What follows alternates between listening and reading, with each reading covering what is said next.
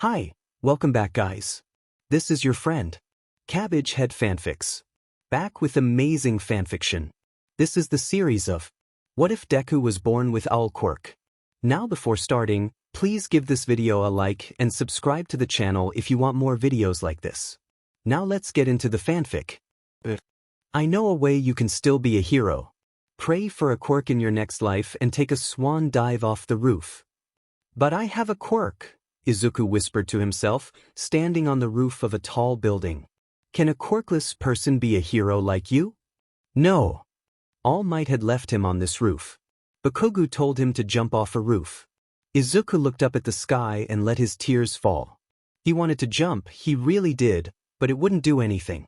His wings always came out when he fell. He would know he's fallen 5 times. The first time was when he was 7. Bakugou had pushed him down a hill in the forest they used to play in, and Izuku had tumbled down into the river. He had to walk home covered in cuts and bruises, with mud caked all over him. When his mom had seen him, she had been concerned, but then she noticed that there was something odd about his eyes. His pupils were a lot bigger than normal. Izuku had been excited at first. His quirk had come in. He wasn't quirkless after all. That was where the excitement ended, though. His quirk wasn't like his mother's. It wasn't like his father's either. It was like the man she had gone home with one night while her husband was on a business trip. Inko pushed her son out of the window, only to have him sprout wings and glide safely to the ground. Once he had safely landed, the beautiful white and gray wings disappeared back to where they had come from, leaving not a mark to show they were ever there.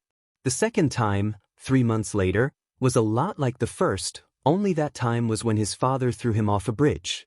That was the last time he had seen his father. The third time was when Izuku was 10. He had a broken arm from his mother's beatings, and he had burns all over his back from Bakugou's explosions, and Izuku just wanted the pain to end. He hadn't figured out how to make his wings come out on command, so maybe the first 2 times had been flukes. Spoiler, they weren't. He glided gently back to ground. The 4th and 5th times were both more experiments than suicide attempts. He wanted to try to gain some control of his wings. He had managed to control the other aspects of his quirk to some extent, but those wings, the one part that was obvious, stubbornly refused to cooperate. At least until that 5th attempt. Looking down from the darkening sky, Izuku watched as the city lights all came on, and his eyes switched over from what he called day vision to night vision, and the world was as bright as if the sun was still up. "You're a quirkless freak. Do you hear me?" His mother's voice taunted him from his thoughts. "I don't care about the truth. You tell everyone you're quirkless. Do you hear me?" "I love my quirk," Izuku muttered to himself as he extended his talons to admire them. They extended 3 inches from his fingers and were razor sharp. Izuku had been standing on the rooftop for hours now. It had been daytime still when All Might had left him here, and now it was fully dark. At a noise to his left, Izuku looked over and let his keen hearing guide his eyes to where the dark-clothed hero with a long white scarf was making his way to where he was, no doubt to try to prevent him from jumping. He spread his wings and took off before the man got close enough to make out any details about him. Shoyuta paused when he saw the boy sprout wings and fly off, recognizing those wings, even if he didn't recognize the rest of the boy. Screech was a vigilante in the area with an owl quirk. The boy was able to move silently, not even a rustle of the feathers to give away his movements, and Shoyuta knew he could see perfectly in the dark and could hear him from several rooftops away, as he just proved. Shoyuta had also seen the kind of damage the boy's claws, talons, could do. But the most powerful part of the boy's quirk came when he stopped being silent. He had a screech that could rival that of his husband, present Mike. Looking at the boy's retreating figure in the sky, Shoyuta couldn't help but notice just how young the boy really looked. That looked like a middle school uniform, but it was too dark to make out any details about it. It could be from any of the schools in the city. Shoyuta pulled out his phone and placed a call to Detective Tsukachi Naomasa. "Eraser, what can I do for you?" the detective answered. "I just spotted Screech," Shoyuta said. "He's younger than we thought." "Oh." Shoyuta could hear the detective grabbing a notebook. "What makes you say that?" "He was in a middle school uniform. Couldn't tell which school though. Looked like he was about to jump off a roof, But when he saw me or heard me more like, he just flew off instead. Tsukachi was silent for a minute. You're telling me that Screech, the vigilante we've been after for 3 years, is a middle school kid? He was most likely in elementary school when he started, Shoyuta confirmed. I was really hoping he was just small. Both men were silent. Now what? I don't want to arrest a kid. Same. I'll try to talk to him next time I see him, Shoyuta offered. Maybe see about convincing him to enter a hero school. You'd want Screech as your student? Tsukachi teased. There must be a reason he does what he does, and he's got great potential. I was always trying to convince him to enter a reform program aimed at getting a valid hero license. Izuku shed his school uniform and pulled out his vigilante gear. It wasn't really gear, honestly. It was a dark gray hoodie, black beanie, black face mask, black jeans, and black boots with gray laces. There were holes in the back of the hoodie for his wings, and he always made sure his hair was completely covered by the beanie. As he was looking at his gear, he thought back to how Eraserhead had seen him on the roof. Maybe tonight wasn't a great night to go out. Maybe he should take the night and just what? Reflect more on Bakugou's callous words? If he reflected on this shitstorm his life had turned to, he might abandon the thought of jumping and just take a bath with the toaster instead. Angrily pulling on his gear and wiping away his tears, Izuku opened his window and crawled onto his fire escape. He jumped off the fire escape and took off, relishing the feeling of the wind in his feathers. He loved being avian. The freedom of flight was intoxicating, and Izuku couldn't imagine not being able to fly. The best part was, the night sky was his, and his alone. Hawks had tried to catch him once. Only once. All it took was a well-timed screech to disorient the red-winged hero, and Izuku was able to slip away to the ground to hide. As sharp as the hero's hearing was, Izuku was an owl. No one would be able to hear him if he didn't want to be heard, and he had already blasted Hawk's hearing. His ears would be ringing for hours. He never tried to catch him again, even though he had seen him a few times since. Hawk still tried to talk to him, but never to catch him. A sudden sound from below caught Izuku's attention and he flew down, looking to stop whatever altercation was in progress, only to find Eraserhead was already taking care of it. Izuku still perched on the rooftop, wings slightly spread out as he watched the hero work. He'd be the first to admit that the hero was his favorite. He was quick and efficient in all his takedowns, and he fought quirkless. What more could you ask for in a hero? Izuku wanted to be an underground hero like Eraserhead, but he'd never be able to now, not since being a vigilante. He was about to leave when Eraserhead looked up and saw him. Wide-eyed he said, "Screech. Wait, before you leave, can I talk to you?" Izuku had spread his wings in anticipation of takeoff, but at the hero's words he relaxed his wings slightly, still ready to take off if he didn't like the direction of the conversation, but willing to listen. He chirped to let the hero know he was listening. With a sigh of relief, Eraserhead said, "I want this to be in private. Do you think you can wait up there for me to get this guy?" He nudged the leg of the criminal tied up on the ground with his boot, handed over to the police. "Shouldn't take too long." Izuku studied the hero for a few moments and then hooted in affirmation and walked to the center of the roof, away from prying eyes to wait. 10 minutes later, after the criminal had been handed over, Eraserhead showed up on the roof with Izuku. The teen crouched down, ready for a quick takeoff, but waiting to hear out Eraserhead. He tilted his head and chirped inquisitively. "I know you're a kid," he started. "I saw you earlier today in a middle school uniform. I couldn't tell which school, but that was you, wasn't it?" Izuku nodded slightly and gave a questioning chirp. With the confirmation, Eraserhead continued, "If you're in middle school, then that means the only reason you don't have a license is because you're too young. We can always claim you were never told the proper laws surrounding vigilantism. If you were to apply to a hero school, I'm sure you would be able to get in. You not only have a lot of potential, but I've also seen you in action. You have what it takes." Izuku stared at him for a few moments and thought. He did want to go to UA. Of course he did. He'd always wanted to go to UA. And to show off his quirk? That would be wonderful. To have people see and know that he had a quirk, that he had an amazing quirk. He was a pretty bird. He wanted to flaunt his feathers, just like all male birds wanted to do. But he was supposed to be quirkless. His mother said so.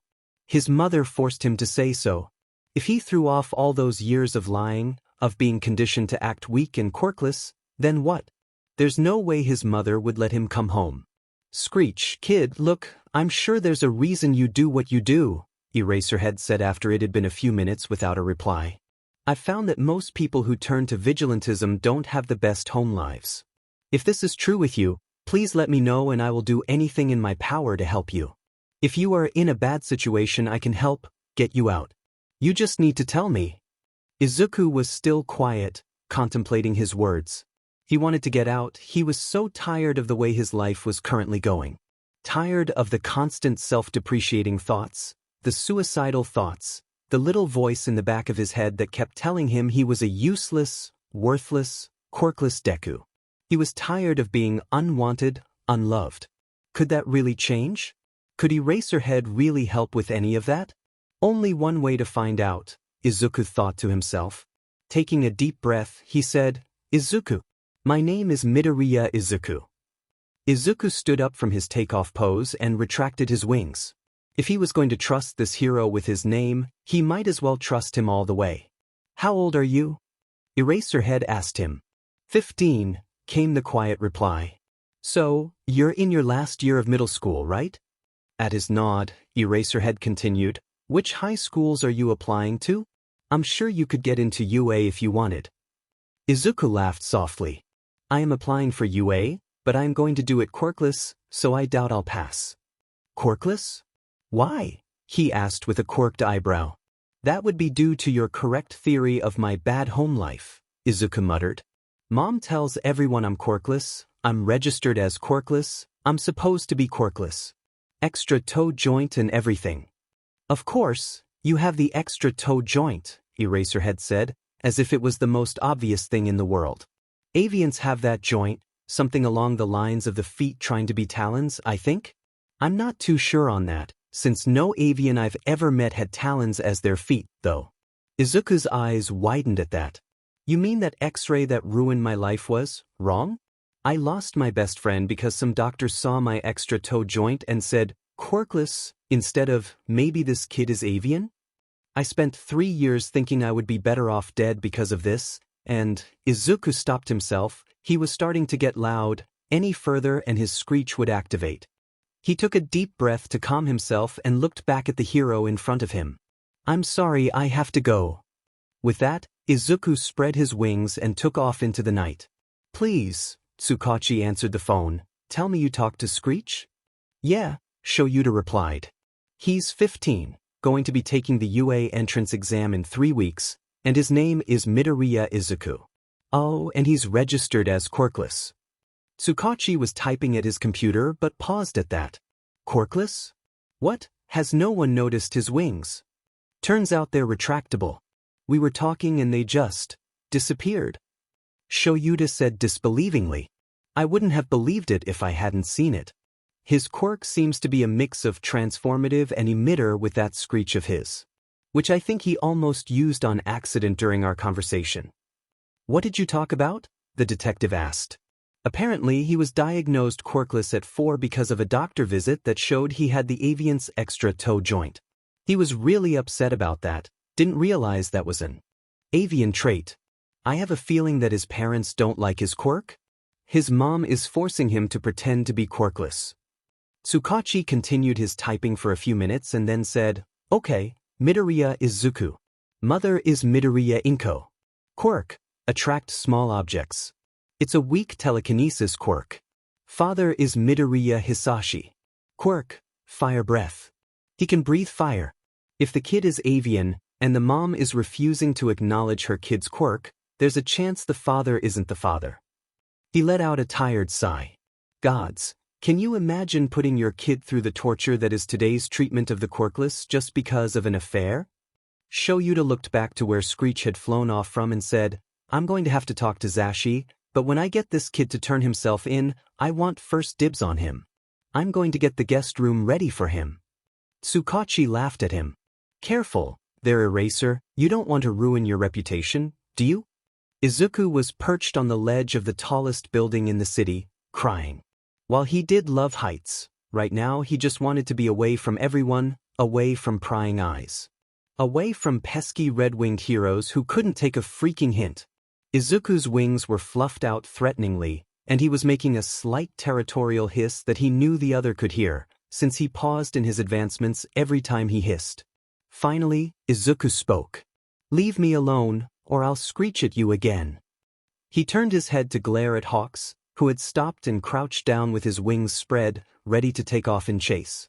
"I just want to talk, baby bird," Hawks said in his most non-threatening tone. "It looks like you might be having a hard day." Izuku roughly rubbed away his tears and let out an angry laugh. "Rough day, yeah, you can say that. I'm willing to listen if you want to get it off your chest," the hero offered. Izuku looked at him with narrowed eyes, then he sighed and relaxed his wings. "Fine," he whispered. "I already told Eraserhead my name, so it's only a matter of time before someone shows up at my home. Are you okay, baby bird?" Hawks came to sit next to Izuku, who decided to sit as well from his crouch. "No," Izuku retracted his wings, causing Hawks to let out a slight squawk of surprise.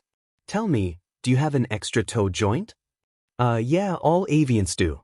"Don't you?" came Hawks' confused reply. "I was told I was quirkless at 4 because of it," Izuku said softly. "My parents weren't happy, but it was what it was.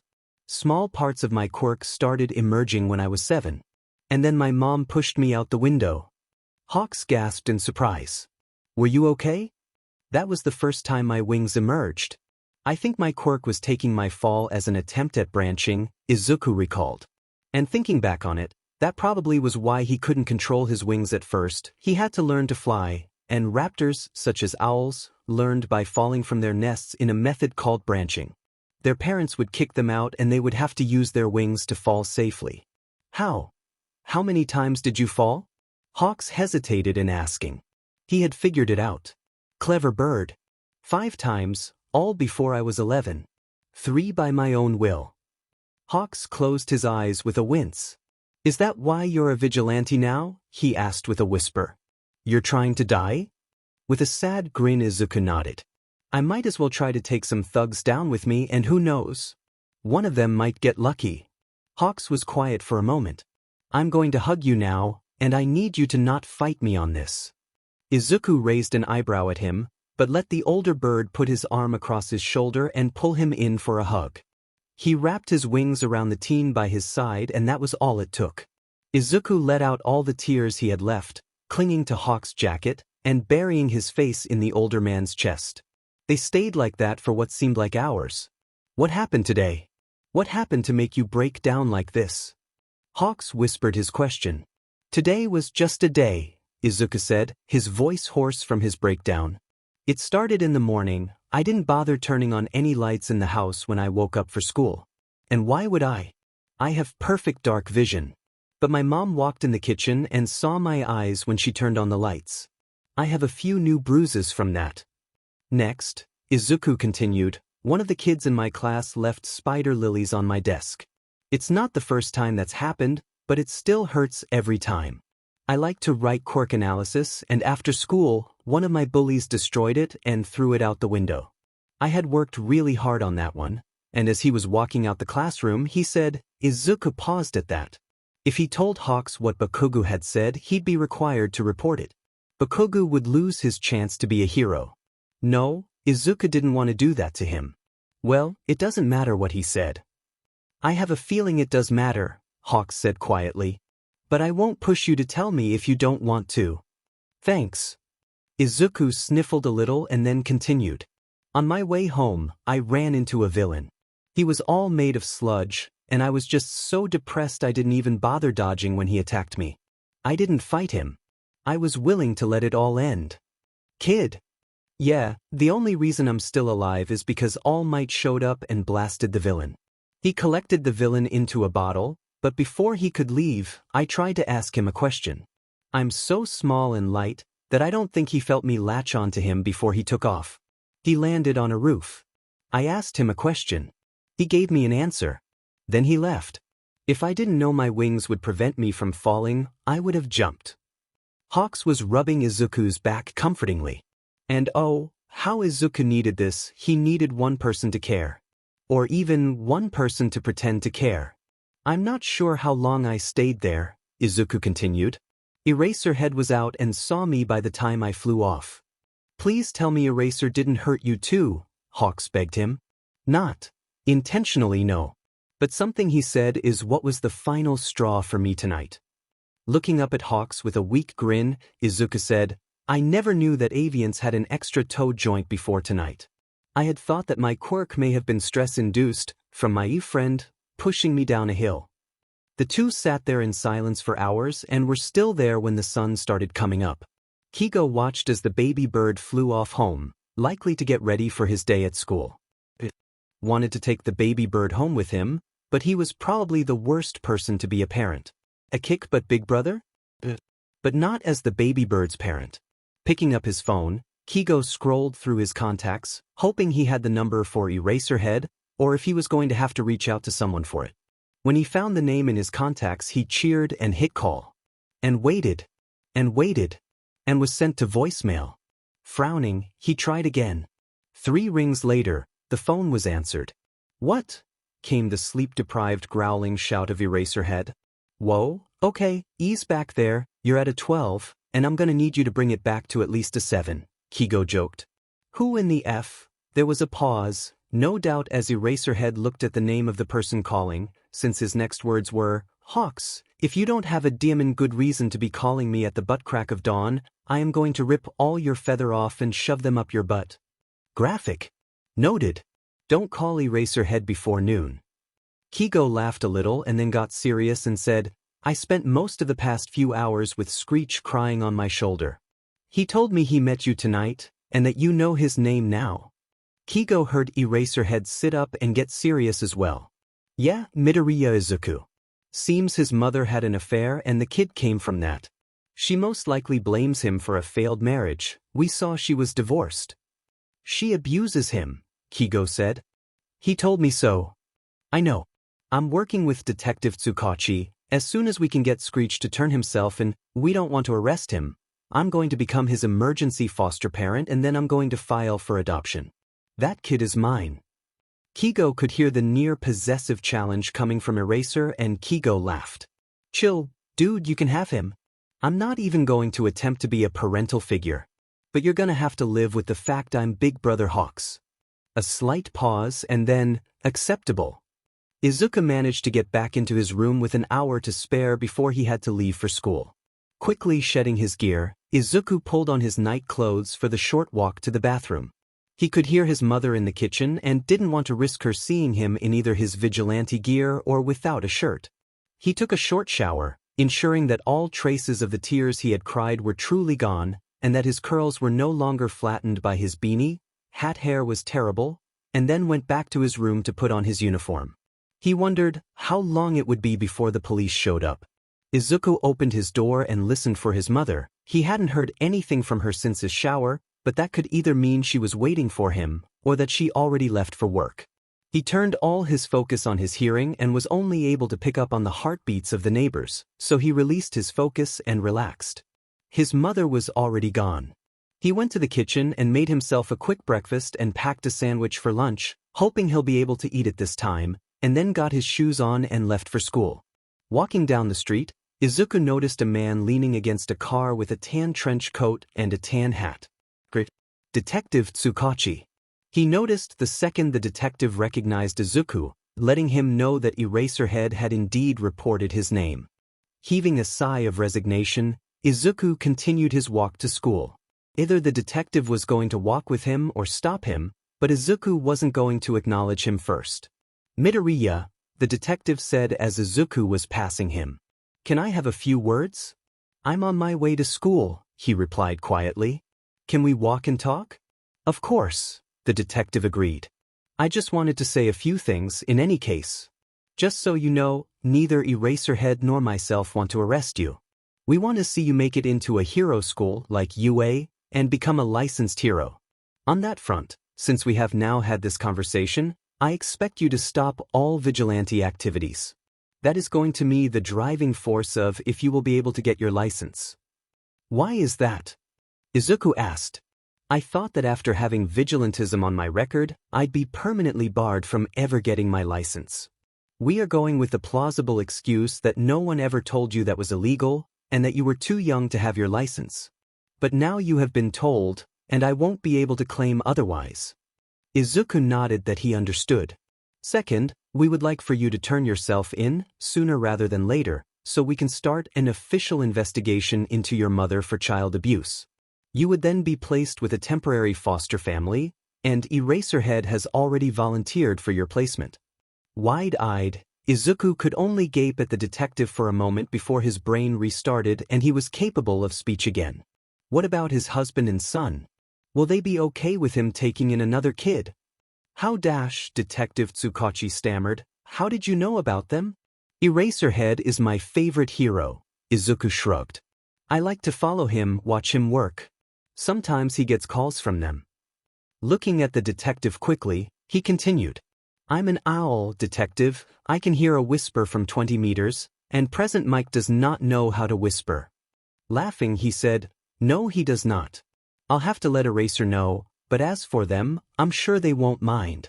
Mike had used his emergency foster license a few times without consulting Eraser before, and their son was originally an emergency foster himself. He won't be upset that you're receiving help. Izuku nodded.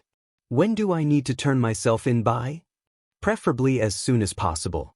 I'm willing to take you in now, but if you would rather it be later, I can give you my number so you can come in on your own time. He handed Izuku his card. Just remember, no vigilante work. Izuku paused before asking, will this mean I can't fly anymore? If I turn myself in? It would mean no more unsupervised flights, yes. However, Hawks has also offered to take on a big brother role, so I'm sure you could get him to supervise some flights. And when you get into UA, you will of course be able to fly in training. You're assuming I'll be able to make it in while fighting quirkless? Izuku pointed out. I'm sure Eraserhead told you I'm registered as quirkless. Yes, he did, and I verified it when looking you up, he confirmed. However, if you are fostered early enough, you can have your registration corrected and your UA application updated. With your mother out of the picture and your registration corrected, there would be no need for you to pretend to be quirkless. Izuku let out a quiet, yet excited chirp before looking around nervously for anyone who may have heard him. Seeing no one, he relaxed and said, that would be nice. It's really hard, sometimes, to keep all of my traits suppressed. As you just heard. Izuku laughed sadly. Chirps, hoots, and hisses come so naturally. They walked in silence for a few more minutes before Izuku stopped abruptly. Ahead of them, at the school gates, Izuku could see Bakugou standing there, glaring at Izuku. Ready for the day's first beating. Even from this far away, Izuku could hear the hate-filled growl of Deku. Okay, he whispered. With a confused eyebrow raised, the detective asked, okay? Yeah, Izuku answered, still quiet. I am not really interested in seeing any of the bullies today, and from what you're saying, I can probably skip school if I go with you. Well, yes, it would be difficult to attend classes if you're at the police station. The detective looked back at the school gates and saw a few students but was too far away to make out any details. Owl vision must be really good to be able to make out who everyone was. He couldn't even make out any features besides hair color. Izuku turned around and started walking back the way they had come, assuming the detective had been leaning against his own car. Name, Midoriya Izuku. Quirk, Screech. Type, avian transformative with emitter aspects. Attributes, retractable wings and talons, enhanced hearing, enhanced and nocturnal vision, enhanced voice. Izuku looked at his new ID card with his updated Quirk registration and grinned. He was finally registered. He didn't need to hide anymore. With luck, maybe the bullies would leave him alone. Well, Bakugou probably wouldn't, but the teachers might not turn a blind eye as much now. Maybe? Detective, I have a question for you. At the answering nod, Izuku continued. If a bully tries to attack me with their quirk, am I allowed to defend myself? You get attacked with quirks at school? He asked alarmed. Well, yeah, no one cares about the quirkless kid, so teachers have always let the quirked kids do whatever they wanted to me. Now that I'm registered, though, They might stop most of the bullies, but I'm sure one or two will still keep going. Izuku paused to glance up at the detective. I just want to know if I can defend myself, or if it will count against me if I turn a Screech on them. You do realize that your Screech is really powerful, right? He confirmed. At the assenting chirp, he continued. Maybe try flying away? One of them can fly, though, Izuku countered, thinking of how Bakugou was able to use his explosions that way. He'd only seen it in person once, but he was sure that had been something that the boy had been practicing. I promise it wouldn't be a full-powered Screech? Maybe we should see about transferring you to another school. Why bother? There's only 2 months before graduation, and then I'll be in high school, Izuku countered. With a sigh of defeat, Detective Tsukachi relented. If a bully is about to use their quirk on you, you can defend yourself. I know what the damage from a full-powered Screech looks like, so if I'm called in I better not see that. With a soft smile, Izuku said, No, you don't. What was that? He asked. You said you know what the damage from a full-powered Screech looks like. And no, you don't. I have always held back. I think I'm close to present mic levels. The main difference is that for him it's his entire voice, while I can really only screech. That sounds terrifying, he admitted. No wonder Eraser is always telling me your Screech is the most powerful aspect of your quirk. I promise not to cause any property damage when I defend myself. The two of them had arrived back at the detective's office at the station and entered, to find Eraserhead sleeping on the couch. Oi, Eraser, this is an office, not a hotel. Wake up. Detective Tsukachi said. With a yawn, the hero got up and looked at Izuku properly for the first time. Oh, I didn't expect you to be so green. You're starting your own rainbow at home, the detective joked. At Izuku's curious glance, he clarified. His husband is yellow, his son is purple, and now you're green. All he needs now is a red kid, an orange one, and a blue one. Nem and Tensei are close enough to the blue part to count, and Hawks has already inserted himself into the family, so red is covered, Eraser grumbled. And I'm not trying to recreate a rainbow. I'm just trying to help kids. Speaking of, are you ready to head out? Zashi's eager to meet you. He and Toshi are making a welcome home dinner for you. After a quick stop at his old place to get some clothes and whatever he would need for school for the last 2 months, Shoyuta and Izuku got to Shuta's apartment. Izuku stopped a little bit away from the door and stared at it apprehensively. What's up, kid? Shoyuta asked. What if they don't like me? Izuku whispered.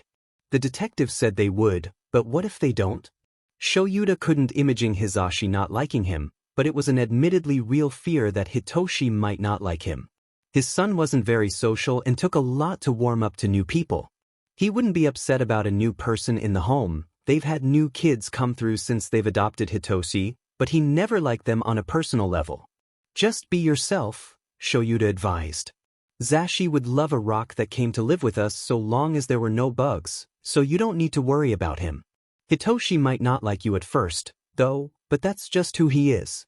Keep an open mind, and I'm sure he'll warm up sooner or later. Shoyuta ruffled the kid's hair. Now let's go in. I'm hungry and I doubt Tsukachi fed you anything good.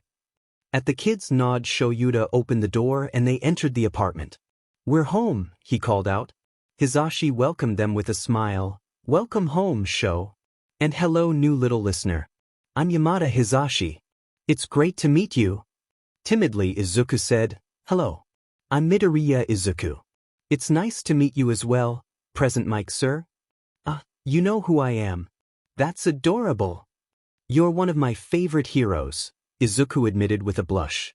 You're the only other person I've ever heard of with a damaging voice quirk. You have a voice quirk, listener? That's great. Hisashi was not holding back on the huge sunshine smile he was giving off, and Shoyuta was squinting at the sheer brightness. Well, not really, but it is an aspect of my quirk. I'm an owl, a Screech owl specifically. Hisashi gasped. Are you Screech? Oh my goodness, Shoyuta. You didn't tell me our new baby was going to be Screech. So, Izuku had come to a few conclusions by the time he had finally gone to bed that night. First, present Mike was a high-energy, warm, loving person who gave the best hugs and wanted Izuku to call him Hisashi. Second, Eraserhead, who Hisashi insisted he call Shoyuta, was a calm, observant, cool balance to Hisashi, but was no less loving. He didn't give hugs outright, but he'd sit next to Izuku and play with his hair. It was a slight resemblance to how Izuku would preen his feathers when he was having a really rough day, and it helped calm him down. Third, Hitoshi really didn't like him. At least, it seemed he didn't like him. He kept staring at Izuku with narrowed eyes. He'd glare at him and then turn away when Izuku was about to ask him if there was anything he did wrong. Izuku wanted to be friends, or at least not enemies, but he really thought Hitoshi hated him. Even though Shoyuta said the boy would be fine sharing the house with another kid, Izuku didn't think that was the case. Just like everyone else, he hates you. You're intruding on his life. Shut up, Izuku thought to himself. Just because a few people are being nice to you now doesn't mean it'll last. So, it's going to be one of those nights? Izuku rolled over in his bed and stared at the wall. Tomorrow he would be going back to school, and he'd have to explain to his classmates that he had a quirk. They wouldn't believe him, he knew it, so he'd have to show them. Maybe his wings? Or talents? Doesn't matter what you show them, they'll still hate you. Maybe they'll kill you this time? Why wait for them to do it? Izuku squeezed his eyes shut, trying to pry the thoughts out of his head, but when that didn't work, he decided maybe sleep wasn't going to happen. Besides, it's not like he was ever really able to sleep at night anyways. He got out of bed and grabbed some of his books from his backpack. If he was going to be up, he might as well try to finish the next chapter in his math book, and get a head start on the next chapter for history. The desk in his room wasn't big enough for how Izuku liked to spread out while studying, so he decided to take his things into the front room and study on the coffee table. Nearly an hour later, Izuku heard a noise from down the hall. It seemed as though someone was awake. Izuku kept quiet, hoping whoever it was wouldn't notice him. His mother always hated it when she saw him acting like an owl in the dark, and Izuku hadn't bothered turning on a light when he came out to the front room. Whoever it was went to the bathroom. It must have been Hitoshi, since Hisashi and Shoyuta had a bathroom in their room. Izuku continued to be silent, hunching into himself and hoping he would go back to bed without ever noticing him. No such luck, it would seem. Hitoshi came to the front room and turned on the light. When he saw Izuku on the floor, doing schoolwork, he just blinked. Hi. Izuku whispered as he let his eyes transition from dark vision to light vision. What are you doing out here this late? Hitoshi asked him quietly, not wanting to risk waking up his parents. I couldn't sleep, Izuku shrugged. It's actually rare for me to sleep at night. But because you're an owl, he stated. Izuku nodded. Why are you up? Insomnia, was the simple reply. Dad makes me stay in my room and at least try to sleep until 3 a.m. If I still can't sleep then, I can come out and watch TV or get a head start on the day, or whatever else to occupy myself. I used to go flying, Izuku says mournfully. But I'm not allowed to do that without supervision anymore. With a sad sigh, Izuku started packing up his textbooks to go back to his room. Where are you going? Hitoshi asked. Back to my room? Izuku tilted his head to the side. You're going to be out here, right? I know you don't like me, so I don't want to be in your way. Izuku finished getting his things cleared up and got up. I hope the rest of your night is pleasant. Hitoshi wasn't sure where he messed up, but the new kid thought he didn't like him? But he does like him. He's adorable. The way he would softly hoot when Dad played with his hair was so cute he couldn't help but stare, and when Papa hugged him, he would let out these adorable little chirps. Hitoshi was a bit excited when he came out and saw him out here. He thought they could talk about their mutual dislike of sleep, but apparently Hitoshi had scared the little owl off. Dimming his resting beach face. And Dad probably warned him he wouldn't like him right away. Which, to be fair to Dad, was not normally a lie. Hitoshi didn't like many people. They would always treat him like a villain as soon as they heard about his quirk, and that was the main reason why he was still his parents' only adopted kid. He knew Papa wanted another kid, but he wasn't going to adopt a kid that couldn't accept Hitoshi. Hitoshi decided he'll try to make it up to the little owl by making a nice breakfast for everyone. He took out his phone and started looking for a video about owls. Maybe he could get some inspiration for breakfast? A few minutes later and he was SCKD into the video. Who knew owls were so damn cute? They were sky kittens. And the Screech owl was so tiny. No wonder the new kid was small. Hitoshi was so absorbed into the video, he didn't notice the small owl boy had come back out of his room to watch him. Izuku let out a small, barely audible hoot. Hitoshi looked up sharply. I didn't hear you come in, he said. I know. Izuku had a sharp glint to his eyes. No one hears me unless I want to be heard. Even Eraserhead almost never knew when I was near. That's right, you're a vigilante, Hitoshi remembered. Was, he corrected. If I want a chance at getting a valid hero license, I have to stop my vigilantism. Izuku looked down and quietly said, I'm sorry, I thought you didn't like me because… No, don't be sorry, I always look set off. Hitoshi rubbed the back of his neck. It seems he may have been thinking out loud earlier. So embarrassing. Oh. Izuku came more fully into the room and sat down next to Hitoshi.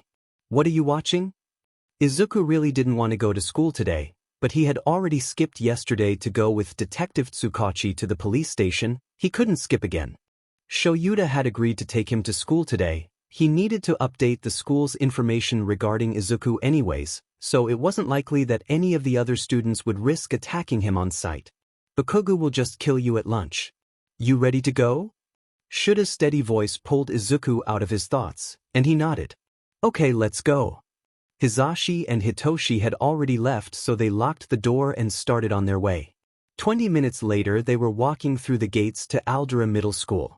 Shoyuta walked with him into the front office, where the secretary gave them a brief glance and then promptly ignored them. Excuse me, I'm here to update some information for Midoriya Izuku, Shoyuta said. Izuku knew that they weren't going to treat him well. He had warned Shoyuta on the way here that this would happen, and then spent the rest of the walk to school trying to convince him not to pull him out of school for the last 2 months. Sure, the secretary muttered, annoyed. What do you want to update? His guardian and his quirk status. The secretary looked up sharply at that. Quirk status? He's quirkless though. That's what needs to be updated. He's not quirkless. Turning to Izuku, Shoyuta asked, do you want to show her? Or just get your information updated? Izuku chirped a negative, so Shoyuta continued. Is there a form for me to fill out? The secretary was looking at Izuku suspiciously. Just because the boy can chirp like a bird doesn't give him a quirk. No, Shoyuta retorted. The fact he has a quirk is what gives him a quirk. Now, do you have a form or not? She gave him the form to update his information, but continued to glare at Izuku, who was pointedly staring at the floor. She barely looked up as Shoyuta gave her the updated information. Screech owl? She asked in disbelief after glancing at the form. Why yes, Izuku stuttered. Prove it, she hissed. Bird quirks are rare, and there's nothing about you that is bird. She cut herself off with a squeak when Izuku let his eyes switch to dark vision for a moment. When he did that, his pupil got so big the green of his irises all but vanished, becoming a thin ring. It was fairly obvious. He quickly let his eyes go back to light vision, since it was bright, and that much light hurt his eyes in dark mode. You really do have a quirk? She whispered. At Izuku's nod, her entire demeanor changed, and she became far more professional, asking for Shuta's identification to prove he was who he said, and if he had any documentation to prove he was Izuku's new guardian. After all information had been entered and updated, Shoyuta turned to Izuku. You're going to be okay getting back home, right? Or do you want me or Zashi to come pick you up? Izuku smiled softly. Thanks, but I should be okay. I have the address saved, and if I get lost I can just text you. Izuku's smile turned slightly mischievous. If all else fails, I can just fly home. The city is a bit more familiar from above. Smartass, Shoyuta playfully ruffles Izuku's hair. I'll see you after school then. Izuku walked into class and tried to ignore the eyes that followed him as he handed his late pass to the teacher and went to his desk. For once, there were no flowers. Probably because they want to make sure you get them. Midoriya, why were you late? The teacher asks, not even looking at the late pass, crumpling it up and throwing it in the trash. The pass said why, he stuttered. Tell the class, the teacher insisted. I think we'd all like to hear it from you. Izuku sighed as the students all smirked and snickered at him. I was late because my new guardian H had to update my I information. What information? Izuku took a deep breath and said, my quirk status. I'm not quirkless. The response was instantaneous. The entire class was in an uproar as the teacher desperately pulled the note out of the trash to read what it said to confirm Izuku's words, but all he heard was Bakugou's rage-filled, "What the F, Deku?" He had jumped out of his desk to grab Izuku by the collar and slammed him into the ground. You're a quirkless little sheet. There's no way you just suddenly got a quirk overnight. You've always been quirkless. Nothing's changed. Let me go, Bakugou. I do have a quirk. Izuku hated it when Bakugou grabbed him like this. It would be so easy for Izuku to lose control of his Screech and blast him in the face. At this close of a range, he could do serious damage to his ex-friend. Bakugou, the teacher said sharply. Release Midoriya and return to your seat. With a growl, Bakugou let him up. Get ready, Deku, you're going to die at lunch for lying. Frustrated, Izuku yelled back, I'm not lying, and he spread his wings. Izuku quietly ate his lunch. He was sitting on the roof of the school, barely managing to escape from the horde of students who suddenly wanted to be his friends since he has a quirk. And not just any quirk. No, he's got an avian quirk. Those are cool, flashy, rare. Heroic. I'm the same person today that I was yesterday, he thought to himself. They didn't like me on Monday, they shouldn't suddenly like me on Wednesday. They still don't like you. They still hate you. I know, he answered himself. They'll be leaving flowers on your desk again by Friday. I know, he repeated. Thinking back on how he revealed his quirk, he probably could have done it a bit better, but Bakugou had frustrated him. And threatened him. Now that Izuku was able to tell people about his quirk, he was in a different league than most of the others. His quirk really was amazing, and that wasn't just him being a proud little bird. He had range with his Screech. He could fly. He could hear and see way better than a regular person. And he had close combat abilities with his talents. He could probably blast Bakugou away with a Screech before he got close, and if he did get close, he could rip him apart. But still, he didn't really mean to antagonize Bakugou the way he did. Silence stretched uncomfortably as Izuku folded his wings, leaving them out, but not in the way. I've had a quirk for years. That's bullshit. Bakugou snarled. If you've had a quirk this whole time, why have you been acting quirkless, huh? You looking down on me, huh? What makes you think that? When have I ever dash? You know what? Yes, I am looking down on you. That was definitely not one of his brightest moments, but at the same time, the teacher had stopped the altercation from getting any worse.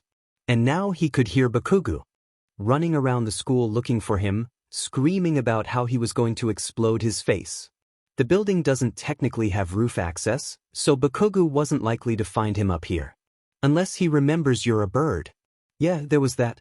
Izuku hadn't flown up to the roof, though. He had climbed up the tree next to the building that was tall enough to reach the roof. He liked how the bullies never realized he was here. It was the only time he ever got any peace while at school. Izuku startled when his phone buzzed. He wasn't expecting anyone to call or text him. Pulling out his phone, he stared at it. There was a new text, but he didn't know the number. Unknown. Hey baby bird, I see you're on a roof again. You need to talk to someone? Oh, I wonder when Hawks got my number? Izuku muttered. Looking up and shading his eyes from the sun, Izuku saw Hawk's silhouette way up in the sky. He briefly considered flipping him off but decided to just give a small wave instead. Izuku, not really. I'm just having lunch. It's peaceful on the roof. Hawks. Ooh, lunch break. I haven't had mine yet. How much longer do you have? I'll join you. Izuku, about 5 minutes. Hawks, boo, too short to get something. But I can still keep you company for the rest of the lunch PRD. Izuku, really rather you didn't. Don't want anyone to see you up here and realize I'm here too. Hawks, are you embarrassed, baby bird? Izuku, the roof is where I go to get away from bullies. If they find out I come up here because of you, I will disown you. Hawks, fine. I'll leave you alone for lunch, but I'm going to escort you home after school. I bet you want to go flying, right? Izuku's entire face lit up at that. Yes, he wanted to go flying. He wasn't able to fly at all yesterday, nor last night. He was buzzing with excitement as he returned to class. When the bell rang at the end of the day, Izuku dashed out of the class and was happy to see Hawks really was waiting for him at the school gates. Without even stopping to greet the older bird, Izuku spread his wings and took to the sky in a flurry of gray and white wings. He smirked when he heard Hawk's indignant squawk as he quickly tried to catch up. Baby bird, really? I was kinda expecting at least a hello, you know, he said as he caught up. Izuku was fast, but not as fast as Hawks. After all, owls weren't built for speed but for stealth. I missed the sky, Izuku replied. And if you wanted a hello, then maybe don't stand at the school gates next time. You are attracting too much attention. Okay, that's fair, I guess. The two soared lazily for a few minutes before he asked, anywhere in particular you want to go, baby bird? Not really, but can we stop at Eraser's place so I can drop off my bag and change out of my uniform?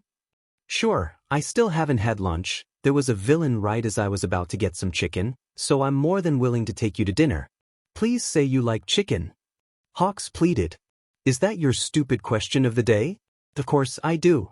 What kind of raptor doesn't like chicken? Thank you. You don't even want to know how many times a day I get called a cannibal for liking chicken. Hawks smiled brightly. Anyone who doesn't know raptors eat birds is an uneducated moron, Izuku snarked. 20 minutes later found both birds on a billboard with a bucket of chicken. How was your day? I seem to recall you were pretending to be quirkless before, but you didn't hesitate to fly off today. Something changed? Hawk says. Yeah. Detective Tsukachi took me to get my quirk registered yesterday, and Shoyuta updated my information at the school today. I don't know if I was originally going to let out the truth today, but the teacher wouldn't just let me come to class late without an explanation. Izuku scowled at the chicken before he took a bite. Even though I had a late pass that explained it to him. Move there, Hawks stated around a mouthful of chicken. Izuku huffed out a small laugh. Yeah, but it wasn't as bad as other things he's done. Dude, little chick, do I need to try to get a teacher fired? It's more like the whole school, he replied sardonically. No one wants to see the stupid quirkless kid do well, so I've had grades altered, homework lost, detentions for fighting and being a distraction in class. Sometimes I wasn't even allowed to go to lunch. It's the same with all quirkless kids, Izuku shrugged. Hawks was quiet for a few minutes, processing all of that. I knew it was bad, but I didn't know it was that bad, he whispered finally. And that was just from the teachers? Yeah. The students like to use their quirks to hurt quirkless kids. The teachers never even pretended to care. Izuku stared out into the distance, lost in thought. I haven't met any other quirkless kids in person, but I'm on a few forums. It's the same with all of us. Hawks put his arm around Izuku, and he leaned into his hug. Most of the people on the forums have talked about killing themselves, and I've even seen a few posts where some did a suicide pact, and then their names were never seen again. He rubbed at his eyes. A few tears had started falling. Hawk's hold on him tightened. Promise me, Owlet, that you won't try again. Izuku was silent. Baby bird, I'm serious. I know you are, he said. I just don't want to break a promise. He buried his face in Hawk's shoulder. I want to say I won't, but I don't know if I'm at a place yet where I can say for sure that I'm good. I'll talk to Eraser about getting you some therapy. Hawks was running his fingers through Izuku's hair, lightly scratching his scalp. In the meantime, how about a different promise? For the next week, promise me you won't try again. If I can't get a full-on never again promise, I'll at least try to get a short timeframe promise. Izuku smiled softly up at Hawks. I can do that, Hawks. Kigo, came his reply. My name is Takami Kigo. Call me Kigo. I can do that, Kigo. Turns out, promising a week was a bit more difficult than Izuku had thought. He had managed to make it to Friday without any issues, but while he was on the way home from school, he saw his mom. She was on the phone, and Izuku could hear that she was talking to the principal of Aldera, discussing his sudden quirk manifestation. Izuku had made sure his mother didn't see him, but she didn't have to see him and talk to him for his self-worth to plummet. Izuku had made it home and was glad that Hisashi was already home. He leapt into the man's arms and held on tight, tears quickly soaking his shirt. There was no way he could be alone right now, with nothing but his thoughts to keep him company. "Oh sweetie, what happened?" Hitoshi asked, holding Izuku just as tightly as Izuku was holding him.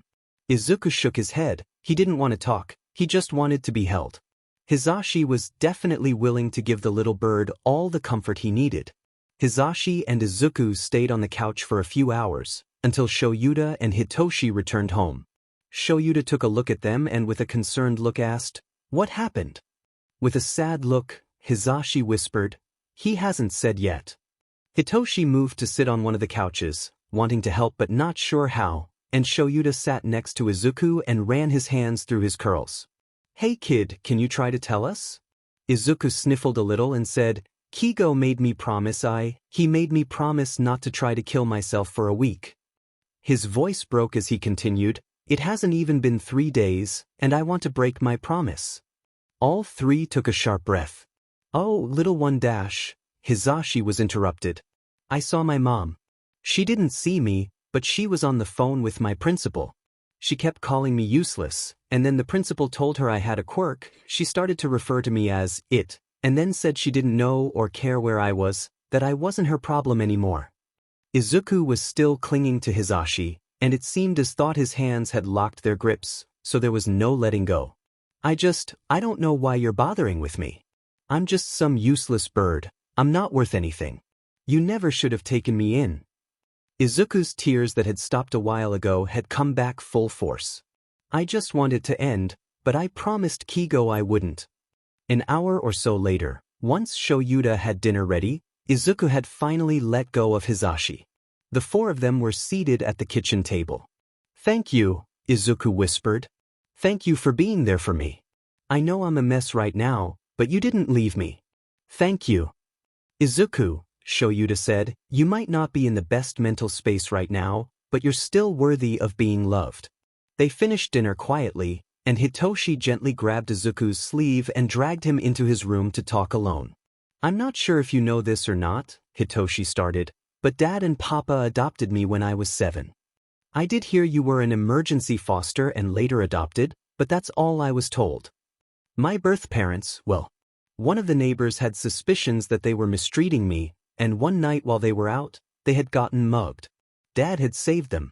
Instead of just saying, 'Thank you,' and going about the rest of their night, they told him that they thought their neighbors were abusing their kid." Hitoshi paused there, tracing a scar on his cheek. "My parents had kept me in the closet with a too small muzzle for years at that point, from the time my quirk had manifested at 4, until Dad came and got me out. Trust me, Izuku, if anyone knows a thing about self-depreciating, suicidal thoughts, it's me. Dad and Papa will do what they can to comfort you, but if you need to talk to someone who gets it, who still sometimes thinks only the worst about themselves, I'll always be here to talk to." Izuku hugged him. "Thank you, Hitoshi." The days turned into weeks, and every Monday, Kigo made Izuku promise to stay alive for one more week. Every Wednesday Izuku had therapy, and while it was going to be an uphill battle, Izuku could already see some improvement. He still had his dark thoughts, but he wasn't openly speaking ill of himself as much anymore. Part of that was thanks to his new brother. Hitoshi had purchased a small water gun, and every time he heard Izuku say something self-depreciating, he would squirt him like a misbehaving cat and make him repeat himself in a more positive way. The first few times were really annoying, but after a few days Izuku had managed to catch himself before Hitoshi squirted him. Every other day Shoyuta and Hitoshi trained for the UA recommendation entrance exam, and they had invited Izuku to join them. Izuku readily accepted, and Shoyuta quickly realized that even though Izuku was a force to be reckoned with, he had no formal training. And it showed. Izuku had quickly decided, upon getting thrashed by Hitoshi while fighting quirkless, that he needed to learn how to use a weapon. He wasn't interested in learning Shuta's capture scarf, it'd just get in the way of his wings, but he was sure Shoyuta could teach him something else. So, one night while they were all at home, Hitoshi and Hitoshi in the kitchen getting dinner ready, Izuku decided to ask Shoyuta about weapons training. "Shoyuta?" Izuku was sitting next to him while watching TV. Well, Izuku was watching TV, Shoyuta was running his fingers through Izuku's hair while looking at cat videos, grinning every time he heard Izuku hoot quietly. Shoyuta looked up from the video, giving Izuku his full attention, something Izuku was still getting used to. No one had ever cared enough to actually pay attention to him before. I was wondering, can you teach me how to use weapons? It's just, all I have are my talons and Screech, and getting my butt handed to me by Hitoshi every single time we spar is kind of embarrassing. Izuku nuzzled his face onto Shuta's shoulder, in a mix of embarrassment and really liking the way he played with his hair. Shoyuta huffed out an amused breath. Sure think it. But you have to keep something in mind in sparring with Toshi. I've been training that kid since he was 8. If he couldn't beat you in a spar, I'd be disappointed. Anyways, I was planning to bring up the thought of a weapon tomorrow. How do you feel about a bow staff? When the day of the recommendation exams came, Izuku wished Hitoshi good luck, and went to spend the day with Kigo. His own exam was going to be in just 3 days, and he was getting nervous. He was still on the fence about if he was ready to really show off his true strength. There was a difference between being the useless Deku he was and being Screech. He was really hoping that a talk with Kigo would be able to help him get through this practical, so once again, they found themselves up on a billboard with a bucket of chicken. So, you're worried about being yourself? Kigo asked. Well, yes. I mean, I've been the weak dash. I may not have a squirt gun, but if you keep talking like that, I'll bop you with a feather or shove you off this billboard, Kigo warned. Aizawa told me about what your other brother does every time you talk shit about yourself, and I'm getting in on that too. I've been acting weak for my whole life, and being more confident is hard. I don't really know how to do it. I mean, I can do it when I have my Screech mask on, but I don't know if I can do it without the mask. Izuku said, fixing his statement. Better, Kigo acknowledged. As for the confidence, think of it like adopting your own hero persona. Yes, it's easier with a mask, but not all heroes wear a mask. All the pros have a hero persona. Kigo paused for a moment, and then continued. Well, all the spotlight pros do. I don't think Eraserhead would be able to do a hero persona if his life depended on it. You don't really have one, do you? I mean, you seem like the same person every time I see you. Izuku pointed out. Oh, I do, my baby bird, I most certainly do. The thing is, a hero persona is merely taking an aspect of your personality and exaggerating it. I'm an easygoing guy, and not a lot really gets to me. I take that part of my personality, and I maintain that attitude when doing pretty much anything. Izuku thought about that for a minute. Did he do something like that? Could he do something like that? Maybe he already did? After all, Screech was powerful, Screech was confident, Screech was able to fight back and protect others. Present Mike has a hero persona, too. You really think he'd be able to be as unrecognizable out of costume as he is if he was the same person in costume as he is out? You see him on the daily, is that really what you picture when you imagine Present Mike? Kigo ruffled his hair. Izuku kept thinking. Kigo was making some really good points. But how was he supposed to make a hero persona for himself? Come here, turn around. I want to preen your feathers, little bro. Izuku chirped in excitement and let Kigo have full access to his feathers. If I have my mask on, it comes pretty easy to me, Izuku said, before letting out a content hoot as Kigo gave him a light scratch at the base of his wings. But I don't think I can wear my mask while at UA. True, you probably can't. Or at least you probably shouldn't. Kigo ran his fingers through the white and gray feathers, straightening them. What makes you Screech? Describe Screech to me, as if I had never met Screech. Izuku thought about it for a minute. Screech is confident, he started. Screech is a proud protector, someone who wants to maintain the peace in his territory. He's dash. He's you, stop talking in third person, Kigo corrected gently. I'm confident. I'm a proud protector, and I want to maintain peace in my territory, Izuku whispered. But, Kigo, I'm really not confident. I do, and have always wanted to protect others, but I've never been confident outside of my Screech act. Then keep up the act. Baby bird, every hero out there has to be able to stand strong, be able to put forth an aura of safety, they need to be able to let the civilians know they're going to be okay now, the hero is there. You already do that as Screech, but now you need to do that as Izuku. Kigo pulled him into a hug. I have faith in you, Owlet. You'll do great. Izuku was still a little worried about how he was going to do in the practical exam since he still wasn't really used to using his quirk in front of people, but he promised both Shoyuta and Kigo that he would do his best, and his best included using his quirk. So, he was going to go into that exam as Screech, not as the useless Deku he'd been acting his entire life. He was going to try to remain confident, like Kigo had said. He had managed to complete the written exam with little trouble. He always knew he was smart, and that his low grades were because of the teachers messing with him, so the exam being easy wasn't a surprise. Seeing Hitoshi in his full present mic persona threw him for a loop, though. After living with him for the past 3 weeks and the conversation he had with Kei about hero personas, Izuku was able to really appreciate what a hero persona truly was. Izuku had practically forgotten just how extra present Mike was. That man on stage was not the same man that gave him warm hugs and cooked pancakes with chocolate chip grins for breakfast. Izuku had stars in his eyes as he watched Hitoshi explain about the practical exam, the different robots he would have to face, and even how he reacted when some blue-haired student interrupted him. Hitoshi, present Mike, was so cool. After everyone was given their instructions and released from the auditorium, Izuku headed to his group's exam area.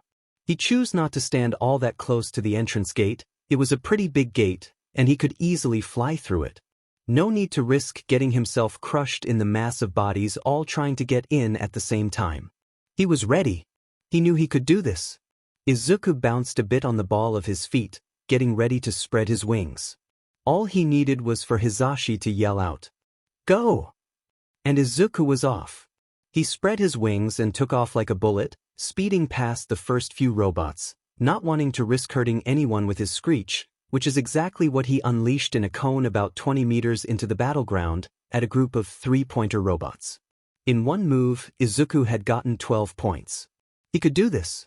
Time seemed to flash by, Izuku taking out robots with a Screech when no one was nearby but dropping to the ground and using his talons when someone was about to get hurt by a robot they hadn't noticed. He had lost count of his points, but he was sure he was doing fairly well when all of a sudden he felt the ground shake. Izuku took off from the ground to try to see what was happening and saw the biggest robot he had ever seen emerge. The 0-pointer. The 0P. Of course, why wouldn't it be 0P? Remembering that Hitoshi had suggested to avoid it, Izuku turned around mid-flight, ready to see if he could pick off a few smaller robots when he heard a pain-filled cry. Help! Izuku let his hearing guide his eyes and he saw a girl with a brown bob cut pinned under a slab of concrete, and he dived, aiming a Screech at the 0P on the way to push it back and give him some extra time to work. "Hey, are you okay?" he asked the girl. "My leg, it's stuck," she cried. "Yeah, I got that. Are you hurt? If I can get that slab off you, can you run? Or do you need me to carry you?" Izuku retorted. "I think my ankle is sprained," she answered. "Okay." Izuku tried to move the concrete slab, but it was just a bit too heavy for him to do anything with it. He sighed and then said, "Cover your ears." Once she had her ears covered, he took a breath and screeched at the slab of concrete, breaking it apart and enabling the girl to escape. He picked her up, and as he was flying her back to the entrance, he heard Hitoshi call out, "And that's time." All of the remaining robots stopped moving, and Izuku located a field medic. He thought it was Recovery Girl, and flew down with the girl. Izuku felt pretty good about his performance. Shoyuta was in the observation room, watching the start of the practical, grinning like a maniac as Izuku took off and streaked through the gates. He was very proud to see his little owl son embracing his quirk in the exam, knowing full well that he wasn't originally planning to use it at all. In case anyone was wondering, Screech is mine, Shoyuta informed the rest of the teachers. "Midoriya already lives with you," Nedzu pointed out. "You should give Vlad the chance to have him in his class." Shoyuta glared at Vlad, silently daring him to agree with Nedzu. No, Aizawa can have him," he said nervously. Shoyuta grinned and turned his gaze back to the monitors. "Good answer." Izuku walked out of the changing room and saw Hitoshi waiting for him. "Hey Aizu, how do you think you did?" he asked. "Hey, I think I did okay. I took out a few robots, but I didn't get as many as I probably could have. I spent a lot of the time helping people avoid getting hurt. Izuku shrugged. I mean, I couldn't just stand there and ignore it when a robot was about to shoot a laser at some kid. Well, you probably did a lot better than you think you did. So, I want to take you somewhere to celebrate. Hitoshi grinned at him. I found a cafe I think you might like. Oh really? One that I might like. Izuku raised an eyebrow at his brother. Why do I have the feeling that it's one you might like and I'm just the convenient excuse to go? Hitoshi shrugged. I have no idea what you're talking about. He turned a mischievous grin towards Izuku. We're still going though. Izuku laughed. Of course, of course. It didn't take long for the two of them to come to the cafe. After just one look, Izuku almost turned around and walked off, but was stopped by a cackling Hitoshi. Oh, come on, just for a little bit? Please? Ugh, fine. But next time we're finding some, I don't know, brainwasher cafe, or something, Izuku grumbled as Hitoshi dragged him into the Owl Cafe. I doubt a brainwasher cafe would be very profitable, Hitoshi laughed. We're not all that adorable. But I mean, look at these little guys. Hitoshi was cooing at all the little owls in the cafe. Izuku had to admit they were cute, and he wasn't really upset that Hitoshi had brought them here. He had heard about these places before. Owl cafes were just like cat cafes, and this one looked pretty cozy. There were perches all over the cafe, some cubby holes for owls that wanted to hide, some areas were darker than others, and there was no loud music playing. Instead there were the sounds of a forest at night. Izuku felt at peace in this cafe. Not that he really wanted to tell Hitoshi that. As the two brothers found a table and ordered some food and drinks, they were pleased to see an owl had decided to come say hello. A pretty snowy owl swooped onto the perch at their table and then hopped down and wandered to Hitoshi and started grooming his hair. Izuku giggled and pulled out his phone to take a picture. I'm sending this to Hizashi, Izuku warned him. Yeah, Papa would probably get a kick out of that. Hitoshi started petting the owl, marveling at how soft the feathers were. I didn't think they'd be so soft. Yeah, Izuku replied, owl feathers aren't the same as other birds. We have more soft, fluffy feathers. It's part of what makes us so quiet in flight. Izuku dropped a few more owl facts to Hitoshi while they were both enamored by the snowy owl at their table. Eventually, though, Izuku had a question that would change the subject into something deeper, heavier. Hey Toshi? Can I ask a question that might be a bit too personal? Izuku was looking down at his coffee, not even attempting to meet Hitoshi's eyes. You don't have to answer if you don't want to. Sure. Hitoshi raised an eyebrow, wondering where this was going. Izuku started and then paused, not sure how he wanted to start this. Okay, I'm not trying to be mean when I say this, really, I'm not. He glanced up at Hitoshi, checking to see if he was annoyed or not yet. When he got a small grin, he decided to continue. How are you so confident? He ended in a whisper. Hitoshi's eyes widened at that. That was not where he thought this was going. What do you mean? Izuku squirmed. Again, I don't mean to be offensive to you, really, I'm not. Izuku, I can tell you're not trying to be mean, but if you don't spit it out, I'll never even know what you're not being mean about, Hitoshi interrupted. Alright. Izuku took a deep breath, held it for a few seconds, and then released it. With a quirk and past like yours, I can imagine a lot of self-esteem issues. I doubt anyone would normally want to talk to you. And even if they didn't know your quirk, the fear of accidentally triggering it would make you want to not talk. I'm wondering how you managed to get over all of that. Hitoshi was silent. He just ran his hand over the feathers of the owl at his side. Izuku couldn't tell if he was upset with him, contemplating his answer, or if he had managed to trigger a silent episode. Just as Izuku was about to apologize, Hitoshi spoke. You're right. And for a few months after I was adopted, the only person I would speak to was Dad. I wouldn't even speak to Papa. They both taught me JSL, so I was able to communicate, but I wouldn't talk. One day, when Dad was out and I thought Papa didn't have his hearing aids in, I was singing along to the radio.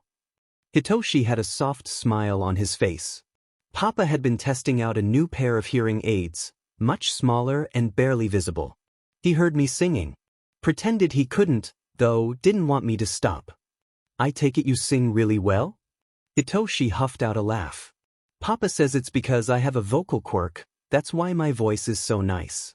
Even when my voice started changing, it never cracked, squeaked, broke, nothing.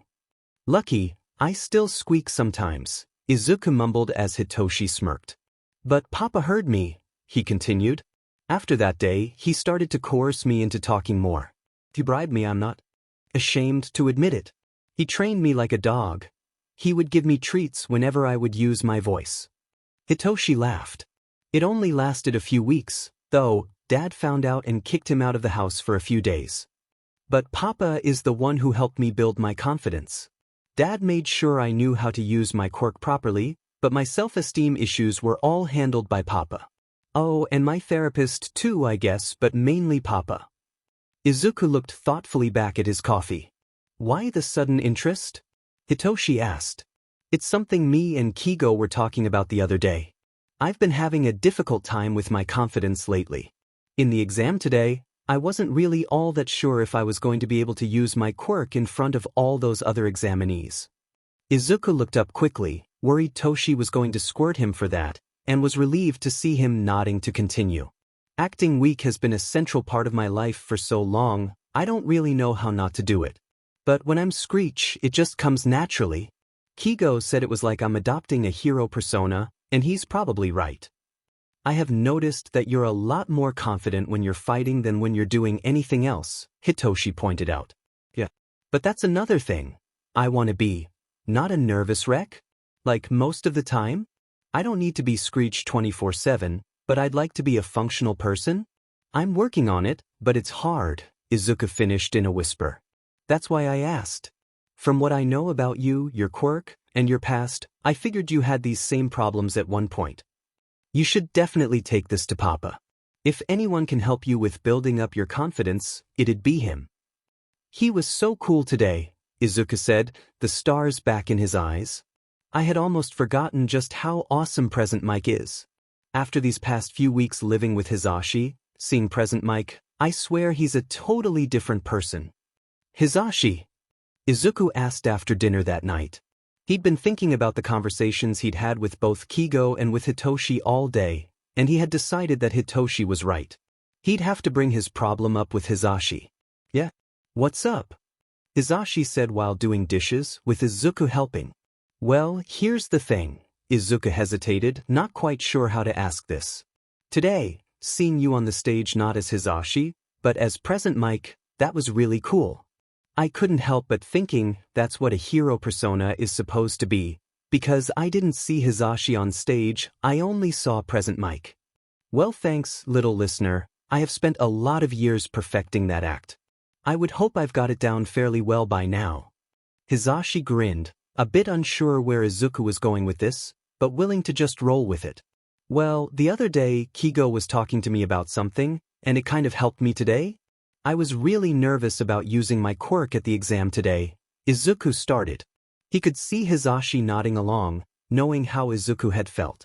I have a lot of issues with my confidence that I'm trying to work on, and Kigo said something about how I was already halfway to creating a hero persona with my Screech act, and that if I went in as Screech, I should be okay. Well, I've never met you as Screech, so I can't say anything about that, but from what I've heard from Sho, and what I saw of the exam today, you're a very competent fighter. You probably do have a good hero persona started there. Hisashi agreed.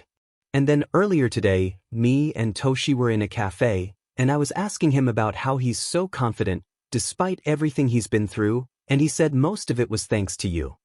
Izuku paused and looked up at Hisashi. I guess what I'm trying to ask is, can you help me with that too?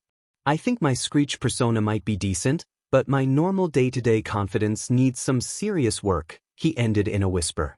Hisashi pulled Izuku into a tight hug. Sure thing, kiddo. You're a bit older than Toshi was, so don't expect instant results, but I'm sure we can definitely get you a bit more confident in yourself before high school starts. We have until April after all. Thanks. February and March passed quickly, and while Izuku wasn't yet at his brother's level of confidence, he was a lot further than he had been. His progress had made huge leaps and bounds, and he had felt he was ready for the first of high school. Right up until he looked at the front gates. Nope, I can't do this. I'm out. Izuku turned and started walking away, but a laughing Hitoshi grabbed him around the waist and hefted him over his shoulder like a sack of potatoes and just started walking into the building. You're going to do fine, Izu, he said with a smirk. And I bet you'll even make a friend or two. Maybe even 3. You know everyone is staring at us, right? Izuku pointed out, hoping that would make Toshi put him down. Well, you shouldn't have tried to run, Hitoshi shrugged with the shoulder Izuku wasn't on. It's not like this is the first time you've been to UA, so really, I don't see the issue. I haven't been to a new school with new classmates since I first started primary school. Izuku complained. Aldra District had all the same kids. About time you met new people, then. They had reached the door to the class. If I put you down, will you walk into the class on your own, or will you attempt to run again? He teased and set Izuku down. Izuku could hear Bakugou in the class. He wanted to run. He really wanted to run. He didn't want to see Bakugou again. Gods, why did he have to be in 1A again? Wasn't there another class, 1B? He should have been put in that class, or even the general education class. He doesn't deserve to be in the same. Eek. He felt the cold splash of water from Hitoshi's squirt gun. If you're going to mumble, make sure it's positive, Izu. So now, repeat what you said, but positively. Hitoshi's glare threatened to turn the squirt gun on him again. Izuku gulped nervously. I deserve to be here, he said hesitantly. Diamen right you do. What scores did you get on the exam? I got first place on the entrance exam, a 97% on the written, and 102 points on the practical, Izuku said, still quiet, but not a whisper anymore. Don't you dare forget that. Now, continue. I don't really remember what else I said. He glanced at the door again. I can hear one of the kids from my old school in there, and, well, he was one of your bullies, wasn't he? At Izuku's hesitant nod, Hitoshi continued. If he messes with you, I'll have him walk into oncoming traffic. Don't worry about it. Hitoshi grinned his dad's evil grin. Let's go. Izuku opened the door to Class 1A, and there, at the far end of the classroom, was Bakugou. It hadn't been all that long since he had last seen Bakugou. After all, there was only about 10 days separating third year of middle school and first year of high school. But those 10 days had been amazing. 10 days where he hadn't had to listen to Bakugou screaming at him about his sudden quirk, demanding where this quirk came from, why he'd never shown it before if he'd really had it for years. 10 days where he hadn't been called useless. 10 days where the voice in the back of his head wasn't telling him he would be better off dead. Hitoshi must have realized that Izuku was having a tough time, because he put his hand on Izuku's shoulder and guided him into the classroom and towards where the seating chart was on the podium. Nope, you're switching seats with me, Hitoshi said, seeing that Izuku's seat was directly behind Bakugou Katsuki, the blonde kid who was so loud he was heard from outside. Hitoshi's seat was behind Izuku's, with Yaoyorozu Momo behind him. Come on. The two approached their desks and the blue-haired boy Izuku remembered from the entrance exam, the one who had interrupted Present Mix explanation and was currently berating Bakugou for putting his feet on the desk, turned to them. Hello. My name is Ida Tenya. It is nice to meet you. Izuku eeped but was saved by Hitoshi's lazy drawl. Yeah, I'm Shinso Hitoshi, and the nervous one is Midoriya Izuku. Before Izuku had a chance to try to introduce himself, Bakugou just had to stand up. What the f are you doing here? I told you not to show your face here, he screamed. Oh, Hitoshi drawled. I don't think I like you much. Hitoshi! Izuku hissed in warning. What? It's obvious he's a bully by the name calling alone. He looked back at Bakugou. My brother's name isn't Deku. There's a lot of names I'll allow someone to call him, but I will not allow anyone to call him useless. Understood? Deku doesn't have a brother. Bakugou snarled at Hitoshi. He does now, came Hitoshi's lazy reply. Hitoshi, there's no need to play nice with fools like him, came a quiet voice. Hitoshi glanced at the speaker. Oh hey Shudo. Glad to see we're in the same class. While still facing away from Bakugou, Hitoshi whispered to Izuku, go to your seat, me and Shudo will distract him until Dad gets here. Izuku quickly followed his brother's advice, shooting them both a grateful look as the red and white-haired boy got closer and stood in between him and Bakugou. In the months Izuku had been living with Shoyuta, Hizashi, and Hitoshi, he'd met only one of Hitoshi's friends, Todoroki Shoto. Since Hitoshi was adopted by a pair of pro-heroes, he was considered a legacy child, and as such was allowed places where typically only pro-heroes and their kids were allowed. Like the exclusive grocery store Hizashi liked to go for his throat lozenges, and Shuta's favorite jelly pouches. That was also the place he had met Shuto and his sister Fuyumi. The two had exchanged numbers and had been friends ever since, almost 4 years now. Shuto had also met Izuku and knew some of his habits by now and could see that the blonde kid was upsetting him. Izuku would normally be nervous about allowing anyone to stand in Bakugou's way, but he knew how strong Hitoshi was, and from what he'd told Izuku, Shuto was even stronger. There was no need to worry about those two. Before they could really start ignoring Bakugou, he heard Shoyuta arrive at the door and looked up. He was the only one to do so, but he could also tell that both Shuto and Hitoshi had noticed him as well. Izuku looked around at the class, wondering why no one else had noticed their teacher had arrived, and was about to say something when he heard Shuta's whispered, "Don't. I'm timing them."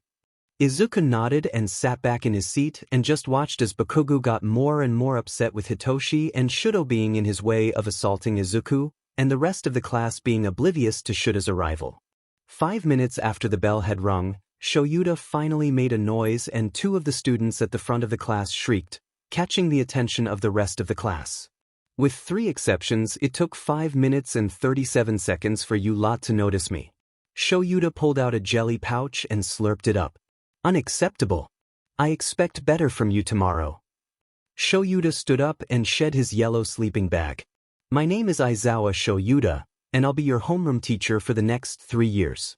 Assuming you last the next 3 years. He pulled out gym uniforms from behind the podium. Put these on and meet me at the PE field. Hitoshi, Izuku, and Shuto were the first 3 to the field, knowing full well how much Shoyuta would berate them if they took too long to get changed. The rest of the class, however, didn't know anything about their new teacher. Shoyuta gave the class his best disappointed glare. It took you almost 15 minutes to get here. That is unacceptable. From today on, you will be here within 5 minutes. Now, on to the reason we're out here. You kids have been doing these since junior high, right? Physical fitness tests where you weren't allowed to use your quirks. The country still uses averages taken from results of students not using their quirks. It's not rational, especially for heroes in training. Midoriya, you got first place on the entrance exam. Shoyuta looked at the nervous Izuku. In middle school, what was your score for a ball toss? Maybe 21 meters? Izuku was proud of himself for not stuttering. Then try doing it with your quirk. You can do whatever you want so long as you stay in the circle. Give it all you've got. Izuku was sure only Hitoshi could tell that Shuta's expression was encouraging, everyone else would just see a blank stare. Izuku had gotten good at reading the underground pro. Izuku caught the ball Shoyuta threw at him and got into the circle. Okay, anything goes. Izuku took a deep breath, but then seemed to catch himself and looked back at the students. You might want to cover your ears? Once he saw that they had, he gave them a small smile and then turned back to the field and took his deep breath again, before lightly tossing the ball and unleashing the most powerful screech he felt was safe at the ball, blasting it across the field. Shoyuta looked at his reader and raised an eyebrow. A moment later, the score 874.2 meters showed up, and Shoyuta showed it to the class. Know your maximum first. That is the most rational way to form the foundation of a hero. So manly! Kirishima exclaimed while punching his fists together. I'm getting pumped up. Awesome! This looks like fun. Izuku had to turn away when he heard that comment from Ishido, as he knew he was going to start snickering if he so much as looked at either Shoyuta or Hitoshi. And sure enough, when Shoyuta grinned and put an end to the excitement, he heard Hitoshi snicker. It looks fun, you say? So, you all were planning to spend your 3 years here having a good time while making friends? What happened to being a hero? Shuta's tone and expression made the entire group fall silent. All right then, new rule. Whoever gets the lowest score, Shoyuta paused for the dramatic effect. Will be instantly expelled. What? But that's not fair. Uraraka complained, but that was instantly shut down by Shoyuta while Izuku did his best to ignore Hitoshi laughing. Unfair? Then what about natural disasters? Massive accidents? Or how about villain attacks? Shuta's creepy grin was intensified as he lifted his hair out of his face. All kinds of unfairness are hurled at heroes on the daily, and it's our job to turn that unfairness around. If you were expecting to have a fun-filled, normal high school experience, then you're sorely mistaken. For the next 3 years of your life in this school, UA is going to be throwing one hardship after another at you. Plus Ultra, and all that stuff. The first real test after that demonstration was the 50-meter dash. Izuku knew he was going to do pretty well at that one. He might not be as fast as Kigo, but he was still a very fast bird. He got into the ready position next to Ida and spread his wings. As soon as the signal was given, he beat his wings and leapt. 2.89 seconds, chirped the reader, Ida getting 3.04 seconds. Izuku grinned as he walked back to Hitoshi. Beating a kid with literal engines in his legs, not bad. I just hope I can crack the 5-second mark this time. I'm usually around 6, Hitoshi said. When it was his turn, Hitoshi was up against Uraraka, who was using her quirk to remove the gravity on her clothes. The two got into position, and at the signal Hitoshi darted forward. 5.92 seconds. Yes. Hitoshi cheered. Finally broke out of the 6-second range. He trotted over to Izuku, purposely not looking at his dad. He knew he was going to see a proud grin on his face if he were to look. The next test was the grip strength test. In this one, Hitoshi decided to use his quirk. With a little smirk and a gamble, he spoke. Hey Izu. Yeah. Izuku's mind went blank. This wasn't the first time he'd been under Hitoshi's quirk before. He had asked to experience it the first time they had a training session together, so he knew exactly what was happening and wasn't surprised at all when Hitoshi ordered him to grip the handheld device. He was however surprised when he got a score of 572 kilograms.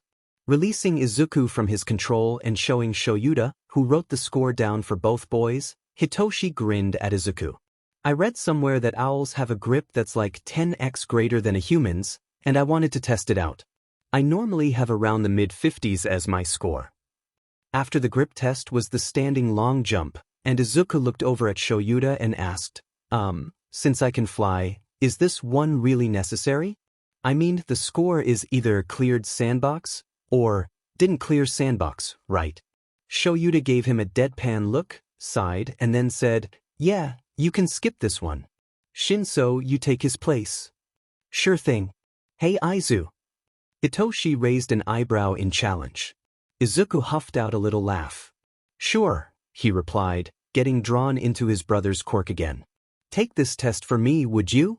Izuku got into the starting position for the test and spread his wings. With a single beat of his wings, Izuku easily cleared the sandbox and glided back over to Hitoshi. Sensei! Ida shouted with an arm chop. He didn't take the test. You sure about that? Shoyuta challenged. Yes. Ida confirmed. Shinso never even got near the sandbox. Ida, this is a quirk assessment test, not a physical assessment test. Shinso used his quirk. I am finding the baseline for my students' quirks. Shoyuta raised an eyebrow at Ida. And since you're so concerned about this test, you can take your turn next. Ida didn't clear the sandbox, and he fell on his butt, getting some sand into his pipes as he got up. The repeated side steps were annoying for everyone, as were the sit-ups and the seated toe touch, where Shinso tied with a Shido, both being able to fully fold themselves in half. For the long-distance run, Izuku kept up a lazy flight while keeping up with Yaoyorozu on her bicycle. When it came time for the rest of the class to do their ball throw, Izuku was sure Hitoshi was going to use him again, but this time he called for someone else. Uraraka, can you do me a solid? Her eyes went blank. Use your quirk on this ball, came the order. A score of infinity later, Hitoshi was leaning against his brother. Well, that was the last test. I know I didn't get first place, but I think I cracked the top. What about you? Well, Izuku hesitated. He knew Hitoshi didn't have his squirt gun on him, but as much as he wanted to say he didn't do too well, he knows he did better than Hitoshi did. Maybe also top 5? Nope, try again, Hitoshi said as he pinched Izuku's shoulder lightly. Fine. Top 4. Hitoshi glared at him but decided to accept the answer. It was likely the best he was going to get right now. After everyone's scores were totaled up, Shoyuta stepped in front of the class. I'm not going to bother giving out the scores individually. The scores showed up in a hologram. Izuku had landed the top score, just barely beating out Yaoyorozu Momo in second, and Shudo in third. Hitoshi was fourth, and Bakugou was fifth. Izuku was blinking at the score, so stunned he didn't hear anything at all afterwards, only coming back to himself when Hitoshi lightly shoved him. Come on, let's go get changed back quickly. I want to see if Dad will let me drag him to that owl cafe this time. I still can't believe I got first place in the assessment test. Izuku exclaimed. I mean, yeah, I know you keep saying I'm strong, but I don't think I ever really believed it. Kigo and Izuku were flying around aimlessly, shortly after the sun had set. Kigo had wanted to know all about Izuku's first day of school, and Izuku had wanted to go flying. They had spent an hour just racing each other, doing all sorts of complicated aerial maneuvers, but now they were simply soaring, riding a breeze, not really going anywhere. Listen, Owlet, you are going to have to get this through your thick skull someday. You are amazing. Kigo sent one of his feathers to ruffle Izuku's hair. Hey, Izuku complained lightheartedly as he swiped at the feather. They were a fair distance apart, close enough for their raptor hearing to make conversation easy, but far enough so they couldn't collide in midair. There are so many talented students in my class, Izuku continued. There's this one girl who has super hearing. Like, I think her quirk was called earphone jack? She has little jacks on the ends of her earlobes, and she can plug them into things, and she can even amplify her heartbeat into a massive sound wave. That does sound cool. You said super hearing, right? That'd be awesome for recon. Not enough heroes out there with sensory amplification quirks. Recon is starting to struggle. There are a few in my class alone who would be great at recon. There's the girl with the earphone jacks, but there's also an invisible girl, a boy with 6 arms, and he can replace the hands with other body parts, like extra eyes, ears, mouths, probably even noses. Another boy can talk to animals. Imagine sending in mice or birds to gather intelligence. Izuku did a quick barrel roll and got a bit closer to Kigo. My classmates really are awesome, Izuku started. I was thinking for a while that I couldn't compare to them. After a while, though, and before Toshi even realized how I was feeling, I started to realize I was doing okay as well. I mean, Izuku paused for a moment, thinking, and then said, Ida has engines in his legs. He was able to finish the 50-meter dash in just over 3 seconds. Kigo whistled, impressed. I beat his time. Holy crap, Owlet. You been holding out on me? That's amazing. Kigo exclaimed. We had an endurance run and I tied with Yaoyorozu. She was able to create a bicycle, so she wasn't using much energy to do the run, and well, owls are really good gliders, so I wasn't using much energy either. I got a slightly higher score than Shoji on the grip test, and he's got 6 arms. The only reason I didn't get first place on the ball throw, I got 874.2 meters, was because Uraraka has a zero-gravity quirk and threw her ball into the stratosphere. We keep telling you, baby bird. Will you start listening to us now? Maybe, he muttered. Maybe you guys have a point. Izuku took a deep breath and started to turn back in the direction of where he lived with his new family. Kigo? Yeah, little chick? When do you think I can get a special license to go flying on my own? Kigo squawked in offense. You don't like flying with me anymore? Izuku laughed. No, it's not like that, you dumb pigeon. It's just, you're not available every night, and Zashi has been trying to find a self-care thing that helps me to relax. You know, like a bubble bath or meditation or essential oils or video games or something. You're a bird, the answer is kind of obvious, yeah? Man, is that hair of his to compensate for something? Kigo winced as Izuku shot the lightest screech possible at him, more of the equivalent of a smack upside the head. Okay, no teasing your dad, got it? Zashi is one of the best ever, he's my second favorite hero, and talking about him like that will drop you down from my number 3 to number. I don't know, but way lower than 3, Izuku pouted. Gasp. My baby bird bro. I'm only number 3 to you. But we're both burbs. Kigo darted in close to Izuku and grabbed him in a hug, causing them both to start dropping out of the sky. Izuku Gust gave him a deadpan look. Kigo, if we go splat, I'm going to torment you in the next life. Kigo laughed and let him go, both birds steadying their flight again. And no, you are not, nor have you ever been my favorite. That's always been Shoyuta. Izuku glanced back to Kigo, contemplating if he wanted to say this next part or not, then decided why not? I was always told to act quirkless. I still wanted to be a hero, but I thought I had to be a quirkless one. Eraserhead fights quirkless, basically. So, I wanted to be like him. I started following him, just watching him work, long before you even made your debut.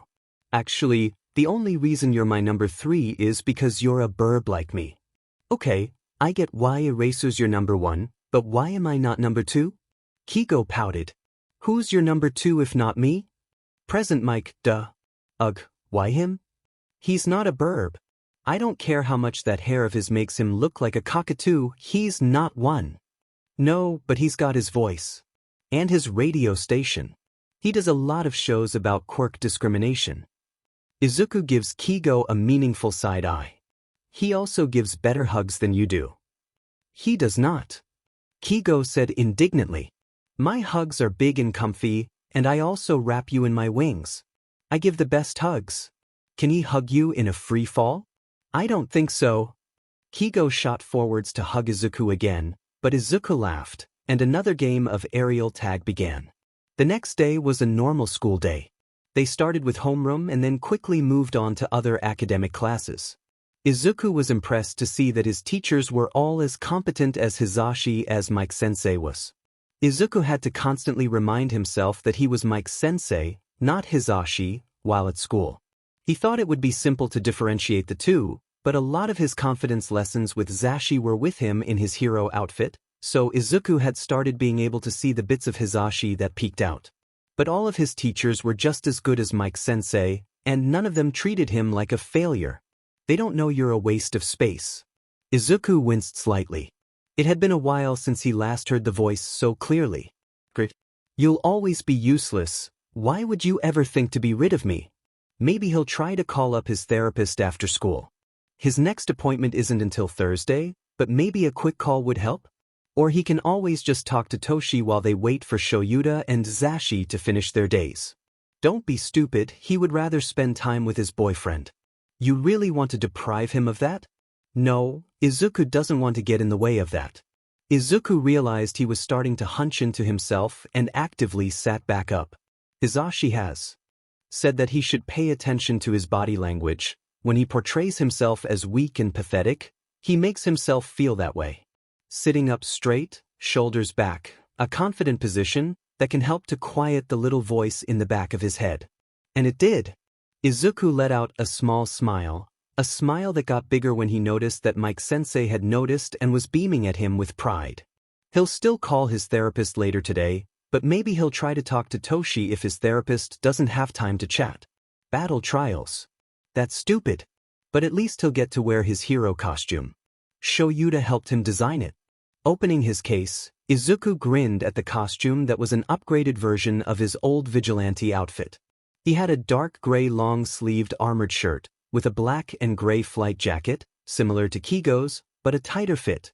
He had a visor like Kigo's, since it was highly practical for a bird, but unlike Kigo's, his had a setting to dim or lighten to protect his light-sensitive eyes. Izuku also had fingerless gloves that had reinforced knuckles, and on his belt was a collapsible bow staff.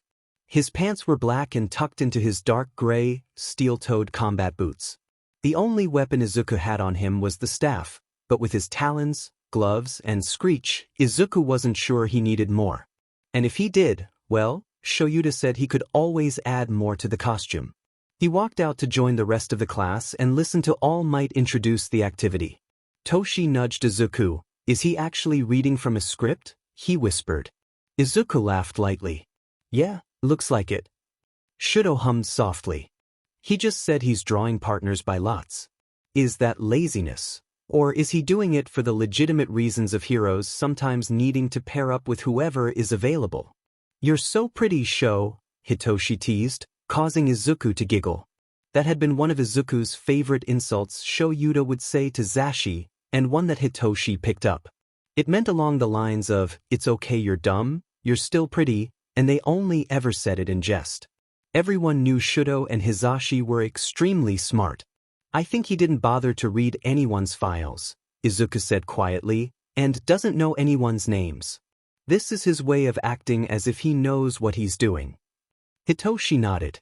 Hopefully we don't get paired up with anyone too bad. Everyone is really cool though, Izuku said. I bet any of them would be a good person to be teamed up with. Well, he paused for a second. Anyone except Bakugou. When the names were picked, Izuku was a little bummed to see he was paired up with Uraraka.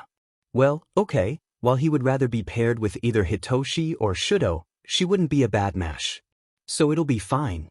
He was absently paying attention to the other pairs and felt a little bad for Ida when he was paired with Bakugou. That was going to be a rough match. He felt bad for whichever team ended up going against them. Bakugou won't listen to Ida. He already thinks he's a stuck-up idiot, so no matter what team they're up against, Ida's essentially going to be in the way of Bakugou. Oh, wonderful, so his team is going up against Bakugou's team. Great. Bakugou's going to kill him. At least you already know you're going to die. He probably won't go after Uraraka. As Izuku walked over to his partner, he decided that this was probably one of those times he could, or rather should, be Screech. He's got 3 years of combat experience, he should be good. Screech is strong. No, wait, Kigo said not to talk about Screech as a separate person, he is Screech. Uraraka. Izuku walked up to his partner. Midoriya. Let's do our best, she smiled brightly.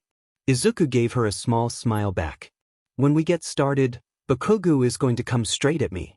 He's going to expect us to walk in the front door. Okay, well, if we're going to go in the front door, should we split up? Izuku let loose the Cheshire grin he was starting to pick up from Sho Yuta. Who said we're going to go in from the front door? Okay, so if we're not going in the front door, how are we going to do this? Uraraka asked with her head tilted. Oh, that's easy, Izuku countered. From the roof. See, he pointed to the building schematics, there's roof access. It'll be simple to get in through there. I can't really make myself weightless long enough to scale a building though, Uraraka tried to counter. Oh, I don't need you to. I can carry you up there. Izuku stretched his wings. Unless you weigh over 200 kilos, I can get you to the roof. I can't take you on a super long flight or anything, but a quick hop up to the roof is easy.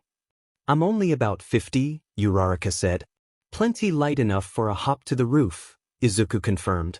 As soon as the match starts, I'm going to carry you to the roof. From there, we'll enter from the roof access. I'll probably be able to hear where Ida and Bakugou are once we get in the building. What do you want me to do? She asked. Izuku had to think for a moment. If we somehow manage to run into Bakugou, as unlikely as it is, I'll have to be the one to fight, Bakugou will ignore you. But if we don't run into him, I'll distract Ida and you grab the bomb. Sound good? Yes. Let's do this. Everything went according to plan. They entered from the roof access, Ida was 1 floor below them, monologuing to himself, and Izuku could hear Bakugou stomping around on the 1st floor, screaming for Izuku to come out and fight him. Uraraka and Izuku silently crept to the room Ida was in with the bomb, and with a shared look, Uraraka ran to the bomb as Izuku intercepted Ida's mad dash to stop her. Seconds later, All Might's voice called out that the hero team won. But of course, no interaction with Bakugou could ever go that smoothly. As they were on their way down the stairs, they ran into Bakugou who had stomped his way up. Deku, how the F did you get past me? I flew, Izuku answered simply. With my wings, he added as he spread them a little. Useless freak, that's cheating. You were supposed to enter from the front door, he screamed. The rules simply stated the hero team needed to enter the building, Ida tried to reason. The rules never stated how they had to enter. As Bakugou growled at them, Uraraka said, let's head back. I want to see how the other teams fight. They all started heading down the stairs, Ida and Uraraka in the lead chatting happily, with Izuku close behind them. Don't if you ignore me. Bakugou hissed, looking over his shoulder. Turning his head around a full 180 degrees like an owl would, Izuku deadpanned, we're not ignoring you, we're done with the exercise. Don't you talk to me like that, you freak? Bakugou shouted and ran up to Izuku with both hands primed up for explosions. Izuku dodged out of the way and ducked out of the stairwell and into the second floor. Bakugou, what are you doing? The match is over, he asked the insane teen. The match is over when you're dead, Deku, he retorted. Izuku stopped running and turned to Bakugou. Don't call me Deku. If you're not going to call me by my name, then call me Screech, but not Deku. Bakugou's response was his signature right hook, that Izuku grabbed and threw over his shoulder, while both Uraraka and Ida called for Bakugou to stop attacking. Bakugou got up and went to attack Izuku again, and when it became clear that Bakugou wasn't going to stop, Izuku pulled out his staff, and with a sigh of resignation, got into a defensive stance. Bakugou, you will stop this immediately. All Might's voice called out over the intercoms, which Bakugou promptly ignored. If you continue this, you will be given detention. Bakugou continued to ignore All Might and pressed his attacks on Izuku, who had managed to dodge and block all of the explosions so far, much to Bakugou's mounting frustration. I can do this all day, Bakugou, Izuku said. But you really should stop. You're already about to get detention. Bakugou growled and backed up a few steps. You know how my quirk works, right, Deku? Well, if these gauntlets were designed how I wanted them to be, they've been collecting my sweat for a good while now. Bakugou leveled a twisted smirk at Izuku. Let's see you handle this. They could hear All Might yelling at Bakugou to stop, but that didn't even make Bakugou slow down in pulling the pin on his gauntlets. Izuku only had a few seconds to think, and he realized that both Ida and Uraraka were behind him, and if he dodged, then they would be the ones to take the hit. Izuku didn't have much of a choice. He took a deep breath and let loose a screech slightly more powerful than the one from the quirk assessment. His thinking proved to be accurate, and his screech cancelled out the explosion, keeping himself and his two classmates behind him safe from the huge explosion. However, he had miscalculated a little and had put too much force into the screech. Bakugou had been blasted back, thrown into and through two walls, including the outer wall of the building. Izuku darted forward, hoping that he hadn't hurt Bakugou too badly, and when he looked out the wall to the ground below, he saw the explosive teen starting to shakily stand. Izuku breathed a sigh of relief.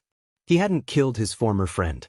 Hitoshi had been watching along with the rest of the class, and when it became apparent that the situation was not going to be resolved quickly or easily by All Might, Hitoshi had sent his dad a text that there was a problem at the training grounds. His dad has replied that he was on his way. So now Hitoshi was watching with the class as Bakugou attacked Izuku, and as Izuku easily held his own. Hitoshi was extremely impressed, as those were all moves he had learned from Dad over the past few months, and his brother was killing it. He moved like that staff was an extension of his own body, and not just a big stick he had been handed 3 months ago and wished the best of luck. As he was watching, Hitoshi realized something. He wasn't watching Midoriya Izuku fighting. He wasn't watching the boy he sparred with constantly. His moves were more fluid, more precise. The boy on the screen was not his brother. That was the experienced Vigilante Screech. This is what Izuku meant when he said that Screech was a different person, when he said he was confident as Screech. Screech was using moves he'd never seen his brother use in any of their previous sparring matches. He was fighting in a way that, while based on moves Dad had taught, were completely new, as if tailored to this fight with Bakugou. His wings constantly fluttered, adding speed to his movements and distracting his opponent, while his staff kept the attacks away from himself. And then as he watched, Bakugou stepped back, said something, and Izuku's face paled. Whatever was about to happen next, it was going to be big. Bakugou pulled the pin on his gauntlet, and Izuku let loose a massive screech, one so loud that everyone in the observation room could hear it, even though the cameras didn't have audio. They watched as Bakugou's explosion was stopped, and as the force of the sound wave threw him into and through the walls and outside the building. Holy shit, Kaminari whispered, breaking Hitoshi out of his stupor. Midoriya is so manly. Kirishima exclaimed, but man, Bakugou, that was not cool. As the rest of the class talked amongst themselves, and All Might ran out to see what he could salvage of the situation, while Hitoshi saw his dad arrive at the scene as well. Shudo leaned into Hitoshi. I don't think you guys ever told me Izuku was Screech. Hitoshi raised an eyebrow at Shudo. You know who Screech is? Shudo nodded. Father has been trying to capture him for the better part of 2 years. I have to hear him complain about him nearly every week. Dad has been talking about him for the past 3 years. Me and Pops already felt like we knew him before we ever met. Hitoshi laid his head against Shudo's shoulder. I've never seen him in action though. I thought you spar with him every few days? Shudo asked, leaning his head against Hitoshi's. I spar with Midoriya Izuku. That fight just now? That wasn't my brother. That was Screech. Shoyuta was both set off and impressed. Set off because he had seen the video footage, and he knew that Bakugou attacked without provocation, and since his version of the footage had audio, he heard Izuku and his other classmates try to de-escalate the situation. Impressed because holy shit Izuku had been holding back in his sparring matches. Shoyuta had never seen Screech in action. He had heard his screeches before, seen the aftermath of his fights, watched him fly away, but never had he seen him in action. He had assumed that the training matches with Izuku and Hitoshi was the extent of what the boy could do, but no. He was so much more than he had ever seen from him. But back to what he was doing. Shoyuta clicked his pen and started filling out Bakugou's expulsion papers. He refused to have a student in his class who attacked a classmate after an exercise. Was completed just because he was being ignored. Hey Dad, Hitoshi said as he walked into the kitchen and got a glass of water. Is that the footage of Aiza's match? No. It's the footage of the attack after the match. Screech is a beast, huh? I thought I knew what Izuku could do, but I was wrong. Hitoshi downed half the glass. We gotta find a way to get him to do that in practice matches. Shoyuta nodded. Maybe without the actual screeching though. Nah, we got the noise-canceling headphones, we'll be fine, Hitoshi joked. With a raised eyebrow Shoyuta joked, oh yeah, noise-canceling headphones will totally stop a sound wave strong enough to throw someone out a few walls. Hitoshi rubbed the back of his neck. Ah, yeah, guess I was thinking of Papa's quirk there for a second. He's at least as powerful as Zashi is, Shoyuta stated. Not as versatile, but that's only a part of his quirk, not the main thing. Hitoshi finished his glass of water and went to wash his glass. After watching that one-sided beatdown, I can't believe I ever managed to beat him. I told you so, came a whisper from just outside the kitchen. Sheet, Zuku, I'm gonna put a bell on you. Hitoshi exclaimed, glad he had already put up his glass. He would have dropped it. Izuku huffed out a little laugh, and walked up to Shoyuta and leaned against him. Can I watch it? You were in it, why do you need to watch it? Shoyuta asked. Izuku shrugged. I've never seen myself fight before. And I know I slipped into my Screech persona. I want to give Kigo a play-by-play next time I go flying with him. I suppose you can see the fight. But it'd probably be easier to just play this for Kigo when he comes over next time. Shoyuta reached up and scratched Izuku's head, causing him to chirp softly and nuzzle his head closer to Shuta's hand. Shoyuta replayed the video for his new son. Whoa, Izuku whispered. I didn't know I was that good. You could probably beat Shudo in a match, if you went all out like that. Hitoshi had walked up to Izuku and had his arm resting on his shoulder. By the way, Sho knows your Screech. Apparently Endeavor has been trying to catch you for about 2 years. Yeah, he's loud as F, and easy to avoid, Izuku muttered absently. I almost wish I was a real bird sometimes so I could cheat on him whenever he's trying to find me. Izuku and Hitoshi were standing at the window in their classroom, staring in open horror as the crowd of reporters just kept growing. I don't think I have ever been so glad as I am now that Dad is underground and Papa doesn't change into his present Mike get-up until he gets to school. Seriously, Izuku agreed softly. Can you imagine if we had to walk in with present Mike in all his extroverted glory? The two boys shuddered in unison. I hope the rest of the class can manage to get in okay. It's almost a shame Shoyuta expelled Bakugou, He'd probably explode at the crowd and scare them enough to make them run away. Izuku laughed softly. The two pointed out their classmates as they attempted to get past the press and laughed when Izuku noticed that Shoyuta had joined the fray to help the students get past the press frenzy.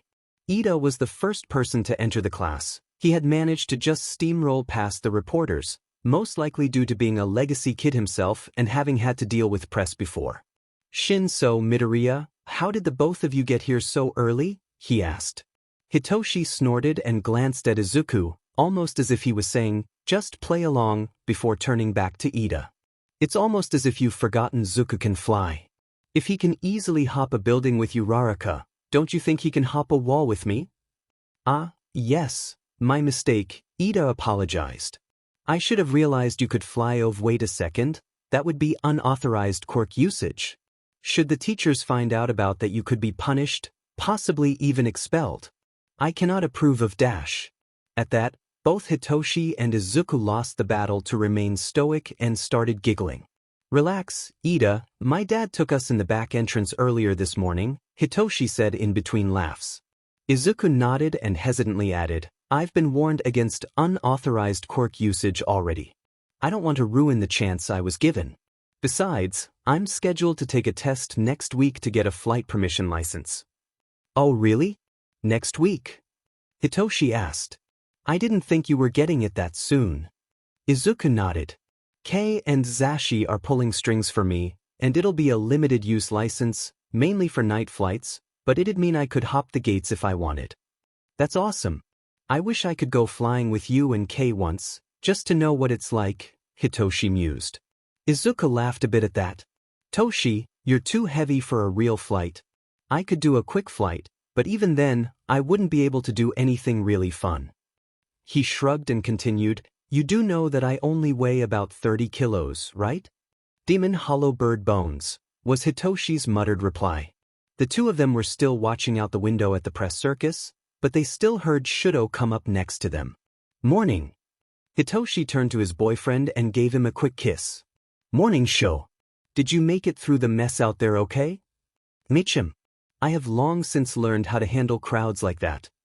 Shudo turned fully towards them and gave his best, "You're not worthy of breathing the same air as me," look, lasting for about 5 seconds before he broke it, returning to his soft smile. "Dad's not good for much, but he did make sure all of us knew how to intimidate the press." That. Izuku had to restart his brain. That expression on Shudo's face was just wrong. "As effective as that was," Hitoshi said, "I don't like that look on your face." "Me neither," Shudo shrugged. "I literally only use it to scare off the press. It reminds them that I'm still Endeavor's son, regardless of how I feel about that." Izuku glanced back at the crowd as Hitoshi linked his arm with Shudo. "Looks like Sensei's about to head up to class. Probably only have about 3 minutes at most before he gets here." At the others' nods, Izuku went to his desk. He didn't have to wait long. Shoyuta came in about 2 minutes later and started class. They were going to be picking class representatives today. They decided to pick their class reps through a vote, and Izuku stared in horror as he saw he had 4 votes, and Hitoshi had 3. "No," came Hitoshi's reply. "Thanks for the votes, but no." "Yeah, same here, Izuku," agreed. "Ah, but come on man," Kirishima said. "If you guys got voted in as the class reps, then it's your job." "Yeah." Kaminari and Ashido chimed in. "I will fight you all," Hitoshi deadpanned. "Actually, Dad, permission to take them all out back and throw them repeatedly into a brick wall?" "You'll have to settle for a cement wall. He doesn't have any brick walls," Shoyuta answered just as deadpan. "You heard him. Guys, anyone who refuses to let me pass on this duty, meet me out back." Izuku snorted, adding, "Can you take the ones who won't let me pass too? I think it's bad form to drop people from a few floors up." "Sure thing. Come on, either redo the vote, or suffer the consequences." "It occurs to me," Azui commented, "that people threatening bodily harm to those who voted for them are probably not the best picks for class rep." Both Izuku and Hitoshi nodded and pointed at Azui. The class took a second vote, and this time both Hitoshi and Izuku had 0 votes, while Yaoyorozu had 4 and Ida 3. "I can't believe you, Sho," The absolute betrayal. How could you? Hitoshi dramatically cried, draping himself on Izuku, with a hand out, pushing away his boyfriend. I stand by my decision, Shudo said unapologetically. I almost did it a second time, too. Traitor! Hitoshi hissed at him like a cat. Yaoyorozu took that moment to slip into the booth across from Izuku with her lunch tray loaded with a double helping of rice and chicken. What are they being dramatic about now? She asked Izuku. Oh, Shudo voted for Toshi to be class rep. Toshi took offense to that, he snorted. I see. Would now be a bad time to state I was one of the other votes? Yaoyorozu teased Hitoshi. I'm surrounded by traitors. Turning to Izuku, Toshi demanded, who did you vote for? Not you, don't worry. I actually thought that the way Ida and Yaoyorozu took charge of the voting process was really leadership-worthy, so I voted for Yaoyorozu. Thank God, at least my brother knows better than to vote for me. And I didn't vote for you either. My vote went to Yaoyorozu for the same reasons, he added. Hitoshi, how many times do I have to tell you to call me Momo? And now you too, Midoriya-kun. Yaoyorozu is too long for casual conversation. She smiled and took a bite of her lunch. Okay, Momo-kun. In that case, please call me Izuku? I actually prefer it to Midoriya, anyway, Izuku admitted. Okay, thank you for letting me know. I am thinking of starting a class group chat. Do you want me to include that information for everyone to know? That's okay. I can tell them in the group chat when it gets created, Izuku mumbled. When Hitoshi elbowed him in the ribs, Izuku repeated, I can tell them, you don't have to. Better. Hitoshi said and finally started in on his lunch. The four of them continued with their lunch and conversation until a sudden, loud alarm started blaring. The other three started to evacuate as the alarm said to do, with Momo dashing off to try to organize the mess the students had become, but Izuku had collapsed in pain, clutching at his ears, trying with all his might to block out the sound. Hitoshi and Shudo dropped next to him, trying to help him, but not knowing how. Izuku was crying, just barely keeping himself from screaming in pain, and Hitoshi could see blood starting to drip from his ears. Sheet, he directed towards Shudo. I thought his quirk was transformative, not mutation? Shudo shrugged, and placed his own hands over Izuku's, and then covered them in ice, trying to muffle the sounds of the alarm as best he could. He does have hollow bird bones, right? I think we should just be grateful he's not screeching right now. Hitoshi hugged Izuku and a few moments later, Izuku passed out, still bleeding from the ears. Izuku woke up to what sounded like muffled speaking, and he remembered the alarm that had been blaring in the cafeteria during lunch. Wincing, he reached up to feel his ears, hoping to all that was holy that there was something covering his ears and that he hadn't suffered from hearing loss. How pathetic would that be, a deaf owl? Thankfully, there were indeed bandages over both ears, so there was slight hope for him that his hearing wasn't going to be affected long-term. Zuku? Huh, that sounded like it could be Hisashi. Was it Hisashi? Maybe he should open his eyes, that might help in identifying who was talking. Yup, it was Hisashi. Hey, Izuku whispered to him. Wow, or did he? Izuku scowled. He couldn't hear himself at all. I'm deaf now, aren't I? He hummed. Hisashi laughed a little at that. No, you're going to be just fine, he comforted Izuku. The bandages are pretty thick, I doubt anyone else would be able to hear through those at all, so the fact that you can just shows you're going to be fine. Oh, thanks. Izuku felt the bandages on his ears again, wondering how long he'd have to have them. Out of the corner of his eye, Izuku saw Shoyuta and Recovery Girl walking towards them. I'm going to check these bandages, Recovery Girl said. I'll put new ones on if needed, but you should be good to have them completely off by now. Izuku nodded. I have a question, Shoyuta stated. Hitoshi brought it up earlier, and I need the clarification too. I thought your quirk was transformative, but this seems like a mutation. Oh, sort of. Izuku paused as Recovery Girl looked in his ear, muttered about how it looked good, and walked back to her desk to do some paperwork. My hearing and eyesight, I guess, are both enhanced at all times? I can consciously change if my vision is day or night, though. And of course, I have hollow bones too. And your hearing? Is it always cranked up that much? Shoyuta asked. Well, no. I mean, it's always better than a normal person's hearing, but I can make it even sharper. If I really focus, I can pick out individual people's heartbeats from an adjacent apartment. Do you have any mutations that protect your ears from loud noises? With a screech like yours, I would assume you would be deaf by now otherwise, Hitoshi pointed out. After all, you know I am. Izuku shrugged. I'm not sure? Maybe? Loud quirk-related noises don't bother me, only normal loud noises. Like, Bakugou's explosions are his quirk, so they never really hurt my ears, and same for my screech and your voice. Izuku winced. I was in town once when you let loose on a villain. You were loud, but I think I was the only one there that day that didn't have ringing ears afterwards. Continuing, Izuku said, and I'm okay normally, so long as noises don't get above a certain volume or frequency. Police sirens are really close to the limit I can really handle, so I don't like to stay around when they have their sirens on, but the alarms today were just too loud and too high frequency. Izuku finished in a whisper, rubbing his ears at the memory, even though they no longer hurt. We'll need to see about getting some ear protectors put into your hero costume visor, Shoyuta added. I think Kigo has something like that in his, so it shouldn't be difficult to have it added to yours. I have something like that in my headphones too, Hitoshi added. Proper ear protection is essential. Izuku nodded. Why did the intruder alarms go off, anyways? Freaking vultures. The press broke through the barriers and set off all of the alarms. Izuku was glad that by the time he woke up in the morning the slight ringing that had been plaguing his ears since the alarm the day before was gone.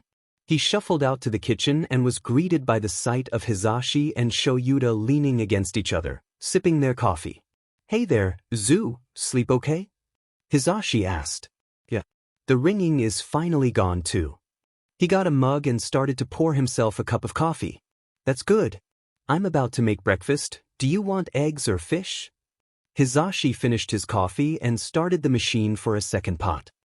Neither. I think I'll just have some toast, please.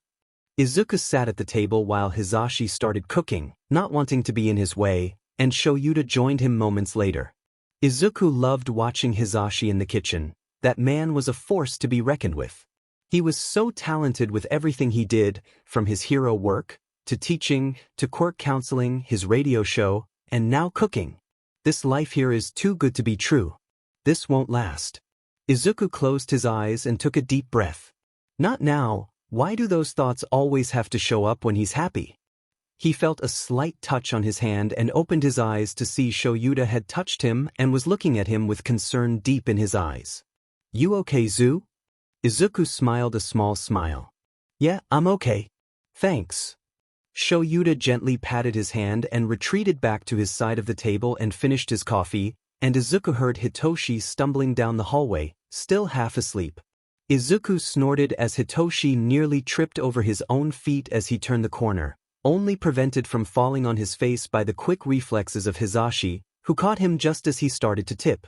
Hitoshi pressed a quick kiss to Hitoshi's forehead and let out a sweet, musical hum that Izuku could feel all the way into his soul. The sound was almost like Hitoshi's personal wake-up song. The frequency and pitch combined perfectly and resonated with the bodies of whoever heard it and was able to help jumpstart them into a state of alertness. It didn't last too long but was definitely long enough to get a mug of coffee pressed into Hitoshi's hands and directed to the table. Thanks, Papa. Anytime, kiddo. Fish or eggs? Hitoshi asked. Yes. Both it is, Hitoshi agreed with a laugh.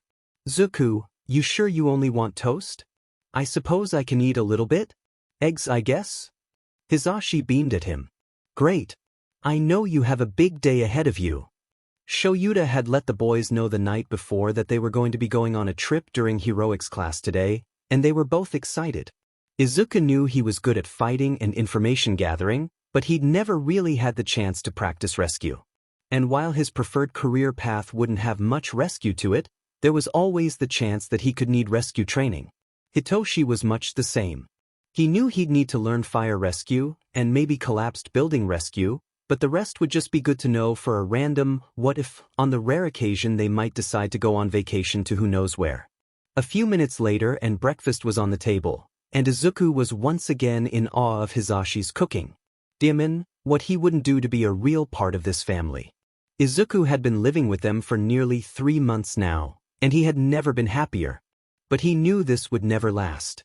Sooner or later, they'd decide to give him up, right? He was just here because he had to have a hero watch over him for the Vigilante reform program, and Eraserhead was the hero who got him to turn himself in. They didn't actually want him. Zuzu bird, I can see something dark swirling behind your eyes, Hisashi muttered worriedly. You want to talk it out? Izuku blinked up at Hisashi, not realizing his emotions had been so obvious. And oh no, I'm okay. He smiled softly. Just thinking about things. Okay baby, if you're sure. When Izuku nodded, Hisashi smiled himself. Okay, if we're all done with breakfast, let's get ready to head out.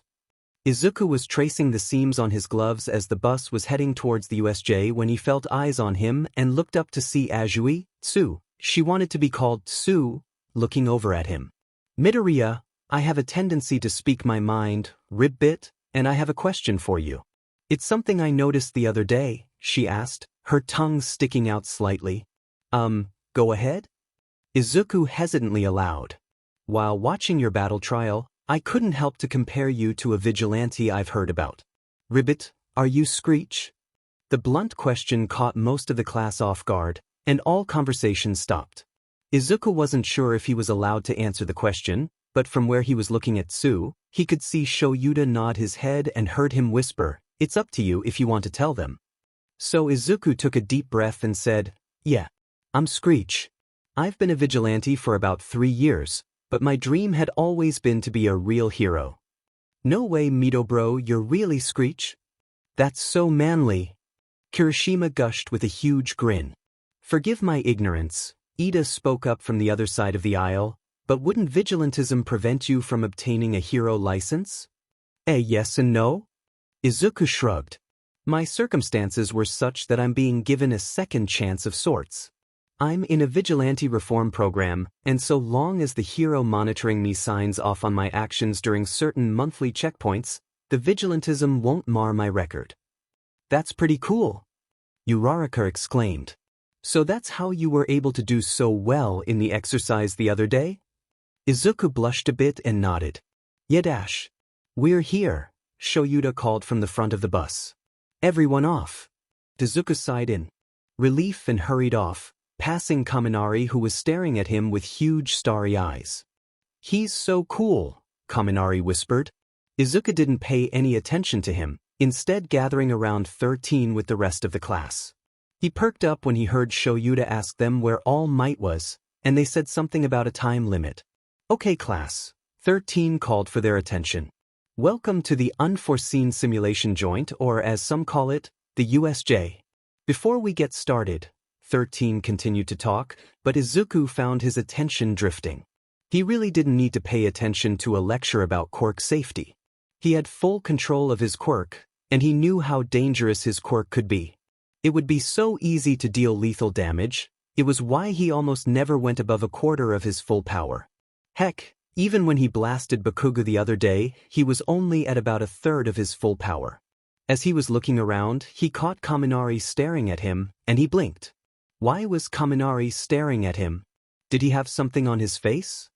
He blushed when Kaminari winked at him and then turned back to 13's lecture. Hitoshi? Izuku muttered, nudging his sorta brother in the side. Why does Kaminari keep looking at me like that? Hitoshi looked over to Kaminari in time to see him shoot another glance to the green-haired boy. Oh, Izu, I love you, but you are one of the densest people I've ever met. What do you mean? Izuku furrowed his eyebrows and tilted his head when Shudo leaned his head against Hitoshi's shoulder. No, seriously, what do you mean? Shudo snickered and muttered to Hitoshi, I tried. Izuku flicked his gaze between the two of them and tilted his head almost completely upside down in confusion. I don't get it. Both Hitoshi and Shudo blinked at Izuku. They had never seen him turn his head upside down like that, and it was unnerving. Before they could say anything about it, though, Izuku's head snapped back upright, and his pupils dilated as he stared at something a bit in the distance. Izuku snapped out his wings and hopped quickly over to Shoyuta and chirped, gesturing to the plaza below. A dark purple rift was opening in the plaza, and as it got bigger, it started pouring people out. Dozens of people emerged. Izuku stopped counting at 50, but there were still more. As the kids behind them became confused about what was happening, Shoyuta called to them, "Stay together, this is not part of the exercise, those are real villains." 13, get the kids out of here. At the plaza, Izuku could hear the one with the light blue hair getting irritated at the fact that All Might wasn't there, that he had come to kill All Might, and how was he supposed to fulfill his mission of killing All Might if he wasn't there? Izuku hissed at him when he said something about killing kids to bring All Might there. Turning back to Izuku, Shoyuta said, "You too, get to safety." He reached for his goggles, only to be stopped by Izuku grabbing his arm. "Eraser, your fighting style is one-on-one ambushing. This is not going to play to your strengths," Izuku pointed out. "Kid, you can't be a hero if you've only got one trick," he countered. "That's not what I'm saying," Izuku replied. "What I'm saying is this isn't your strength. But it is mine. I'll take them, you help the other kids." "Izuku, you're a student too, you need to get out of here." "I've been a vigilante for 3 years, Eraser. What the F makes you think I'm going to start following orders now?" Screech, because he was not Izuku right now, winked playfully at Shoyuta. "Stay out of my way, Eraser." And with that, Screech rolled his shoulders and jumped, spreading his wings wide. He surveyed the villains and took note with amusement that they were bunched up. "Perfect." Screech took a deep breath and unleashed his signature attack, starting at one side of the group of villains and moving to the other, the pure force of his voice pushing them down to their knees. The purple mist villain had disappeared, but the rest were still there, and Screech was not going to let them hurt any of the kids while he was on duty. Seeing some of them starting to collect themselves again, he unleashed his attack again, rendering most of them unconscious. The blue-haired villain with the multiple hands over his body had managed to stay standing, as well as a hulking beast of a man with an exposed brain that just screamed "weak point" to Screech. After one last look around the gathered group of villains, Screech narrowed his eyes at the last 2 people standing and landed. "Nomu," the villain hissed out. "Kill the bird." The hulking person, Nomu, screamed and launched at Screech, only to be stopped dead in its tracks by another Screech that surprisingly didn't push the person back. "Ah," the villain exclaimed. "Do you like my pet? He's got super strength, super speed. You can't stop him with a little screaming. He was bioengineered to kill All Might. What do you think some stupid little kid like you can do against my Nomu?" He started cackling, filled with an insane glee. "Fine," Screech thought to himself. "Time to take off the kitty gloves." Screech upped the power behind the next attack from about 30% to about 50%, and he could see the creature's limbs get crushed by the sheer force of the sound waves, until the creature lost its footing and flew backwards, into what looked like the side of a mountain. "No. What are you doing to my Nomu?" the villain shrieked at him. "You cheater! You aren't allowed to hurl sound waves at Nomu." Screech turned to the blue-haired villain. "Well, I can always start hurling more sound waves at you if you'd prefer." The purple mist guy portaled back to the blue guy's side. "Shigaraki Tamura, I was able to disperse the students throughout the facility, however one student managed to escape. Kurogyri, if you weren't our ticket out of here, I would kill you where you stand." Apparently, the guy's name was Shigaraki Tamura. "We should retreat," Kurogyri said.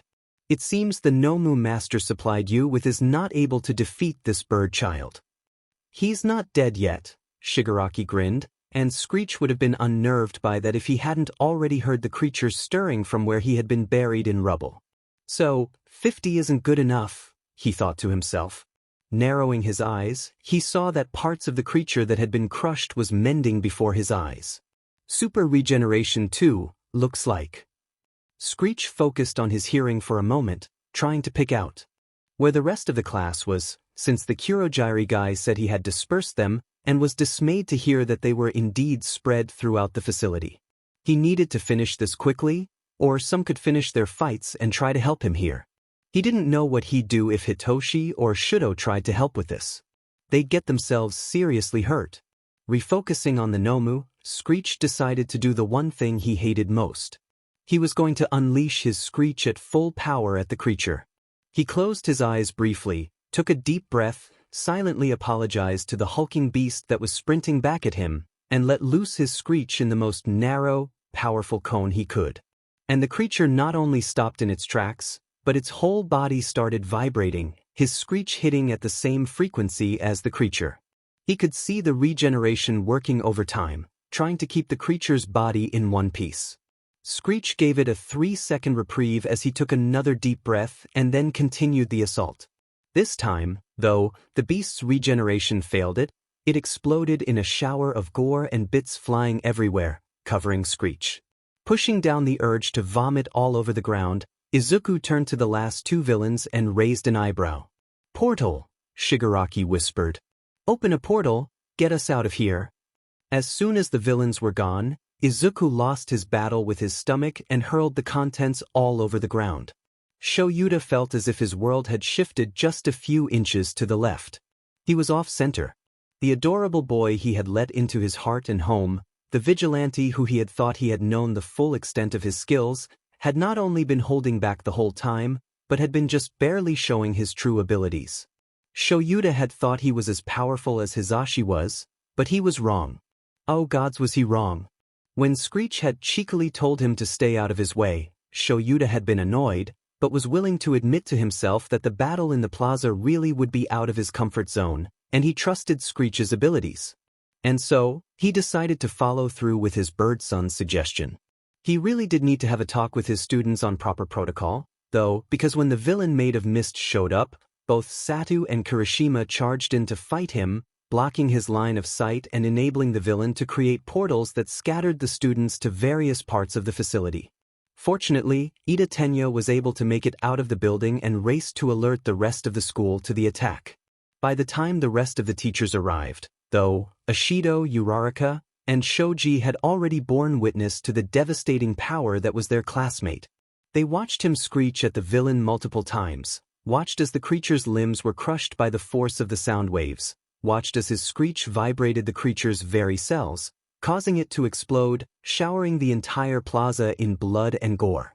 They witnessed as Midoriya Izuku emptied his stomach on the ground and broke down into tears, deep, heart-rending sobs, collapsing to his knees and hugging himself with everything he was worth, wrapping himself in his own wings to try to shield himself from anyone else witnessing the aftermath of his most powerful attack. Shoyuta knew he would need to keep an eye on Izuku tonight. He probably shouldn't be left alone for more than a few minutes at any given moment. The rest of the students were ushered out of the facility before Izuku finally managed to unfurl his wings. Looking around, Izuku listlessly walked to the lake. "Zuku, where are you going?" Shoyuta asked. Instead of a real reply, Izuku hooted softly, and then knelt next to the water and started splashing himself, rinsing off the blood and gore. He kept splashing and the water kept running red. The more he splashed, the more desperate he got, until he just dived into the water and started scrubbing at every single spot of red he saw. Even when his own skin turned red, he kept scrubbing. When he reached for his wings to start pulling out bloody feathers, Shoyuta erased his quirk, causing his wings to disappear. Shortly after his freak out at the lake, Izuku passed out. Shoyuta was very glad in that moment that Izuku had hollow bird bones, since the only other person he'd trust to carry his bird son was Hitoshi, who had been busy being a mother hen over Hitoshi and Todoroki, trusting that Shoyuta would take care of Izuku, and had left with the rest of the staff and students. Shoyuta waved off the last medic, knowing that Izuku didn't have any injuries from the fight, and that he wouldn't appreciate being touched by anyone else right now even if he did have injuries. Izuku jolted awake silently, tears streaming down his face. He had seen the monster exploding again in his dream, but this time he couldn't stop. He had turned to the others in the facility and exploded the man with the blue hair. Then he turned around and exploded Hitoshi, Shuto, and even Shoyuta. Izuku sat up in his bed and gripped himself tightly. "You know it's only a matter of time before you kill them too." "No, I won't," he whispered to himself. "You didn't think you'd kill him either. But you did. I won't kill Hitoshi, or Shuto, or Shoyuta. I won't." His voice was shaking, cracking. If you stay here you will.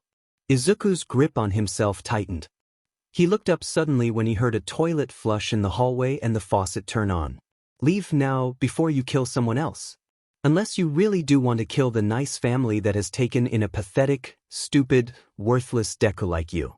Izuku got out of his bed, briefly noticed there was a chair in his room with a yellow sleeping bag on the floor next to it, and he opened his window.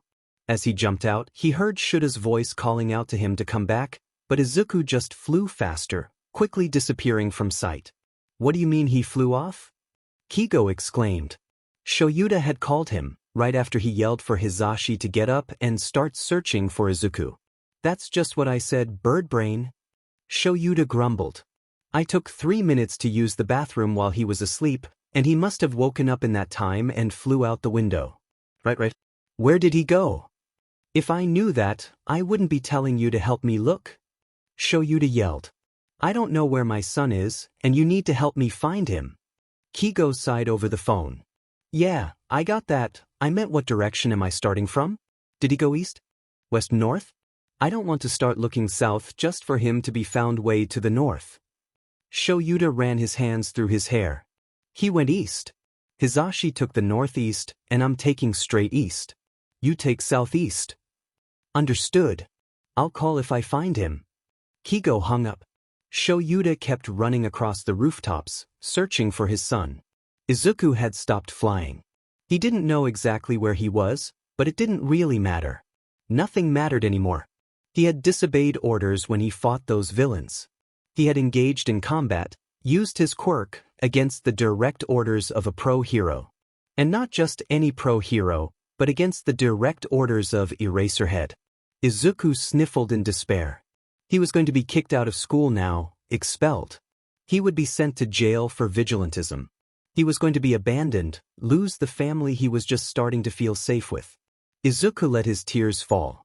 They only took you in to get you to stop. You broke their trust. I know, he cried.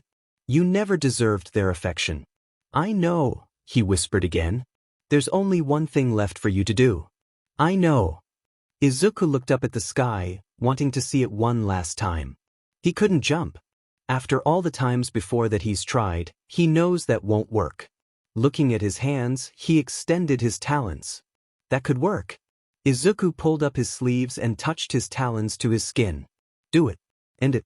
He pressed his talons a little harder into his skin, drawing a single drop of blood, and paused. Did he really want to do this? No one would miss you. Izuku closed his eyes and saw in his mind's eye Shoyuta, sitting with him, watching cat videos while playing with his curls. The lessons with Hisashi, where he tells Izuku various methods to help with his self-confidence and gives him the best and warmest hugs. Owl Cafe visits with Hitoshi, midnight talks about past trauma. Flying with Kigo, playing aerial tag, and talking about how great it is being a burb, and making weekly promises to live just one more week. Izuku lifted his talon from his skin, leaving only a tiny pinprick of blood. He couldn't do it. He promised Kigo. He promised. Izuku wrapped his arms around himself and let out heart-rending sobs. What am I going to do now? He cried. I see, can't you go back? Why not? Izuku hissed in surprise and turned around. Hisashi was slowly walking towards Izuku. Why can't you come back? I just can't, he replied brokenly. I killed him. Am a villain now. No baby, you're not a villain. Hisashi pulled Izuku into his arms and kissed his forehead. Baby, you were just protecting the rest of your class. You were protecting Shoyuta. That's the furthest thing from a villain. But I killed him. Let me let you in on a secret, Hisashi whispered as he held Izuku tightly. While we try our very best not to, even us heroes have killed people. Izuku hiccuped and looked up at Hisashi. Really? Hisashi pulled Izuku into his lap as he sat down and nodded sadly. Yeah. Especially those of us with really powerful quirks. Hisashi ran his fingers through Izuku's hair, and as Izuku was crying, he started humming. It was a gentle sound, light and soothing, a sound that Izuku could feel deep in his bones and soul. The sound was like a balm to his aching heart, and he held on to Hisashi with everything that he was, everything he had. He knew he'd be leaving bruises on his arms, but he couldn't let him go. He needed this, he needed to be held, he needed his papa. Izuku wanted Hisashi to be his papa, he wanted what Hitoshi had, he wanted a dad and a papa, he wanted a brother, he wanted a real family. And for this moment, being held by Hisashi, being hummed to by Hisashi, he could pretend, just for now, that he had a family. Hisashi could feel his baby bird's sobs turn from despair to hope, just like he had intended. His quirk, after all, was voice, not shout. He had found, after years of experimentation and with a lot of concentration, that various sounds could affect a person's moods, depending on the hertz and frequency he uses, from alertness to sadness, happiness, hopeful, hopeless, and he could even help to TarynMcT healing. Tonight his baby needed a little extra hope. Hope that things will be okay, that whatever it was that made him break down, he has the ability to overcome it. He is not alone, Hisashi will be there for him. Shoyuta will be there for him. Hitoshi will be there for him. Even Kigo will be there for him. As Hisashi felt Izuku's sobs peter out, he planted another kiss to the deep green curls. Baby bird, are you okay to talk to me about what happened? Or do you want me to keep humming? Izuku sniffed a little and pulled back slightly. Are you using your Q quirk just now? He whispered. I was just... And if you need me to keep going, I will. Okay. Izuku hesitated for another moment. I'll tell you, beep. Can you keep humming? Please? Hisashi smiled at him softly and nodded. Of course I can, my sweet little owl. As Hisashi started humming again, Izuku spoke. I don't want to go to jail, but I disobeyed orders.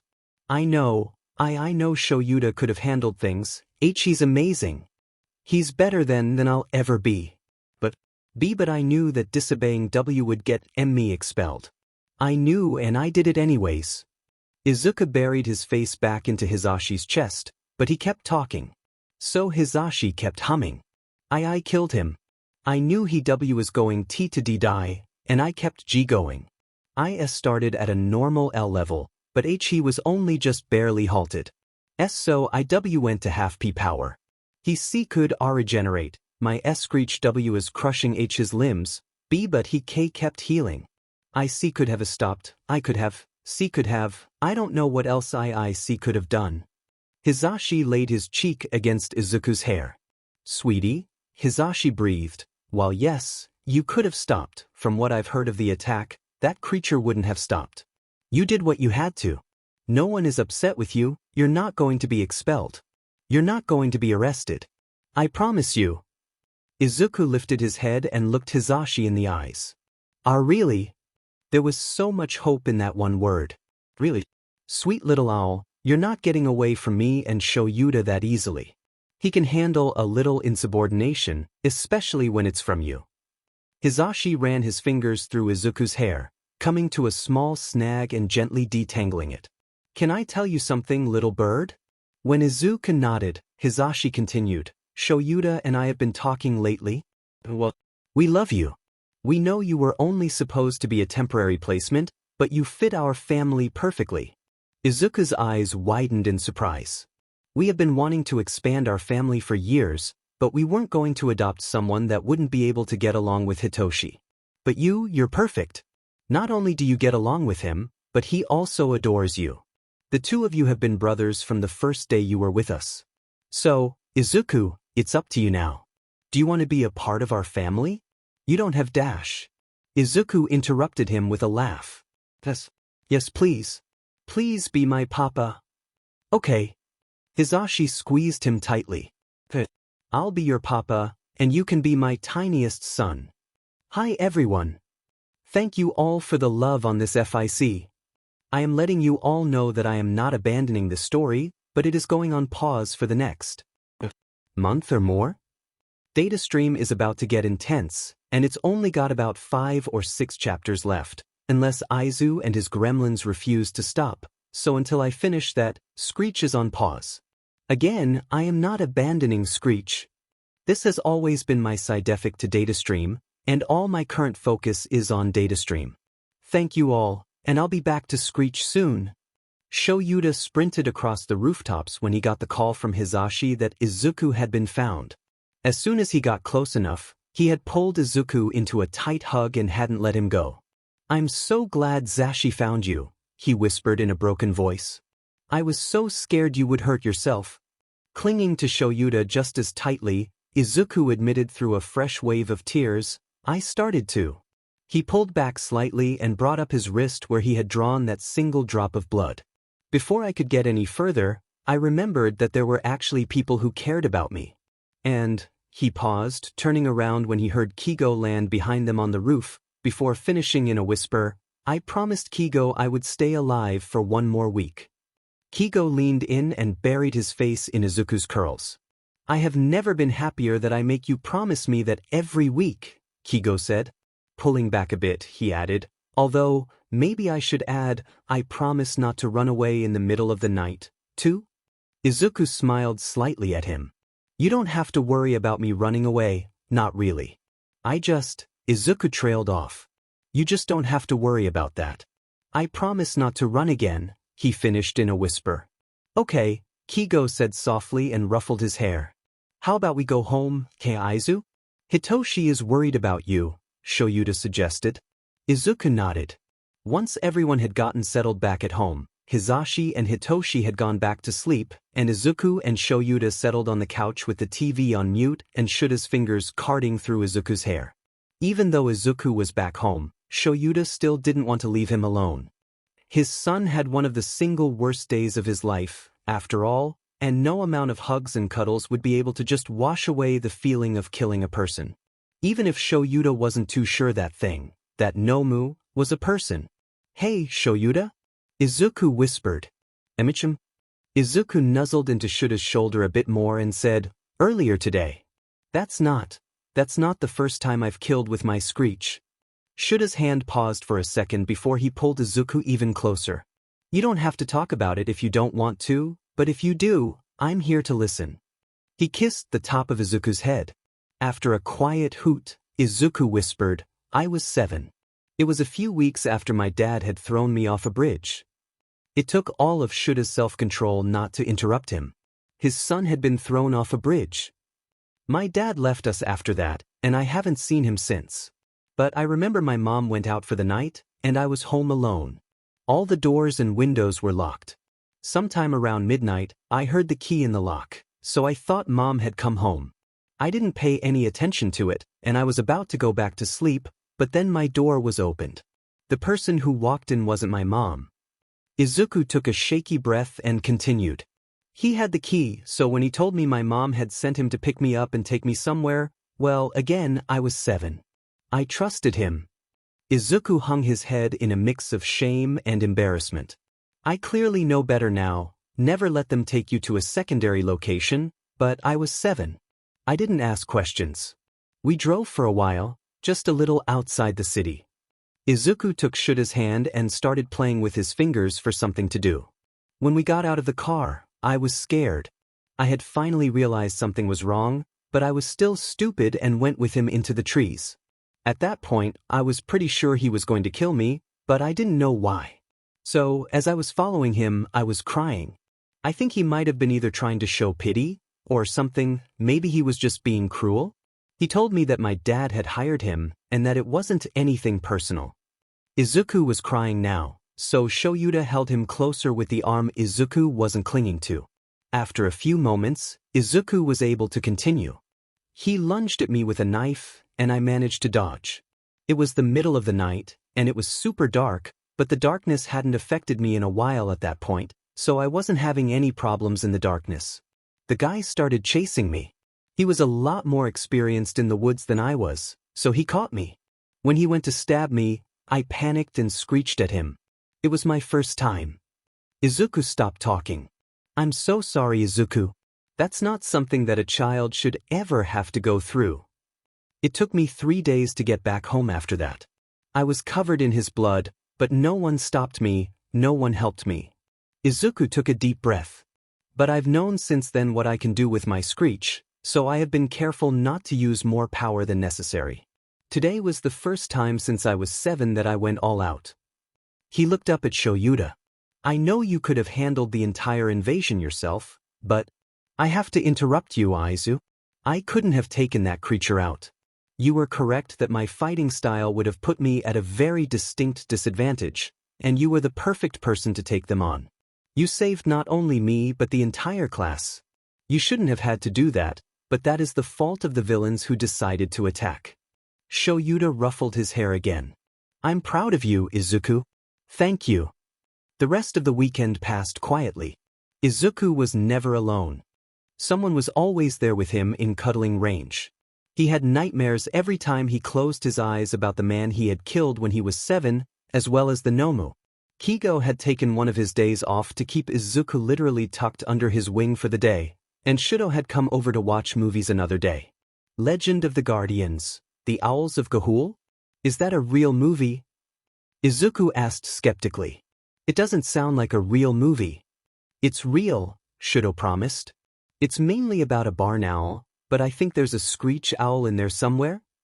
Hitoshi nodded. Ezelrib is a screech owl. I read the wiki. He's one of the brown ones, though, not the pretty gray ones like you, Hitoshi nudged Izuku. The three boys watched the movie, and Izuku was fascinated. The animation was beautiful. When they returned to school on Monday, the rest of the class was slightly in awe of their adorable bird classmate, and only the looks that Shudo and Hitoshi shot them kept them from crowding Izuku. However, not even they could keep Kaminari from approaching Izuku. Hey man, how was your weekend? He asked with a blinding smile. Izuku gave a small smile back. It was kind of rough, honestly, but I'm still here. Kaminari seemed to remember that Jiro told him the last time she saw Izuku he was covered in blood and other bits of monster and winced. Oh right, sorry. Whatever happened at the USJ, I didn't see most of it. I kinda went stupid and had to be carried out. He rubbed the back of his neck. But I heard you saved us all. So, thanks man. Oh yeah. I'm glad you weren't hurt, Izuku replied quietly.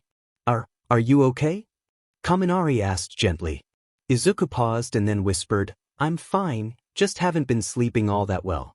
Nightmares. Before Kaminari could say anything else, the bell rang and Shoyuta walked in.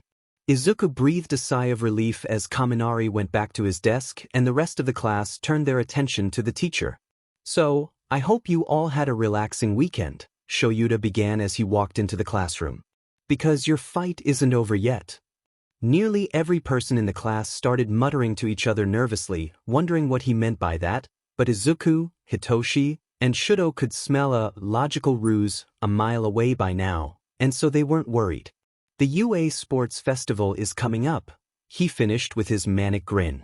The relief from the rest of the class was palpable as they cried out, Why would you scare us like that? Yeah, let's kick some butt. Kirishima exclaimed. Hold up, Kaminari spoke up. Are you sure this is a good idea? Yeah, Jiro picked up where Kaminari left off. Wouldn't the villains all just attack us when we're all in the same area like that?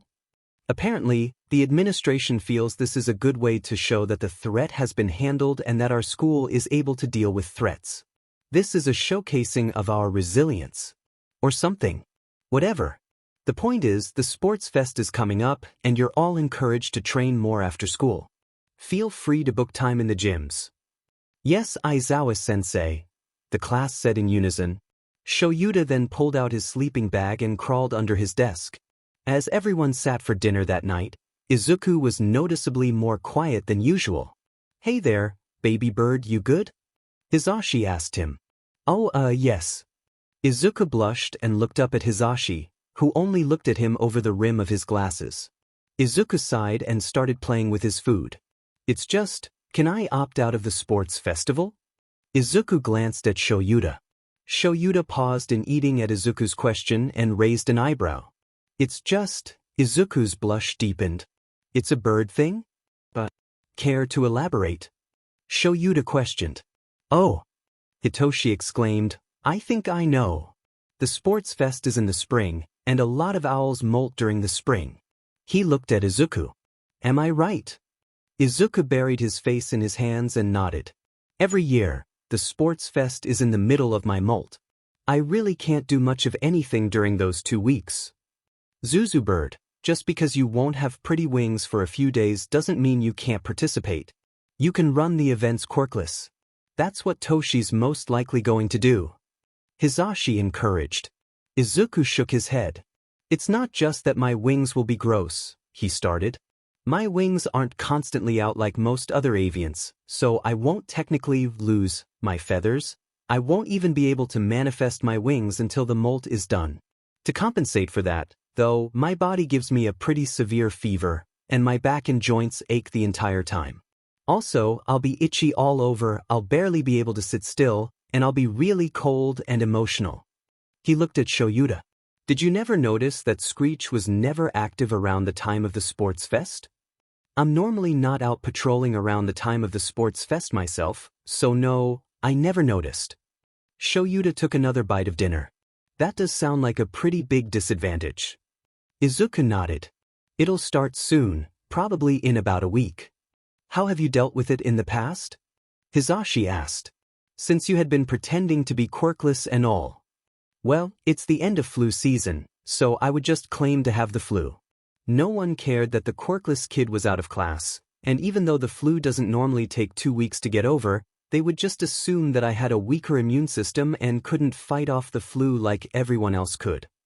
Izuku shrugged. It's probably the only time I actually didn't mind being thought of as quirkless. Okay, well we won't need to use that excuse again, Hisashi said. Netsu will excuse you from classes for the weeks you're molting, and Hitoshi can bring you your homework. Shoyuta nodded his agreement.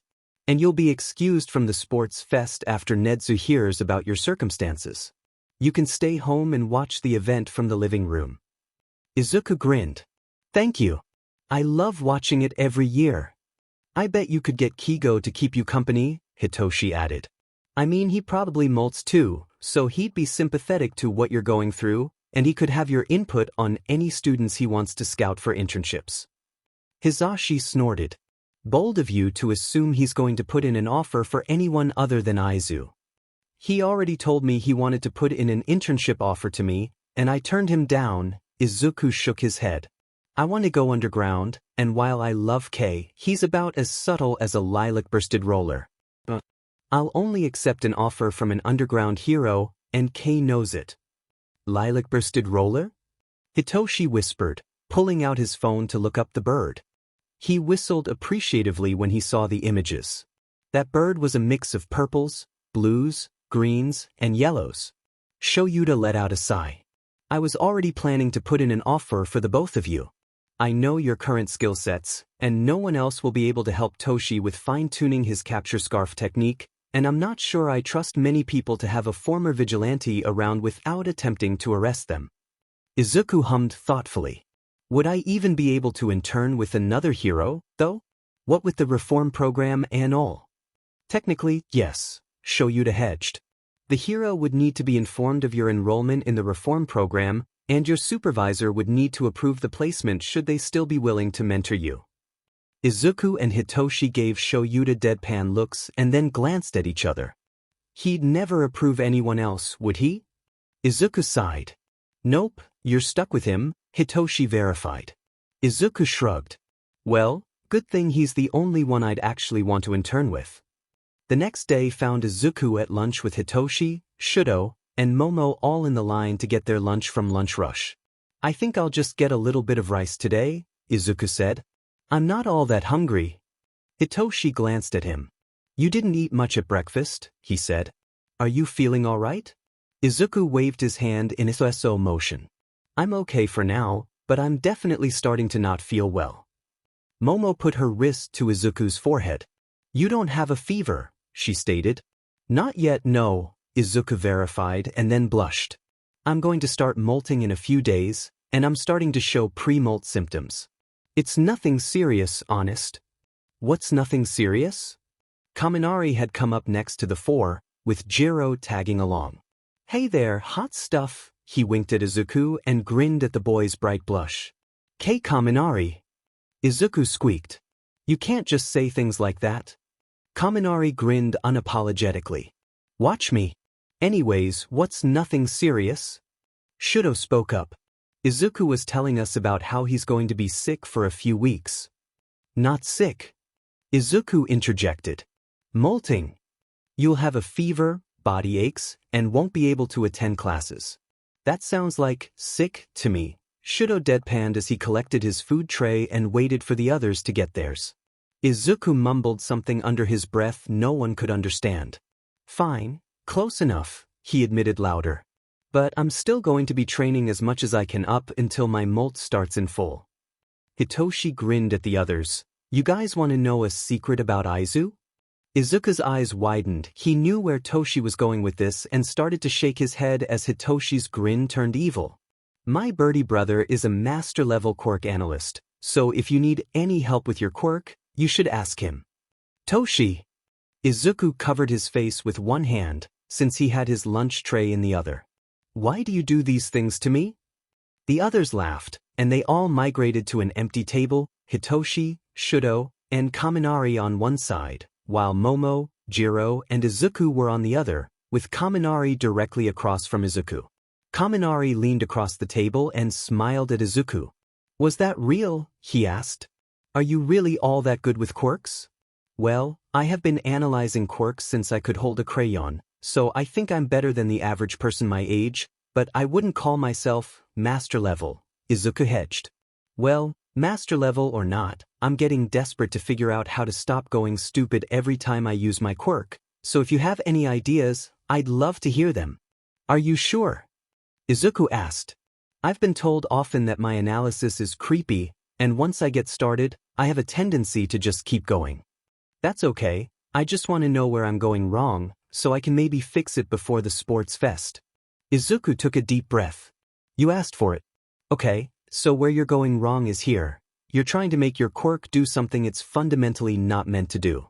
Now, with most people, when they try to do something that their quirk says they can't, or that it's not meant to do, nothing happens. Example, if Momo tried to make a living thing, her quirk wouldn't work and nothing would happen. That's not going to happen with you, Kaminari. Your quirk will still produce the electricity, but you're overcompensating to try to make your quirk do what it's not meant to.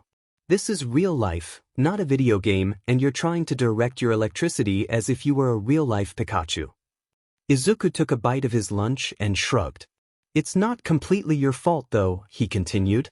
You've probably grown up with stories of Zeus and Thor, Pokemon, other video games, everything that shows lightning being something that can be directed, but that's not how your body and quirk are built. You are built to be a current. The electricity isn't meant to travel very far from your body. Stop trying to force it. You short-circuit because you're trying to push out enough electricity to hit a target, but without some sort of guide, it's completely random where your electricity goes. Kaminari looked at him as though he held the answers to the universe. So, what you're saying is, I'm not a long-range fighter? Not unless you work on some serious support gear. No, you are a walking, talking taser, and you should be focusing on close combat. Maybe look into some highly conductive metal knuckles, or conductive wire lines in your costume that would help direct your electricity to your limbs for more electric kicks and punches. Maybe add a staff with veins of copper or silver, at least until you decide on if you really want to incorporate a staff into your final costume, then you should go with gold, that will give you a little bit more range while not shorting yourself out. Hitoshi nudged Kaminari. If you want, you can join the training with me and Aizu after classes. When Aizu's molt really starts, he's not going to be able to train with me. Kaminari's eyes sparkled as he looked at Izuku. Would that be okay with you? Sure? Shoyuda usually oversees our training though, Izuku warned. Kaminari tilted his head. Shoyuda? Oh, Aizawa-sensei, Izuku clarified with a blush. Sorry, I've been calling him Shoyuda ever since I started living with him a few months ago. Hitoshi smirked. He'll be calling him Dad soon. Though. Izuku smiled at that. I accidentally did this morning, he admitted. I was in the living room reading ahead in Lit when he came home from patrol. I don't know if he noticed or not, it was almost 3 a.m., and he just grunted, ruffled my hair, and went to bed. Hitoshi snorted and Shudo chuckled, but Kaminari looked at Izuku wide-eyed. You've been up since 3 a.m. and you're still so awake? What is your secret? Izuku blinked at him and tilted his head almost 90 degrees, so his ear was pressed against his shoulder. I'm an owl? I don't really sleep at night. I train after classes, and then I go to sleep when I get home, wake up for dinner, then go back to sleep for as long as I can. I normally wake up around midnight or 1 a.m. and can't get back to sleep after that. Can I text you when my insomnia acts up? Kaminari asked. Normally I just end up playing games on my phone. Izuku shrugged. If you want to. A hair to the right. Ah, right there? Izuku practically melted as Hisashi scratched his back in between his shoulder blades. Hisashi chuckled. I take it the molting started? Izuku shook his head. Still pre-molt. I can still bring out my wings for now, he said, manifesting his wings to prove it. Before Izuku could retract his wings, Hisashi ran his fingers through some of the feathers. They've lost their gloss, he muttered. Izuku nodded. Yeah, it's almost time. He pulled one of his wings closer so he could see his feathers closer. Probably tomorrow or the day after. Izuku retracted his wings and leaned against Hisashi. I hate molting, but my wings are so pretty right after, and sometimes they're even bigger than before. Izuku jolted away and reached for his lower back and started itching like crazy. Hisashi laughed and started helping his scratch. Here's some pictures of the lilac-bursted roller. It's such a pretty bird. If you're going to watch this with me, you are legally obligated to scratch my back whenever I want, understood? Izuku commanded Kigo as he walked in from the patio after flying in. Izuku was currently laying on the floor, wiggling like a dog trying to scratch his own back and being wholly unsuccessful. Baby bird, have some dignity. Kigo squawked and pulled him up to his feet, turned him around, and started scratching. Tell me where. After Kigo finally got that elusive itch taken care of, the two sat up on the couch where the television was already turned on to the pre-show commercials. So, Owlet, if I wanted to poach a student for my intern, who do you think I should be watching? Kigo asked. Izuku thought for a moment.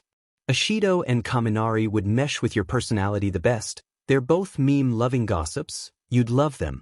On the surface, Kirishima would get along with you really well too, but his constant talk about hard work and being manly would get on your nerves pretty quick. Izuku hummed again. Uraraka would love the opportunity to work with you, but there's really nothing you can offer her except for exposure, so he jolted and started scratching his arm, muttering about stupid molting season. So even if she impresses you, don't send an offer to her. Kigo nodded along and ruffled his hair. Okay, so I'm mainly watching for Ashido and Kaminari? Izuku paused in his scratching and tilted his head. No. Now that I'm thinking about it, your styles are too different. You get along like a house on fire, but Kaminari should probably be with Hisashi, and Ashido would do best with someone who fights either close combat or mid-range. Hey, I can fight up close. Kigo defended himself. Yeah, I know, but that's not your preferred method of fighting, Izuku shrugged. Oh, it's starting. Shoyuta is supposed to be commentating with Hisashi, so this is going to be amazing. Guys, gals, and non-binary pals, welcome to the annual UA Sports Festival. I'll be your host today for this fine event. I'm Present Mike. With me in the booth is my CEO host, Eraserhit. Say hello, Eraser. No, came Shuta's bland answer. Izuku giggled as Hisashi tried to coax a better greeting out of Shoyuta and failed miserably. Sometimes I find it hard to believe those two are in a loving marriage, Kigo joked. Izuku laughed at that. Shoyuta really does act as though he can't stand Hisashi when they're in public, but you should see them when they're relaxing after a long week. Shoyuta is a total cuddle bug, rarely leaves Sashi's side on the weekends. They are couples goals. I wish I had someone like that. Same. The two were quiet for a while as the classes were introduced, and then Momo took the stage for the student pledge. I thought the person who took first place on the entrance exam did the student pledge? Kigo asked. This year's first place student is stuck at home molting, Izuku sassed, smacking Kigo on the arm. Oh yeah, what about second place? Expelled. Kigo raised an eyebrow. Third. Izuku shrugged. I'm not sure who third place was, but the class representative is a good choice. Momo won't embarrass the class. Momo's speech finished up and Midnight announced that the first event was an obstacle course. Wanna place bets on who's going to win this? Kigo asked. Izuku shook his head. I'd bet on Hitoshi no matter what, he's my brother after all. Then why not bet on him? Kigo asked as the students started the course. He's not likely going to win. I won't be surprised if he throws the whole festival. He doesn't want to attract any attention, and Shura's already said he's going to be offering me and Toshi internships, so there's no one for Toshi to impress. The two fell silent for a little while, before Kigo sat up straighter, noticing something on the television. Oh, who's that? Kigo asked, pointing to a girl with chin-length silver hair. She was attacking the robots with pieces of scrap metal that she was controlling telekinetically. She's long range. I could work with that. Izuku shrugged. She's in 1B, but I'm not too sure what her name is. Yana something? I think. Kigo wrote down in a notebook his observations. I think I'm going to send her an offer. Izuku shrugged. Okay. Who's the kid with the scales? That's pretty cool too. Why are you asking about so many 1B students? I don't know anything about them, Izuku whined, before trying to scratch his shoulder. That does look like a good offense-defense quirk, though. Kigo gasped excitedly and started shaking Izuku frantically. Zuzu. Zuzu. He's a bird. Who's that? Tell me he's in your class. I need the bird boy. He scribbled in his notebook, and Izuku could see that he had just written bird boy. Izuku snorted. That's Tokoyami Fumikichi. The bird head is just a mutation, his quirk isn't bird-related at all. His quirk is a sentient shadow that he calls Dark Shadow. Dark Shadow does usually look like a bird, but I think she only looks like that because Tokoyami has a bird head. She usually purrs and acts more like a cat. I still want him. Tell him I want him, Kigo insisted. I'm sure he'll notice when he gets your internship offer. Don't care, tell him anyways. Izuku snorted at that, right before he turned his back to Kigo and started using his arm as a scratching post. I hate molting season. Izuku hissed. By the time the two had tuned back into the event, Shudo was freezing a path through a minefield while other students were setting the mines off in a shower of pink smoke and glitter. Wait, did we miss the middle? I blame you. Izuku hit Kigo on the arm. Oh hey, it's not my fault. Kigo defended himself. Shudo had gotten first place and his lead was a lot bigger than he had expected it to be, but the 1B girl with the vines for hair came in second place. Shudo kept watching the leaderboard, wondering what place Hitoshi would be, if he even is going to bother with moving on to the next event. A few minutes later, Hitoshi's name came on the leaderboard in 41st place, right in front of Aoyama. And with that, our 42 students that are moving on to the second event have been chosen. Present Mix's voice called out. Shudo smiled softly at Hitoshi's offended face as he came up to him. I thought for sure that they would only move on the top 40. Now I have to put in actual effort. You don't have to, love, you can still throw the next match. Hitoshi shook his head. No, I'll throw an event for myself, but you know as well as I do the second event is always all about teamwork. I don't want to sabotage an entire group just because I don't want to move on. In that case, would you like to be on the same team as me? Shudo asked. Sure. Hitoshi looked around for other people who would make a good team. Pity Izu's not here, he'd be great for our team. Kaminari pranced up to the two and grinned. I heard you say Izu? How is he? Hitoshi smirked. If you join our team for the next event, I'll tell you. He offered, and laughed as Kaminari's face lit up. I'm in. Great, we'll probably need one more. Sho, go see if you can snag Momo. Shudo hummed in agreement and went to find Momo as Hitoshi turned to Kaminari. Izu's miserable. He's molting. Do you know what that is? He asked. I think so. Kaminari hedged. He's losing feathers, right? Yeah. And the process SCKS for him more than other avians due to how his wings are retractable. He's got a fever, he's super itchy, and he's moody. He's been wearing for sweaters because he's also cold. Kaminari winced. Would it be okay if I came over to visit, say hi? His cheeks blushed lightly. Oh, you are so precious, Hitoshi muttered. You know Izuku's totally oblivious, right? You're going to have to outright say, "Hey Izu, I like you," for him to realize that you've been flirting with him for weeks. Kaminari grinned and scratched the back of his head. So, I was being as obvious as I thought I was? Oh yeah, so obvious.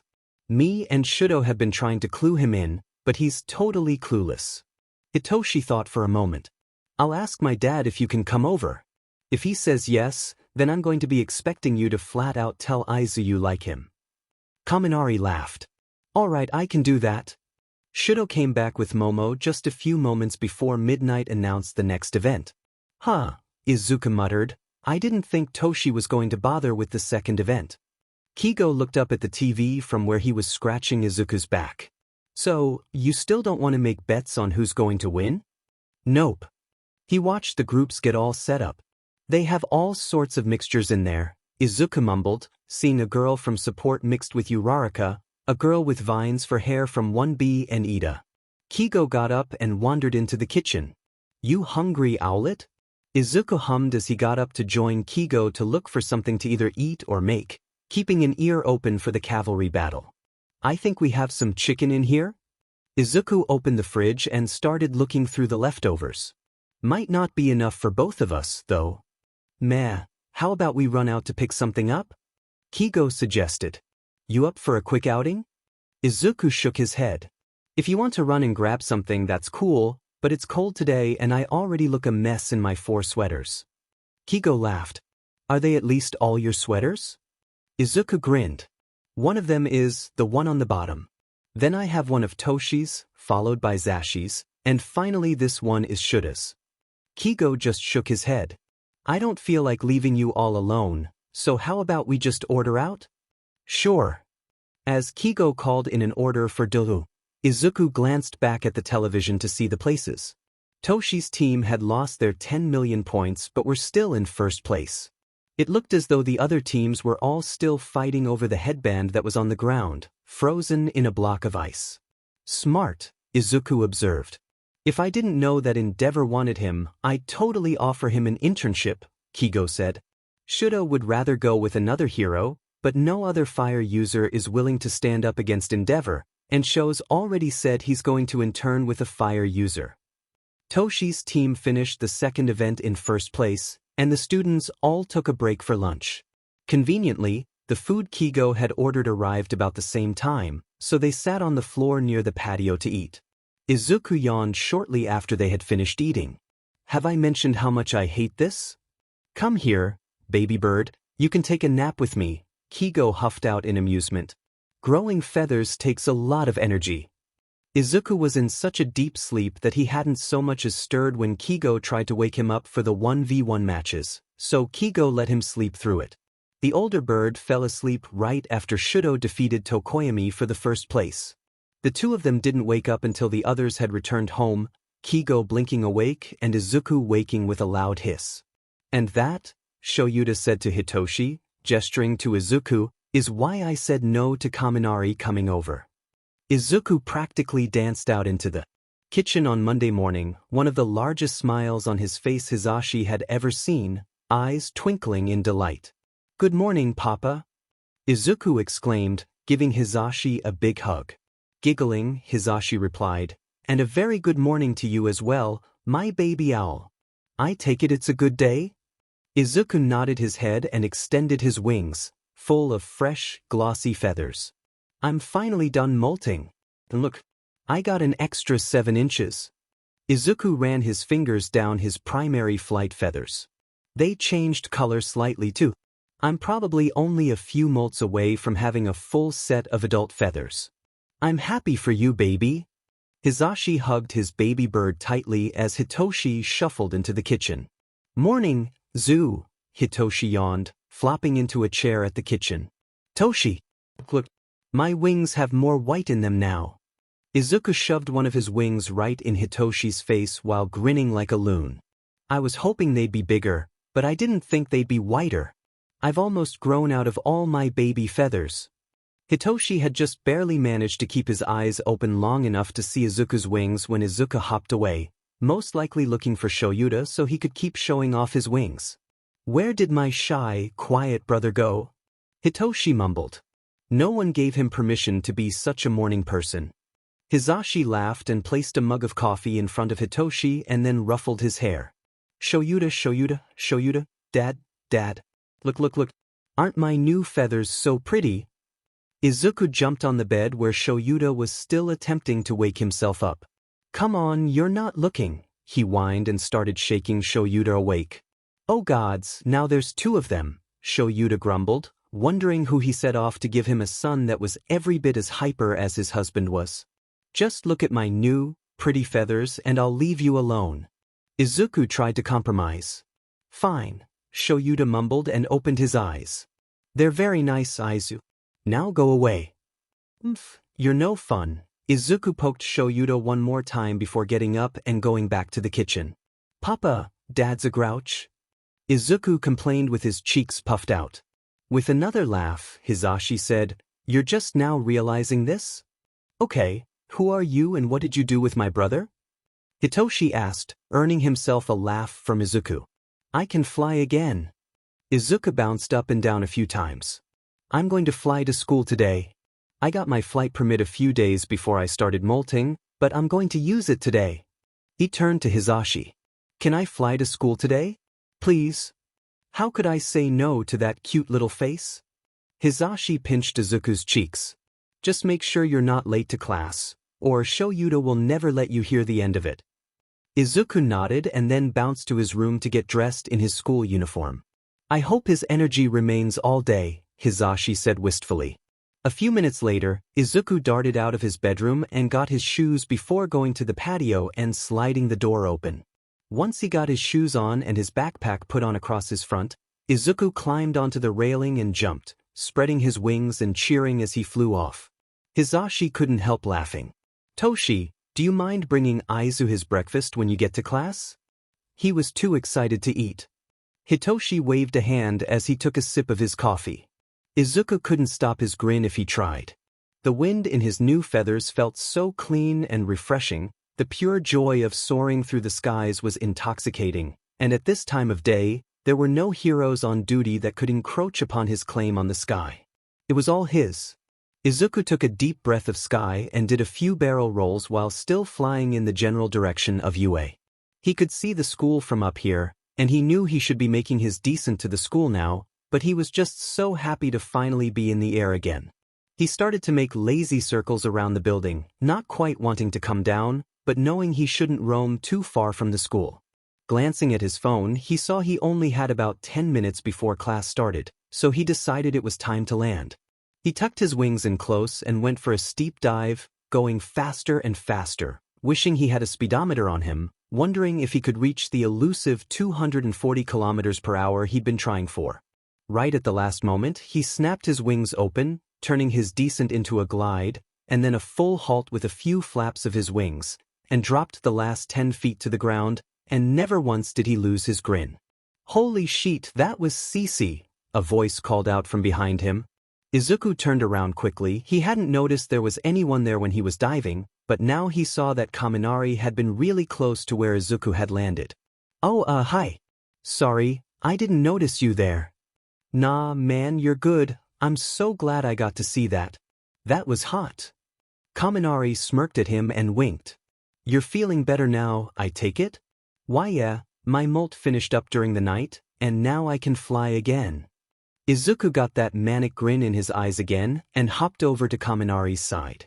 Look how pretty my new feathers are. They're all soft and glossy, and I got another 7 inches to my wingspan. And some of my darker feathers have lightened up. I only have a few baby feathers left. I'm probably just 2 or 3 molts away from a full set of adult feathers. Izuku was bouncing along beside Kaminari as he was showing off his feathers. They are really pretty, Kaminari said, laughing. He'd never seen Izuku this happy before, and he couldn't help thinking that he was so cute like this. Is it okay if I touch them? Izuku nodded, and Kaminari gently started running his fingers through Izuku's feathers. Whoa, they are super soft. Owl feathers have to be super soft, otherwise we wouldn't be anywhere near as silent in flight as we are. Oh, there are so many owl facts I could tell you. Yeah? How about we go to a cafe or something after school and you can tell me all about them? Kaminari suggested with a grin. Make it a date? Kaminari saw the exact moment Izuku blue-screened. Are you really asking me out? Like on a real date? That's what I said. How about it? Just one date, we can talk about all facts, and if we don't both want another date, then we can just be friends, but if we do, we can go from there. Kaminari gently stroked Izuku's feathers again. I've been trying to flirt with you since the first week of school, but I guess you haven't noticed? Izuku's mouth was gaping as he just blinked at Kaminari repeatedly. No, I didn't notice, he blushed. But if you're sure you really want to, sure? There's a cafe Hitoshi and I usually go to, it's pretty close. Kaminari smiled widely. I'd love to go there. They could see Shoyuta walking down the hall. Oh, we need to get inside before sensei kills us. The two boys darted into the classroom with only 30 seconds to spare. As soon as Shoyuta flopped over in his sleeping bag and let Midnight take over on helping the kids decide on their hero names, Izuku turned Hitoshi's chair around and gave him a look of desperation. Toshi, he hissed, I think I have a date today after school. Oh. Hitoshi drawled, slight smirk gracing his lips. Did Kaminari finally man up and ask you out? Izuku squawked in indignation. How did you know? Hitoshi laughed as Shudo pulled his chair next to them. Did I hear correctly? You have a date with Kaminari after school? Izuku nodded at him with a bright blush.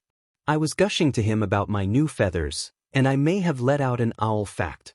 When I told him I know a lot more, he suggested going to a cafe after school to hear more, and before I could say yes or no, he suggested it be a date. Izuku covered his face with both hands. Then he said he's been flirting with me since the first week of school. Yeah, Shudo said. He hasn't been very subtle about it either. Very obvious, Hitoshi agreed. Izuku just squeaked.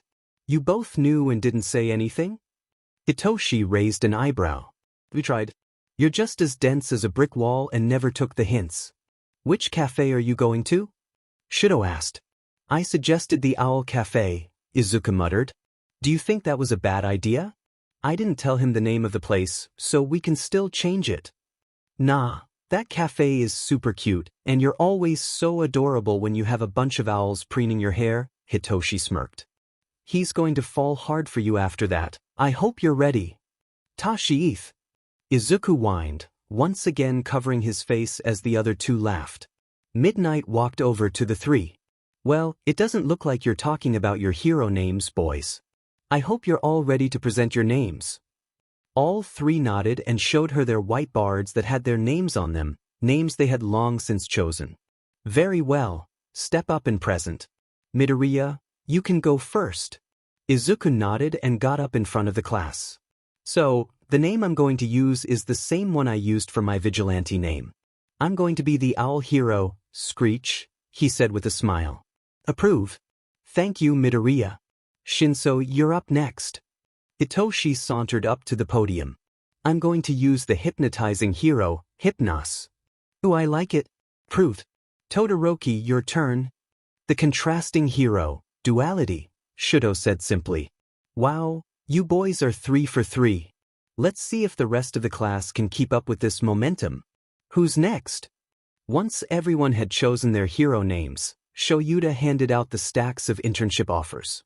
Ah, Midoriya, you didn't get any offers at all? Shiro asked, turning to him. Izuku shrugged. Well, I didn't need any. I pretty much have to do my internship with Saizawa-sensei. Oh yeah, I keep forgetting about that vigilante thing you did, he said. You don't act at all like what I picture a vigilante would. Thanks? I guess. Izuku tilted his head. Oh, I actually have suggestions for a few people, excuse me. Izuku got up and headed over to Tokoyami. Hello, Midoriya. Is there something I can help you with? He asked. No, but I was told to relay a message to you, Izuku blushed. Hawks said he was going to send you an internship request, and he wanted me to make sure you knew he really wanted to have you as his intern. Tokoyami's eyes widened in surprise.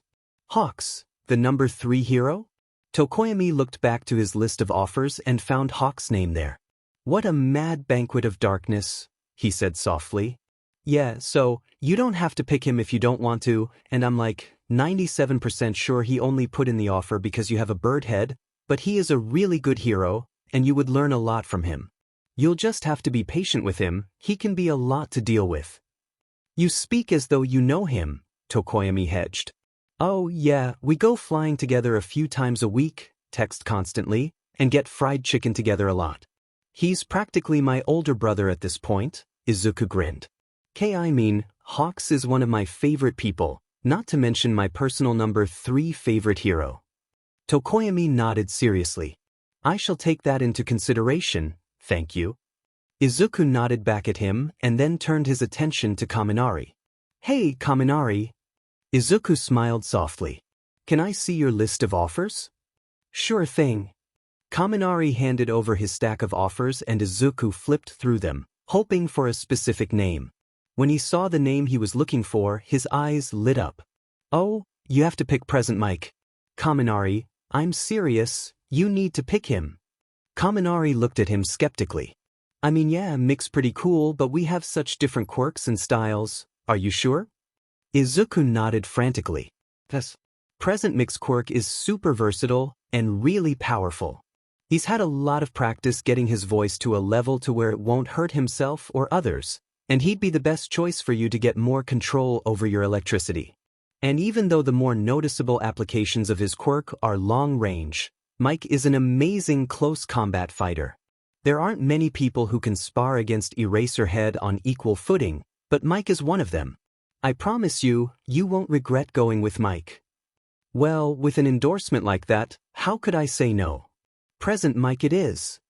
Yay! Izuku hugged Kaminari and then quickly darted back to Hitoshi before he even realized what he'd done. As soon as he did, though, he practically melted in a puddle of embarrassment. Izuku had been getting nervous as the day progressed, knowing he had a date with Kaminari right after school, so it really wasn't a surprise to him when he walked out the school gates with Kaminari only to see Kigo waiting across the street for their weekly Monday flights.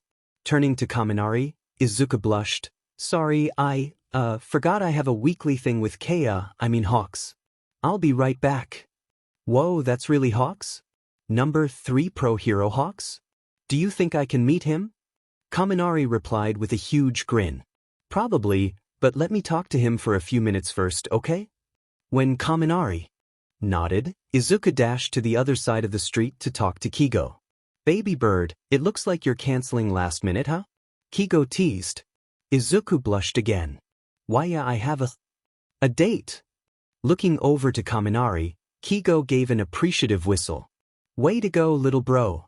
He's the kid who got 3rd place in the sports fest, right? Yeah. I watched the reruns, he was amazing. And I found out today that he's been flirting with me since the first week of school. Oh, Kigo, look at my new feathers. Izuku pulled out his wings and Kigo got just as excited over his new feathers as Izuku himself had been. Whoa, you must have gotten a good 6 or 7 new inches. And it seems you lost some of your baby feathers. These new ones are so pretty. Running his fingers through the feathers, they're so soft. I love your wings, baby Zoo.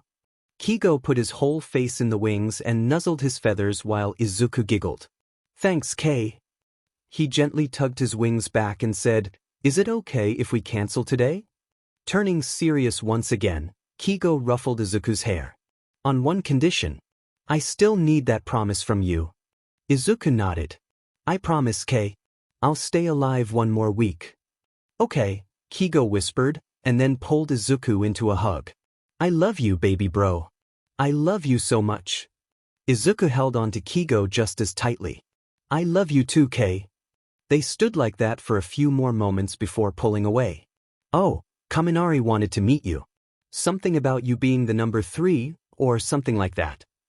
Kigo chuckled. Sure, I'll meet the guys stealing my little zoo from me on a Monday. Kigu. Izuku whined, before leading him over to where Kaminari was still waiting. Hey Kaminari, thanks for waiting. You wanted to meet him, so this is Hawks. Hawks, this is my friend, Kaminari Denki. Izuku had stumbled momentarily at calling Kaminari his friend. Were they going to be boyfriends after this? Or should he have called him his classmate? Was friends the right thing to say? Kaminari flashed a brilliant smile at them. It's really great to meet you. I didn't know Midoriya knew you. Oh yeah, the baby bird is practically my little bro. And I guess he was too flustered about your date to remember we had plans today. He teased them, earning himself a slap on the arm from Izuku and a slight blush from Kaminari. Laughing, Kigo continued. Next time you ask him out, try to avoid Mondays, okay? We have a weekly thing, and I don't want to do it over the phone. Right? Sure, I don't mind moving our date to tomorrow if you still want to do your thing today. Kaminari offered. Nah, we already did, that's what that talk was. And hey, changing the subject a little bit, congrats on your 3rd place in the sports fest. You were great out there, kid. Thanks. Midoriya helped me with ideas on how to use my quirk better, and he relayed more ideas through Shinso when we had our own training sessions. I've gotten a lot better with his advice. I haven't short-circuited since I started with this new method of using my quirk. I'm glad. My little owl is absolutely brilliant. I just wish he wanted to be Limelight so I could have snagged him for an internship, but alas, the owlet likes Eraserhead more than me, Kigo pouted. I have never made that a secret, Kay. You've known forever that Eraser's my favorite. Izuku puffed out his cheeks. Yeah, he's been your favorite since before I ever debuted. I know.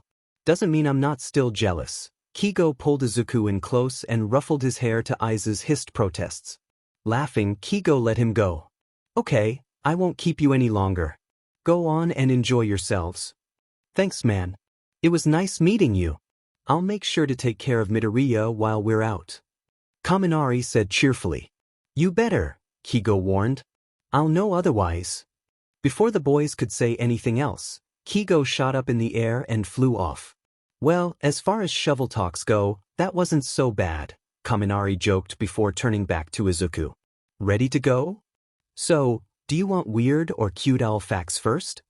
Izuku asked Kaminari while he had 2 tiny elf owls in his hair and the snowy owl that always hung out with Hitoshi was preening Izuku's curls, and a Screech owl had taken a perch next to Kaminari and was playing with his hair. How about a cute one to start us off? Kaminari giggled and pet the owl's feathers. Humming to himself for a moment, Izuku gave the first owl fact. A group of owls is called a parliament. This originates from C.S. Lewis' description of a meeting of owls in the Chronicles of Narnia. Really? Kaminari's eyes were wide as he processed that fact.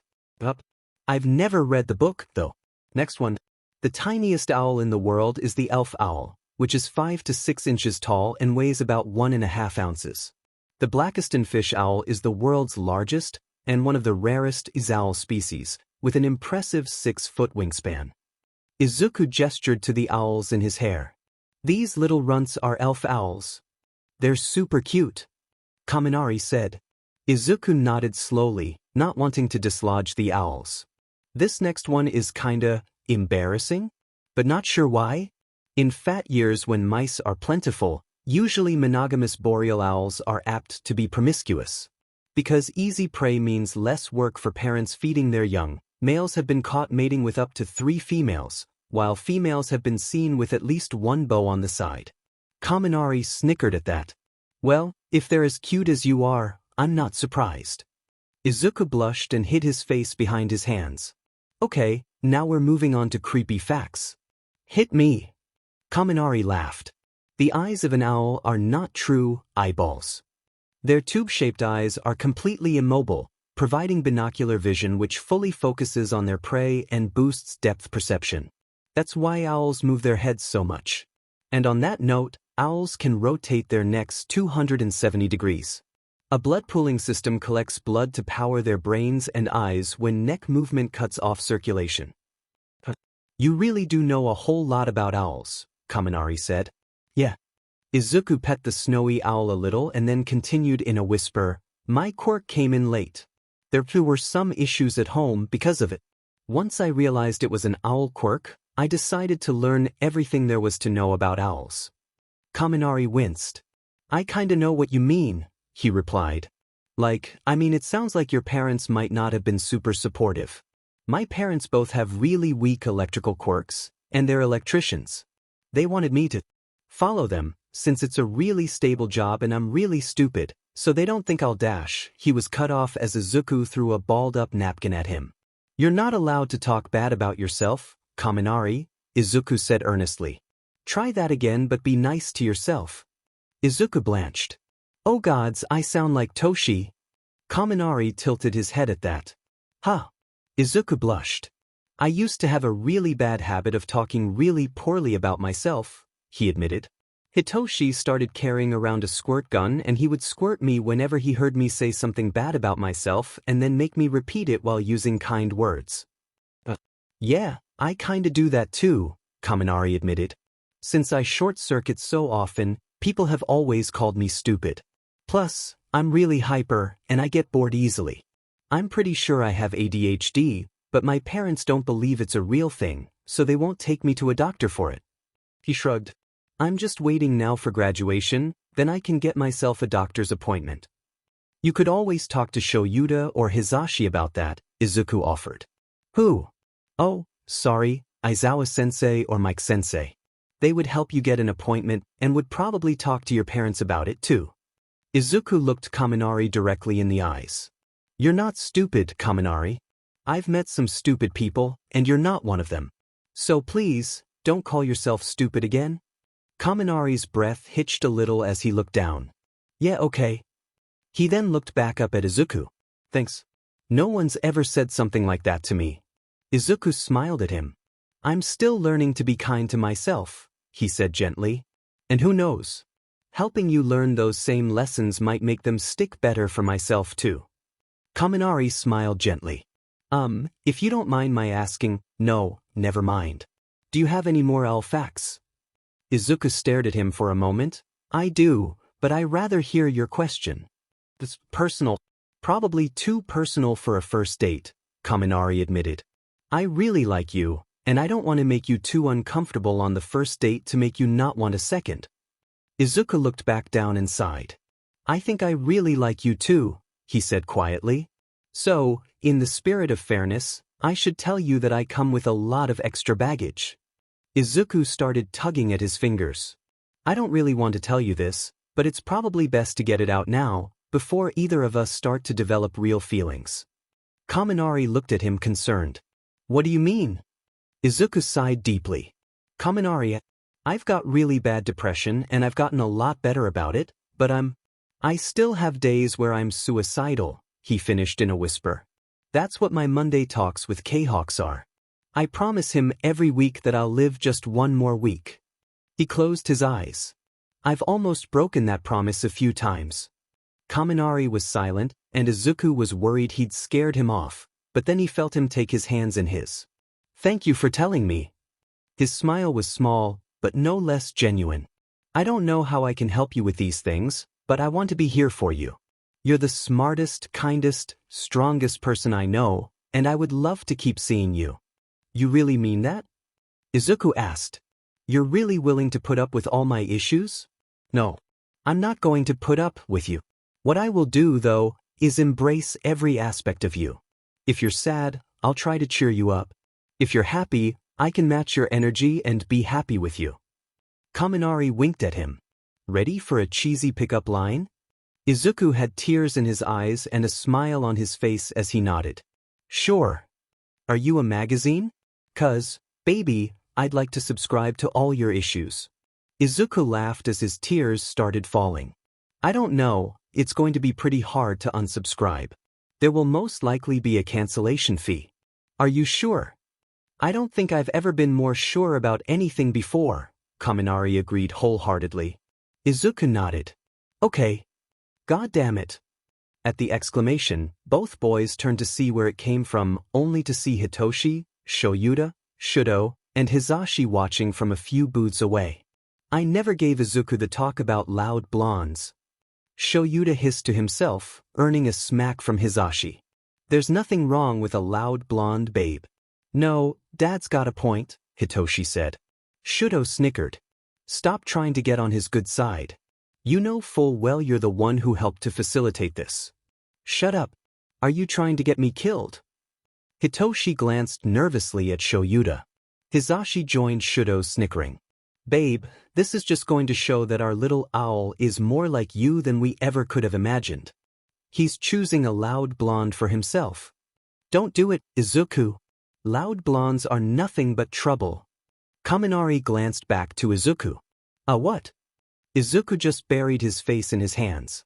Kaminari dash. Denki. Izuku looked back up at him startled. If we're going to be doing this, and I really, really want to, then I want you to call me Denki. Then you have to call me Izuku. Denki nodded with a bright smile. Denki, you already know that I live with Aizawa-sensei, and that Hitoshi's my brother. Well, Mike-sensei is my other dad. So, Mike-sensei and Aizawa-sensei are together? They're married. So, I'll be getting a shovel talk from 3 separate pro heroes in the near future. Cool. You still sure you want to do this? Izuku confirmed. Yeah. You're my boyfriend now, Izuku. No refunds. Izuku had been in a really good mood since he had gotten back home from his date the day before, and it lasted well into the next. Denki had joined their group for lunch again, and they sat next to each other. They even held hands under the lunch table, while Izuku did his very best to imitate a strawberry. His good mood lasted well past when he got home. Most of the class had submitted their internship request today, and Denki was going to be going with Papa, just like he had suggested, and Izuku had successfully talked Momo out of going with Iwabami and was now going to be interning with Fatgum. Shuda was going to be with his dad, and both Izuku and Hitoshi were of course going to be with Shoyuda. The good mood killer was when he heard Shoyuda muttering about Ida going to Hosu with Manuel and wondering if he was trying to get himself killed going after a serial killer. Izuku got up from where he was watching TV with Hitoshi and walked over to Shoyuda and leaned up against him. Is Ida going to do something dumb? He asked. Quietly. Shoyuda reached up and gently tugged at one of Izuku's curls. Eavesdropping isn't polite, Zuzu. Izuku snorted. It's not my fault you were talking to yourself, Dad. Izuku hooted in contentment when Shoyuda started running his fingers through his hair. I want to keep an eye on Ida, but I'm going to have you and Hitoshi with me. I don't know how I feel about taking you two into Hosu. Izuku nuzzled into Shuda's shoulder. Be honest, Izuku muttered. Is there really a lot you need to teach me about hero work I haven't already picked up on? I have a potential solution if there isn't a lot I need to learn. Shoyuda was silent for a few minutes. While there is a lot still to teach you that won't be covered during this internship, Shoyuda finally admitted. I will most likely be spending the week going into detail about patrols with Toshi, so it will be mostly review for you. Izuku nodded. In that case, I can take to the skies and keep watch over Ida. I'll let you know if he does something stupid. I won't engage unless necessary. Izuku glanced up at Shuda's face. How does that sound? You can take Toshi to Hosu and teach him all about how patrols work, and I'll keep watch. If you're needed, you'll be there. Izuku could see the way Shoyuda was weighing the options, so he decided to add another push. Plus, I can always help keep an eye out for Stain himself. If I see him, I can let you know and we can track him down. I don't have to engage, I can just track. Shoyuda ruffled his hair and pushed him aside. Go back to Toshi, I'll think about Hosu. Hitoshi was standing off to the side with Shudo as they waited for the entire class to gather at the train station. Shudo was annoyed that the only fire user to send him an internship request was his dad, but he wasn't too upset about it. Honestly, the two of them were mostly upset about having to be apart for the full week that the internships would last. With the intensity of the internship and the different schedules of Limelight versus Underground, neither Shoyuda nor Endeavor were likely to let the two boys have any personal time together. Meanwhile, Izuku and Denki were having a similar goodbye. They'd only been dating for a few days, but Izuku had been really enjoying it so far. He wasn't sure exactly what it was, but Denki just made him feel different. Like, he really liked it when Denki kissed his cheek, and when they held hands, and he liked to nuzzle into Denki's side, but, well, he did that with the rest of his family too. But it felt different with Denki. And Izuku really liked the way it felt. And now he was going to have to separate for a week since Papa was going to be spending the week doing a very intense training regimen with Denki, and Izuku was going to be in Hosu with Toshi and Shoyuda doing a heavy patrol in the city. Zuzu, Denki said as he toyed with one of Izuku's curls. Promise me you'll be safe? Izuku nodded. I'm mostly going to be just the eyes in the sky, Izuku promised. I'll only engage if someone's life is in direct danger. I mean, I finally got myself a boyfriend. I really don't want to lose you already, Denki said with a wink. Izuku took Denki's hand in his and nuzzled it against his cheek while blushing. Same here, I really like this, what we have right now. And don't worry, I was a vigilante for years, I know how to stay safe. Denki snorted. You know staying safe is the exact opposite of vigilantism, right? You sound like Shoyuta, Izuku giggled. I swear, Denki, I'll be back in one piece at the end of this week. But you have to promise me you won't let yourself get distracted worrying about me, and learn everything Zashi has to teach you, okay? I promise, Zuzu. I'll have a lot more control over my quirk when you get back home. Oh, there's this rom-com that just came out. When internships are over, let's go catch a movie together? And maybe dinner afterwards? Izuku nodded. Yeah, I'd like that.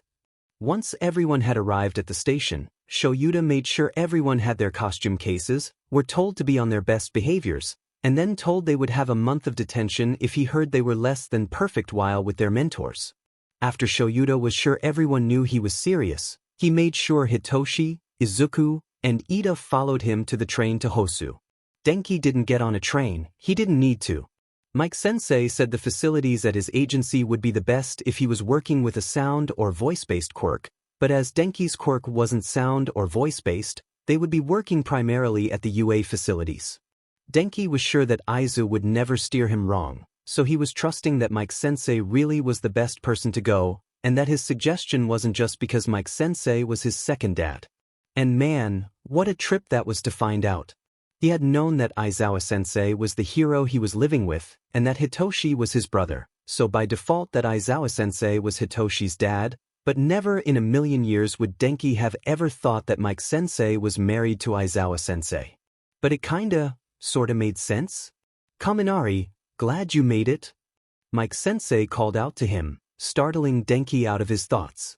I'm really glad you picked me, honestly. I know there were a lot of other heroes you could have chosen, and I'm sure you had your reservations, but I'm sure we can get you to a good place by the time this week is up. I hope so too. Aiza kept saying nothing but good things about you and that I'll learn a lot from you. Denki grinned at Mike-sensei. You've got a lot to live up to, Mike-sensei. Yeah. Let's get this party started. Mike-sensei gestured for Denki to follow him, and they reached one of the gyms. Mike-sensei brought Denki to what looked like a battery hookup. Okay, so the first thing I want to talk to you about is this. Why are you so obsessed with how many volts you can produce? Well, more volts equal more power, right? Denki answered hesitantly. That's what my quirk counselor said anyways. Mike-sensei pinched the bridge of his nose in a manner very similar to Aizawa-sensei, and Denki wasn't sure who got the habit from who. So, I need to get Nedzu to investigate a quirk counselor for incompetence, huh? Okay, he muttered. Louder, he said, no, volts are going to be pretty useless to you. They don't actually measure power, but rather the difference in charge that compels electrical energy to move from one place to another. Basically, it's a measure of how far electricity can go as well as its likelihood to arc. As you are not a power line and arcing is generally a bad thing for you, as it sends your electricity into the ground, where it is essentially wasted, you don't need to have a particularly high voltage. You would actually benefit from having a far lower one. Denki's eyes were as wide as saucers. That's totally not what I've been taught. Yeah, that seems a bit obvious now, Mike-sensei winced. I'm going to be giving you a few books on electricity that I want you to read, but you can do that after training is done for the day. Think of it as a bit of supplemental reading for what we're going to be going over this week. Denki nodded, not quite happy about having to do some extra reading, but okay with it if it'll help him be a better hero. Okay, now continuing with the problem of how many volts you use, the 1 million volts you use in your indiscriminate shock is overkill. Like, most power outlets use 240, and some countries even have that as too high of an arcing risk and use 120 volts as their standards. And have you ever seen what an average power line can do to a person? Spoiler, it's not pretty. So do us all a favor, don't use that million plus voltage thing again, you dig? Yeah, Denki whispered. Should I be writing this all down? Nah, it'll all be in the books I give you, with a lot more detail. Mike-sensei put his hand on Denki's head. One of the main things I want to work on with you this week is minimizing your arcing. Yes, it looks super flashy, the media will love it, and you will be a walking fire hazard. Please, please, please do not become a walking fire hazard. The only time I want to see you arcing is when you are just about to touch something with your new gloves. It won't look as cool, but it will be so much safer to other people, and it will reduce your casualties and potential property damage. So, promise me, yeah? You're going to lower your voltage and no more of this indiscriminate shock nonsense. Yeah, Denki rubbed the back of his neck. Izu already told me to stop using it because it made me short-circuit too much, so don't worry about that one. Good. Mike-sensei scratched at his nose for a second, trying to figure out how to phrase the next part. While volts are practically useless for you, what you do need to practice with is your amperage, as that's the measure of the amount of electrical energy being moved at any one time. It is, in essence, the thing that makes electricity so dangerous. It's what you will need to learn to control so as to effectively incapacitate your opponents without killing them. You'll want to keep your amperage fairly low, as you want to be a taser and not an electric chair. Mike-sensei gave him a sad smile. While you will inevitably lose control at some point in your career and kill someone, I really don't want it to be while you're still a student. You have a really strong quirk, and those of us with strong quirks have to keep this in mind. Accidents happen. So, keep to the lowest power setting you can manage, and gradually increase your power if it's really needed. Denki's eyes lit up with understanding. I really don't want to kill anyone. No one does, Kaminari, Mike-sensei said calmly. But with a quirk as powerful as yours, it's an inevitability. Hopefully not for many years, and learning this control now will keep that inevitability at bay for a long time. Mike-sensei looked at him with understanding. Did you know I'm nearly completely deaf? He asked. Denki looked at him with confusion, not understanding the topic change, but rolling with it nonetheless. No. Mike-sensei nodded and shifted his headphones. Yeah, I have hearing aids that are covered up by my headphones. My quirk is really powerful, and my body doesn't have any natural protection from the sheer volume I can produce. Sound waves are really freaking powerful and super dangerous. I'm sure you heard about what Izuku did to the Nomu at the USJ, right? Denki nodded. While he had been short-circuited for the latter half of the ordeal and didn't actually see what he did, he had been told all about it by Mina, who had watched it all go down. Sound waves. I can do that too, but I hurt myself and anyone who happens to be in the area, so I developed other techniques that are just as effective, but a lot safer, while using that overwhelmingly powerful attack as a last-ditch move. If I used it all the time, I'd have a massive casualty count and my property damage would be in the billions. Mike-sensei continued, electricity, also, is stupidly freaking dangerous, Kaminari. There are so many things that can go wrong with attacking someone with an electrical attack that you might want to think about if you want to attack directly at all, or just use that as a backup, a last-ditch move, if you will. I've seen you charging cell phones by sticking the charging cable in your mouth. You could do something similar with support gear, having a weapon that is useless in the hands of anyone else, but you could use your electricity to power it. Now, I'm not saying that using support gear is inherently better than attacking physically. They both have their pros and cons. But it is a choice that I feel you should seriously consider. This is especially important due to how much training you wasted trying to be a Pikachu and keeping a constant 240 volts at 30 to 50 amps in order to power support items is far easier to learn and execute than constantly adjusting your amperage while also keeping track of where you are striking so that you don't kill or permanently cripple your opponent. Mike-sensei paused, thinking, and then added on. Though, on the other hand, support items can break and that could be really bad in the middle of a fight, but that's why I'm going to make sure you can use your quirk safely, so if you do decide to go the route of support gear, you'll be able to continue fighting if your gear breaks. Mike-sensei clapped his hands. So, are you ready for some hands-on stuff now? Denki grinned brightly and nodded. He was really freaking glad he listened to Izuku and went with present Mike. This man knew what he was talking about. I still don't understand why you felt the need to sit with me. Ida said, looking between Hitoshi and Izuku who were sitting on either side of him on the train to Hosu. Simple, Hitoshi said with a shrug. I didn't feel like sitting with my dad. Izuku let out a soft hoot. Shoyuda wouldn't let me have the window seat. Izuku had claimed the window seat and was watching the scenery pass by, while Shoyuda was a few rows ahead of them, sleeping against his window. Be that as it may, there were plenty of other rows you could have chosen. Why sit with me? Why not? Hitoshi countered to the annoyance of Ida. Ida, Izuku said softly, still watching the scenery go by. When we get to Hosu, please don't be an idiot. Excuse me? He asked, quite offended that Izuku would suggest he would do anything to warrant such a warning. Izuku turned and looked Ida directly in the eyes. Don't be an idiot. Izuku turned back to the window. Hitoshi snickered at Ida's dumbfounded look. Iza doesn't pull his punches, so if you're an idiot and he finds out, get ready. Ida sputtered and asked, what makes either of you think I'm going to do something idiotic? Neither Hitoshi nor Izuku answered him, and they spent the rest of the train ride to Hosu in quiet. Ida had gone off with Manuel once the train arrived in Hosu, and Shoyuda took his 2 hellions to the hotel they would be staying at. Since Shoyuda was an independent hero, he didn't have an agency with a convenient base of operations in any city. The 3 of them would be staying in one room with 2 beds and a couch. All 3 of them had issues with sleep, so they had decided that whoever managed to fall asleep first could take a bed. Shoyuda and Izuku were both far more used to the rigors of patrolling, so they were sure the couch would belong to one of them. Unless Izuku decided to cuddle, which was a more than likely scenario, honestly. Hitoshi and Izuku got into their hero costumes and met Shoyuda on the roof of the hotel after they had eaten dinner. So, the first thing you need to know about patrols, you will, or rather should, never have a set route. Limelight heroes will need a set route so their fans can find them and see them, but an underground hero never wants to be predictable.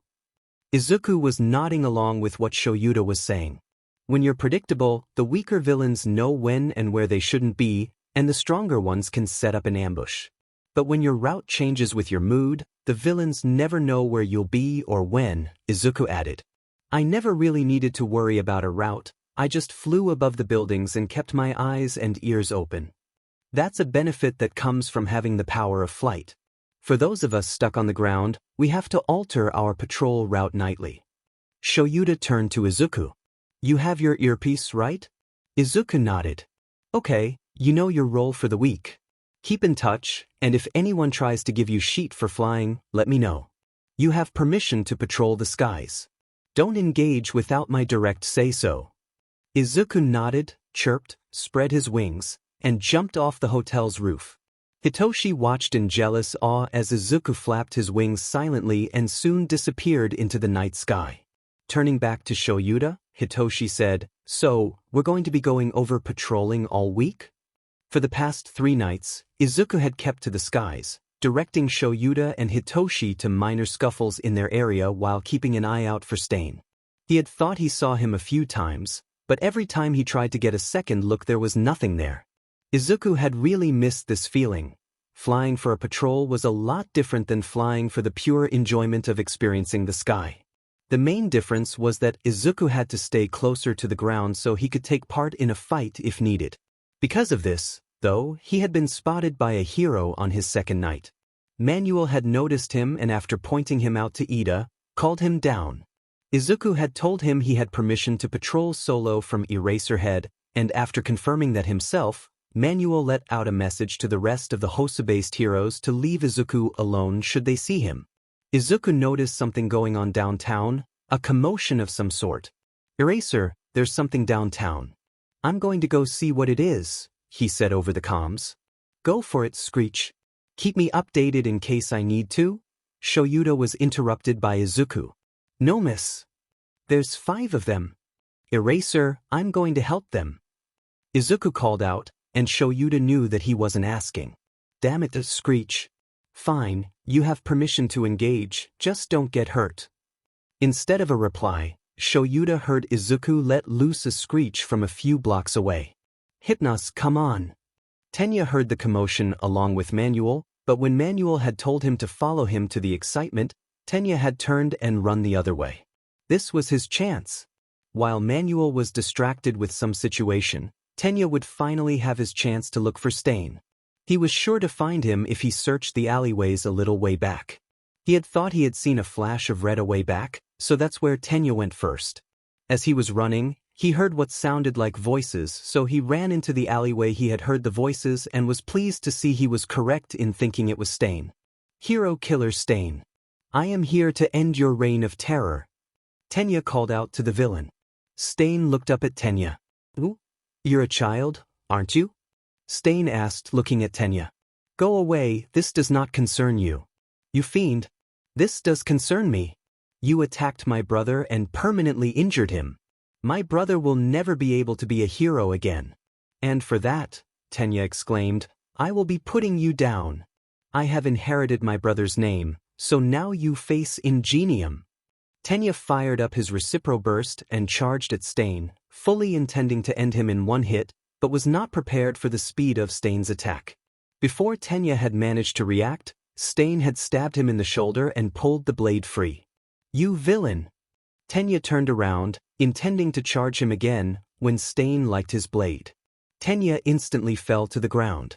Stain leisurely walked up to Tenya. You fake, he hissed.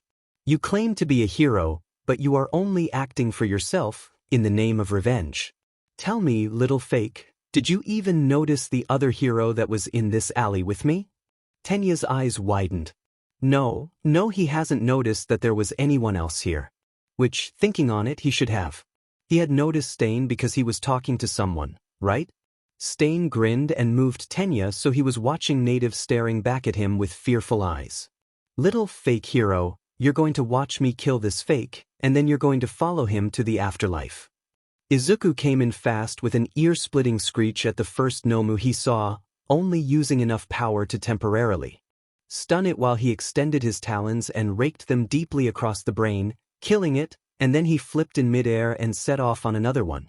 He could see a few different heroes running around, most evacuating the civilians, but a few fighting the Nomu. Endeavor was their fighting one, and he saw that Shudo was assisting on the evac. Izuku dropped to the ground and took up assisting a hero who wasn't doing too well against a large green Nomu. He had pulled out his staff, and while he was distracting the creature, the hero he had helped managed to take it down. Izuku then took off into the air again and set his sights on a third Nomu that wasn't being corralled. He managed to drop that one the same way he had taken the first one, and when Izuku went to look for another one, he saw that the last one was the one Endeavor was fighting.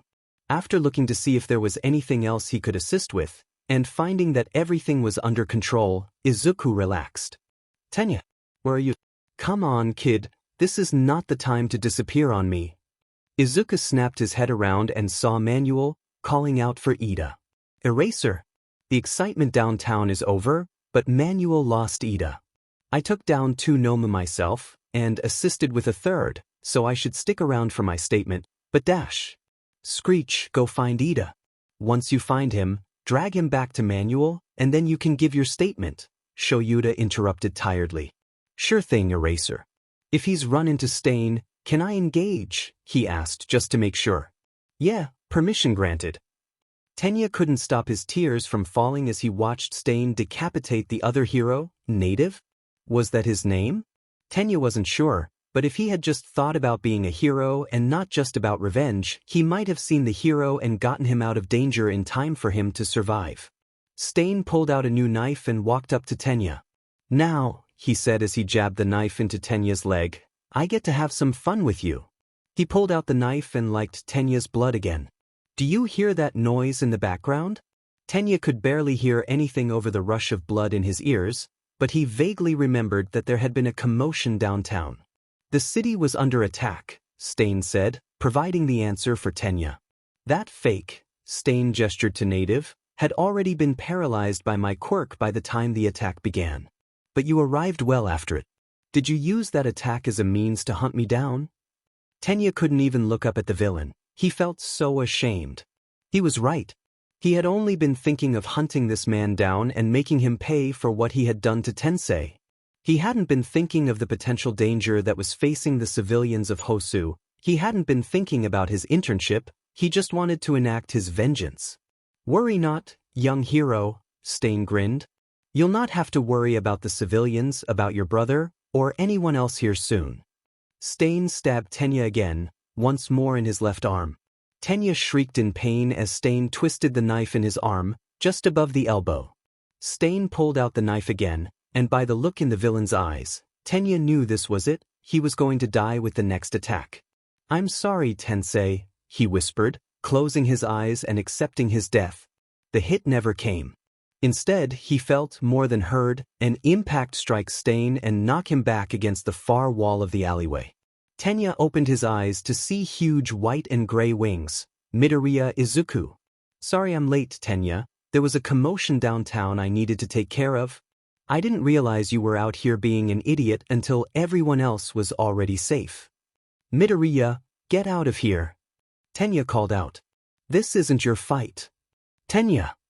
Midoriya said, steel in his voice. When we are out on the field, you are to use our hero names. It doesn't matter if you know my civilian name, you are not to use it while on the field. Honestly, that's one of the first things Eraser Sensei told us when we were leaving for our internships. That's right, Tenya hadn't informed any of his classmates that he had decided to take on his brother's name. Sorry, Screech, Tenya amended himself. But that doesn't change anything. This isn't your fight. And that's where you're wrong, Midoriya said, extending his staff, still glaring at Stain. Eraserhead and I both knew you were going to pull something like this. My entire role for this week was to watch you and make sure you didn't do anything dumb. He glanced briefly at Tenya. And oh look, you did the dumb. He looked briefly at Native's corpse and pursed his lips. So, you were here protecting this fake? Stain sneered. You did a wonderful job of it, he taunted. I am aware, Midoriya whispered. I thought he'd have enough sense to make his way to the crisis and help there. The evacuations could have used him there. Stain pulled out a katana and grinned at Midoriya. Regardless of your reasons, you are protecting a fake hero, one that I have deemed deserving of being called. Stand aside, unless you wish to join him in death. Midoriya sighed. While I do wish that some days, today isn't one of them. He shifted his grip on his staff. I'm going to stop you. Izuku blocked the strike from Stain's katana with his staff, and with a quick snap of his wings, distracted Stain just enough to get a quick swipe at his arm with his talons. Stain was quick enough to be able to avoid getting the tendons in his arm cut, but Izuku's talons still did some damage.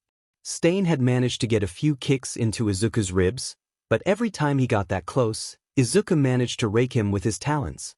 Izuku was sure he had managed to nick an artery with how much the villain was bleeding, but that wasn't slowing him down at all. The two continued to trade blow after blow, and Izuku refused to let himself be cut.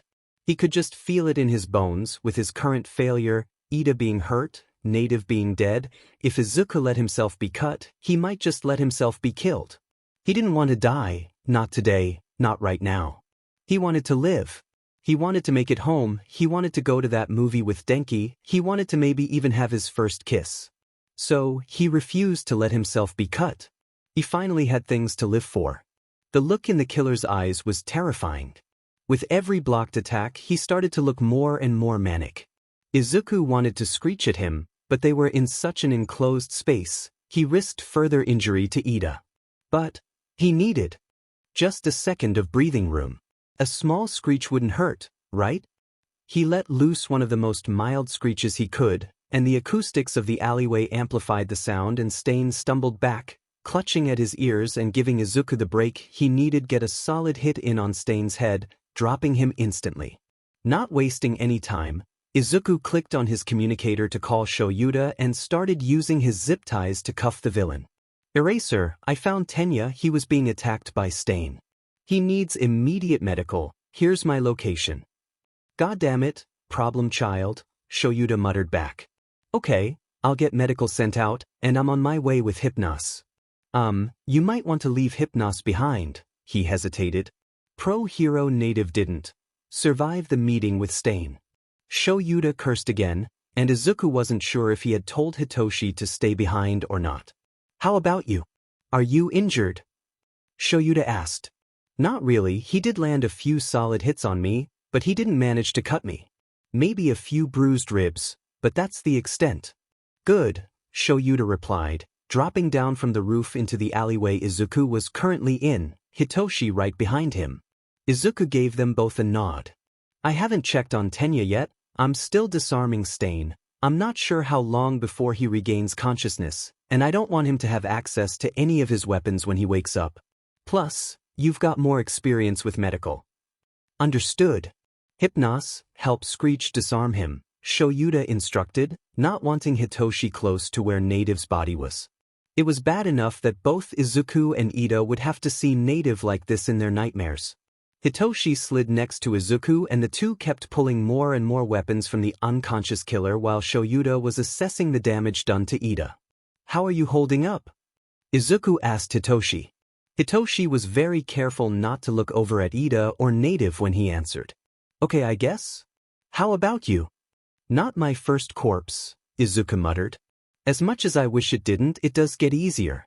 It's easiest when you're not the one who put it there, though. Hitoshi remembered the aftermath of when Izuku killed the Nomu at the USJ, and then put his arm around him, pulling him close. Are you going to be okay later? Hitoshi whispered, sure that Izuku had killed some of the Nomu downtown before he came after Ida. Izuku looked up at Hitoshi quickly before he continued looking for more weapons on the unconscious killer. I don't know. Maybe not. He sat back, not able to find any more blades. Don't be surprised if I cling to you or Dad tonight. Izuku and Hitoshi were sitting in the waiting room with Shoyuta nearby, leaning back in his chair and attempting to nap. Izuku had heard how the EMTs were reacting to Ida's arm, and from what they were saying, it didn't seem as though Ida would be able to keep his arm. As soon as Izuku had heard that, he begged Shoyuta to let him stay until they found out for sure about Ida's condition. Shoyuta reluctantly agreed, knowing that he'd have to call Tensei once he had more information. When they had first gotten to the hospital, Shoyuta had been on the phone with the police chief, and from what Izuku could hear, the chief was trying to get the credit for both the incident with all of the Nomu and with Stain given to Endeavor, since it wasn't possible for a student to have been able to do as much as Izuku had done, but Shoyuta was adamant that Izuku had really been the one to defeat both the Nomus and Stain. The chief only relented when Shoyuta threatened to have Nedzu pull up security footage from the city to prove that his student truly did achieve what he had said he had. But then the chief had started speaking about how he should be arrested for vigilantism, since he didn't have permission to use his quirk in public, which Shoyuta again shot down, as he had been careful to make sure Izuku did indeed have permission to use his quirk to both assist in the defeat of the Nomu and to protect Ida. Ida, however, would be punished for his actions. Regardless of his medical outcome, he would have a mark of vigilantism on his record. Shoyuta had called up Nedzu and asked if they'd be able to enroll Ida in the Vigilante reform program to get the black mark removed from his record, and Nedzu had said it would be up to Ida himself. If he wanted to try to make amends for his actions, then Nedzu would see about getting him enrolled in the program, but if he decided to give up on heroics, then he would be transferred to general education. Izuku took Hitoshi's hand and started absently playing with his fingers. He was starting to get really impatient about waiting for Ida's condition. He could remember seeing Stain twist a knife that was lodged deeply in Ida's arm above the elbow and a large and bleeding gash in Ida's lower leg. Izuku had started making impatient chirps by the time the doctor finally came out to talk to Shoyuta. Technically, Izuku and Hitoshi weren't supposed to hear what the doctor was saying, but Shoyuta purposely didn't walk too far away from the boys, close enough for Izuku to still hear what the doctor was saying, but far enough for the doctor to think they were speaking privately. Ida's arm had indeed been amputated, for inches above the elbow, and he was going to need a few more surgeries and possibly months of physical therapy before he'd be able to put any weight on his leg. He was not expected to be able to use the engine in his left leg ever again. Shoyuta joined Izuku and Hitoshi again, and instead of going back to his chair to try to nap, he pulled Izuku into a hug, knowing just how hard that was going to hit his son. I failed him, Izuku whispered to Shoyuta, face buried in the capture scarf and tears starting to fall. No, Shoyuta said calmly. You didn't fail anyone, Izuku. You did just as you should have, you prioritized the situation correctly. The city was under attack, and if you hadn't made that your main focus, so many more people would have gotten hurt or killed tonight. You did everything correctly. I'm proud of you. But Ida won't be able to be a hero anymore, Izuku managed to say through his tears. Shoyuta ran his fingers through Izuku's hair in a soothing motion. I know, Izuku, I know. But as callous as it sounds, that is his own doing. He knew the city was under attack, and instead of doing his duty, accompanying his mentor to see where he could help most, he chose to seek out a battle he had no hope of winning. If I had just stayed with him, Shoyuta tapped him sharply on the head, causing him to chirp in surprise. You acted correctly, Izuku. Don't doubt your actions. You are on your way to being an amazing hero, but not even you can be in two places at once. You were where you needed to be most, and you managed to reach Ida in time to save his life. That is all that we can ask of you. Shoyuta tilted Izuku's head up so he could look him in the eyes. You did everything you possibly could in this situation. Ida is alive, and that is thanks to you. Okay. Izuku buried his face back into Shuta's capture scarf, but his tears had stopped falling. Tenya stared at the stump where his arm had once been. He should be dead. If it wasn't for Midoriya's interference, Tenya would be dead. He wasn't sure how he felt about this. He had let his brother down. He had let his family down. The name of Ingenium would die now, no longer having a hero to be tied to it. The doctor told him that his left engine was going to be useless from here on out, and he'd likely not be able to walk for months, at the bare minimum. Tensei was going to be so disappointed in him. UA student in turn instrumental in protecting Hosu City. Thursday evening, Hosu City came under attack by creatures created by the League of Villains. These creatures were causing serious damage to the city and were attacking the civilians as well as the heroes. While some of the heroes on scene, such as Endeavor, were able to handle the creatures on their own, others were not as fortunate. These creatures were extremely durable to most attacks that were aimed their way. Fortunately, these creatures were not able to stand up to the UA student intern who dropped from the sky almost as thoughts sent from the gods. This student, who is aiming for a career in the underground heroics field so will remain nameless, has an avian quirk and was able to attack these creatures from above where they seem to be weakest. Bakugou Katsuki angrily clicked out of the article. That DMN, useless, FING Deku. How dare he show up Katsuki like this? First, he has the ball to get into UA when Katsuki FANG told him not to apply. And then he goes and throws Katsuki out the goddamn building and gets him expelled. Now Katsuki is back in the Aldra school system, and he's become the laughingstock of the entire FING neighborhood. He was supposed to be the one who got out of that hellhole and made something of himself. But no, thanks to Deku put a FING black mark on his records, so none of the other hero schools would accept him. Shiketsu wouldn't take him, Ketsubutsu wouldn't take him, not even that lame but Seijin would take him. And it was all Deku's fault. Growling, Katsuki opened the next article from the day before. UA student responsible for arrest of hero killer, Stain. Thursday evening, while Hosu City was under attack, hero killer, Stain, known for his murder of 17, recently updated to 18, known pro-heroes, and crippling 24 others to the point of being unable to make a full recovery, was apprehended by a UA student with an owl quirk. While the city was recovering from an attack from the League of Villains, the hero killer was hunting for a victim.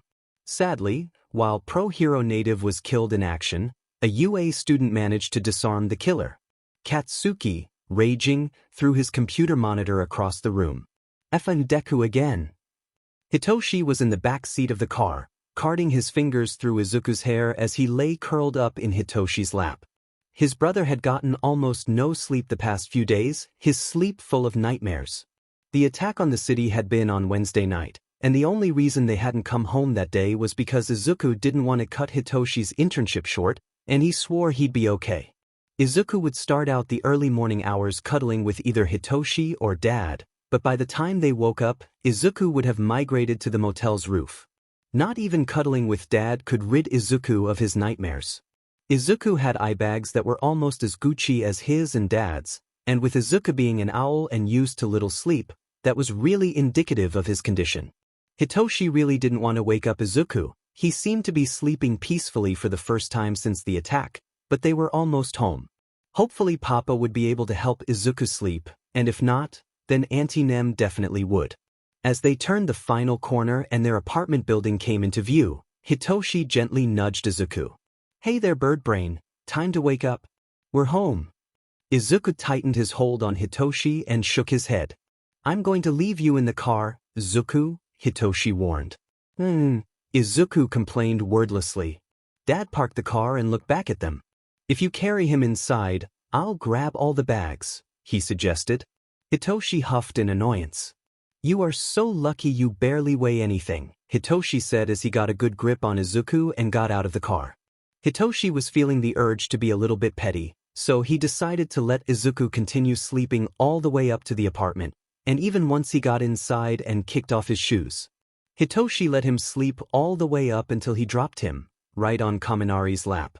Izuku jolted awake from the sudden drop with a surprised squawk and looked around. His eyes met up with Kaminari's and he hooted before wrapping his arms around him and burying his face in Kaminari's chest. "I didn't think you'd still be here," he mumbled into his chest. Kaminari wrapped his arms around Izuku. "Of course I'd still be here. Internships aren't officially over until tomorrow, so I'm staying the night." Kaminari started playing with Izuku's hair. "Besides, I've heard you had a bad few days, and I told you I'd be here for you, so if you want to talk, or just snuggle, I'm here." Hitoshi heard Izuku hoot quietly, and then decided to give them privacy. He picked up his bag from where Dad had dropped it and wandered back to his room. He also had a boyfriend to talk to. Denki smelled nice, like thunderstorms, a unique mix of fresh rain and lightning. Izuku had always loved the smell of a thunderstorm and would always open his window to let in the smell or fly to the roof to enjoy it. He nuzzled further into Denki's hold and sighed in contentment. "How was your internship, Denki?" Izuku asked. "Mine was a little too exciting to talk about tonight, but I want to hear about yours." Denki ran his fingers through Izuku's hair. "It was great," he answered. "I'm so glad you talked me into going with Mike-sensei. I learned so much." And he gave me these books on electricity. There was so much in there I didn't know before. Like, did you know that using a higher voltage doesn't necessarily mean more power? Oh. Izuku tilted his head up, so he was still leaning against Denki but now looking at him. "Tell me all about it."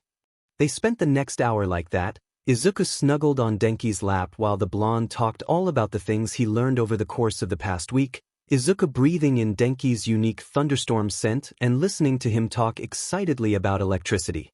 As Izuku buried his head more into Denki's chest, before he felt himself drifting off to sleep, he couldn't help but to think, "I don't know why Dad complains about loud blondes so much.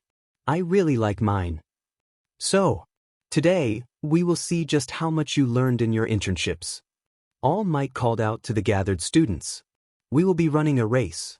But not just any race, no, a rescue race. Ground Gamma here is the perfect setting for this race." All Might gestured to the fake city behind him. "I will be situated somewhere within, and you will be tasked to locate me." The students muttered to themselves excitedly, but no one was willing to use the word fun. They had been traumatized enough by Aizawa, thanks. Izuku was bouncing on the ball of his feet as All Might separated the students into groups, based solely on their mobility levels, and then took off into the city to wait for his rescue. Izuku's group was comprised of himself, Hitoshi, Shiro, and Shuto. If he flew, he'd win the race, no question, but Izuku wanted to see how he'd fare if he ran it without flying. He was sure he'd lose, but by how big of a margin? He looked at the others he'd be running this race with. He couldn't use Hitoshi to get anywhere faster. His scarf was a great mobility aid, but he kept it with him, the same way Shoyuta did. But Shiro, he'd be leaving bits of tape everywhere. Maybe Izuku could use his tape to help him? And Shuto would likely create frozen pathways. Izuku could likely follow those. With a firm plan in mind, Izuku took his place at the starting line. As soon as the electronic buzzer signaled the start of the race, all 4 teens took off, Hitoshi very quickly taking the lead with Shiro hot on his heels.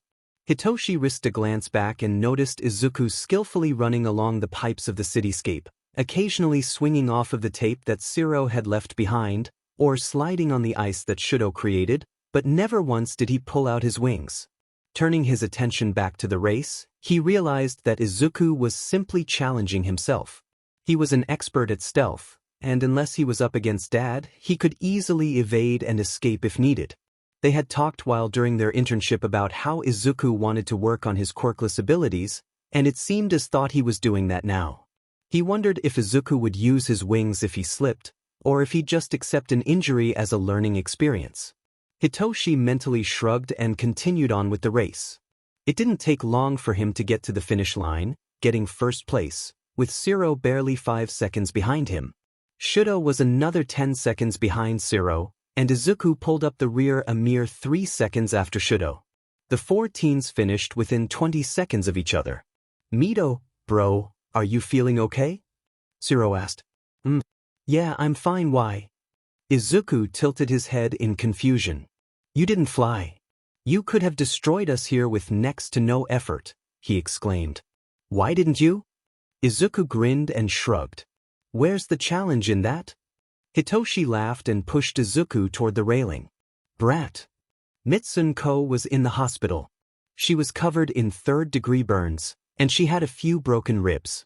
According to the doctor, some of the burns on her face were going to scar. Ko couldn't stop the tears from falling if she tried. All she had done was try to cheer up and maybe befriend the boy who had transferred into her class. Ko had heard that Bakugou had been expelled from UA in his first week, so of course he'd be unhappy with being in Aldra High School, but it had been a few weeks and he was still snapping at all of their classmates. He was angry and bitter, and Ko wanted to help. Her quirk was called Balloon Animal, and it enabled her to be able to create balloons and fill them with helium from the empty holes in her palms. She was planning to pursue a career with kids, maybe as a clown or for a party company, something like that, but today she had wanted to cheer up her classmate. She had made him a cute little Pomeranian balloon dog, hoping to get maybe a smile or a laugh. Instead, she got a face full of explosions. Suspended for 1 week. This is the first time he'd ever been suspended. No one had ever had the ball to suspend him before. What was different this time? "I hurt her," Katsuki thought to himself. And he had hurt her. He saw the burns, he knew how hard he had punched her, he had heard her ribs crack. But it's not like he'd never done that before. She wasn't the first classmate he'd hurt, and she probably wouldn't be the last. So, what the F was the problem? Katsuki let explosions fill his hands, and the release felt so good. Besides, the extra deserved it. She was looking down on me. And she was. Why the F else would she give him some stupid balloon? And with that stupid look on her face, too. She was pitying him while he showed her. Katsuki threw an explosion at the wall, leaving a dent in the specially fortified metal walls his room was made of. He grinned ferally at the dent in the wall and added another. He had destroyed that stupid but dog thing, then beat the ever-loving sheet out of her. "90 extra, that'll teach her not to look down on him again. A hero shouldn't do that," he thought, the voice in his head sounding a lot like Deku. Katsuki growled at that and let the sweat build up in his palms, not exploding.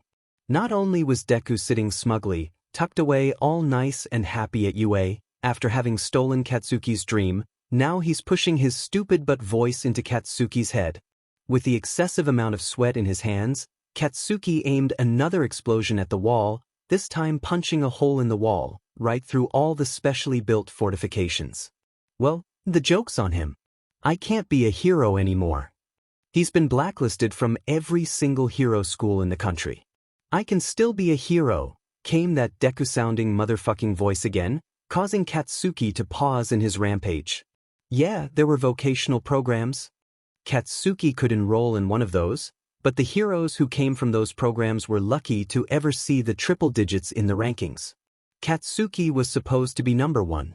He was supposed to be the top hero in the country, showing the world just how amazing he really was. But now, I never will be a hero, and it's all Deku's fault. Katsuki heard the doorbell ring, but whoever it was didn't matter to him. He just blasted another wall apart, this time in the hallway, and nowhere near as heavily fortified, so it crumpled instantly. After a few moments there were 2 police officers who walked up the stairs to confront him, with his palms still smoking, his parents behind them, both looking terrified. Why are they so scared? The confusion was enough of a distraction for the officers to get cuffs on Katsuki, canceling his quirk instantly, and he could see the relief visibly spreading in his parents. What? Were they scared of him? You stupid but beach. You really called the FNG cops on me? He shrieked at his mom. What the actual F-hag? That's no way to speak to your mother, his dad exclaimed, trying to sound stern, but the underlying fear made his voice waver. As Katsuki was dragged out of the house, he saw most of the neighbors standing outside their homes, watching as he was humiliated yet again. Izuku stretched as he stood up. His sessions with Inui-san were always tense, but he also always felt at least a little better afterwards. Today had been an emergency session. After going the week, seeing Ida's empty desk, Izuku felt he couldn't wait for next Wednesday, so here they are, meeting on Saturday. They had discussed the events in Hosu. Izuku was still blaming himself for Ida's condition and Native's death, but Inui-san was able to help him to see things more from the perspective that Shoyuta had tried to get him to see. Izuku acted correctly, his priorities were dealt with perfectly, and as good as he is, he can't be in multiple places at once. It still hurt, especially when he remembered that Ida had lost his arm and the use of his quirk in one of his legs, but he had to remind himself that he was still alive. If Ida wanted, he could probably get some support gear and manage to return to the hero course. The rest was up to him. Izuku had opened the door to Inui-san's office and saw Shoyuta there waiting for him. As Shoyuta stood up, Izuku leaned into him, silently demanding a hug which Shoyuta was more than willing to supply. Aizawa, Izuku and I discussed this, but I think it would be beneficial to him to move these sessions from every other week to twice weekly for now, Tuesday and Thursday. Would that work for you? Inui-san asked. Shoyuta ran his fingers through Izuku's curls and nodded. Yeah, that's fine. And if I'm not able to pick him up, he does have his flight license, so he can bring himself home if needed. Inui-san nodded. On that note, I'll see you on Tuesday, Izuku. Have a good rest of your day, pup. Thank you, Inui-san. Izuku smiled as he left with Shoyuta. As Izuku got into the front seat of the car, Shoyuta turned to him. Feeling better? Izuku nodded. A little bit. I mean, I still feel I should have been able to do more, but I understand that what happened wasn't my fault. We discussed it, and neither of us could think of anything that I could have done differently that would have ensured everything worked out as well as they did. Izuku sighed. That's actually why we're moving these sessions to twice weekly. Inui-san says that I need to get it through my thick skull that when bad things happen during a crisis, it's not my fault if I can't stop it all, and that blaming myself is a great way to burn out before I even make my debut as a hero. He's right, you know, Shoyuta said quietly as he started the car. That's something every hero needs to learn. You just so happen to get to experience this early, but all of your classmates will experience this sooner or later.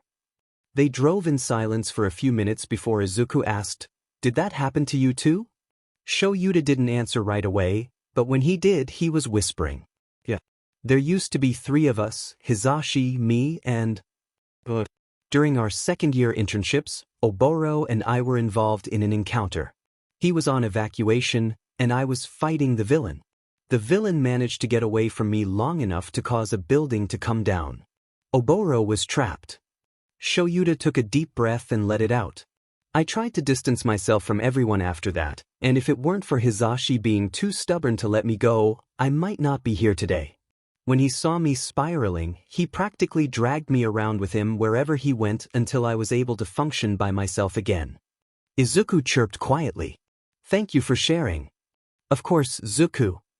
Shoyuta reached over and ruffled his hair. Now, enough depressing talk, how about we get some lunch before we head home? So, we are totally doing a double date this weekend, Denki suddenly declared on Wednesday at lunch. We've been working really hard, and we deserve a break. Shudo slurped up a soba noodle and raised an eyebrow. A double date? Yeah. You and Hitoshi, and me and Izuku. Come on, it'll be fun. Denki pleaded. Hitoshi glanced at Izuku with a questioning look. You up for this?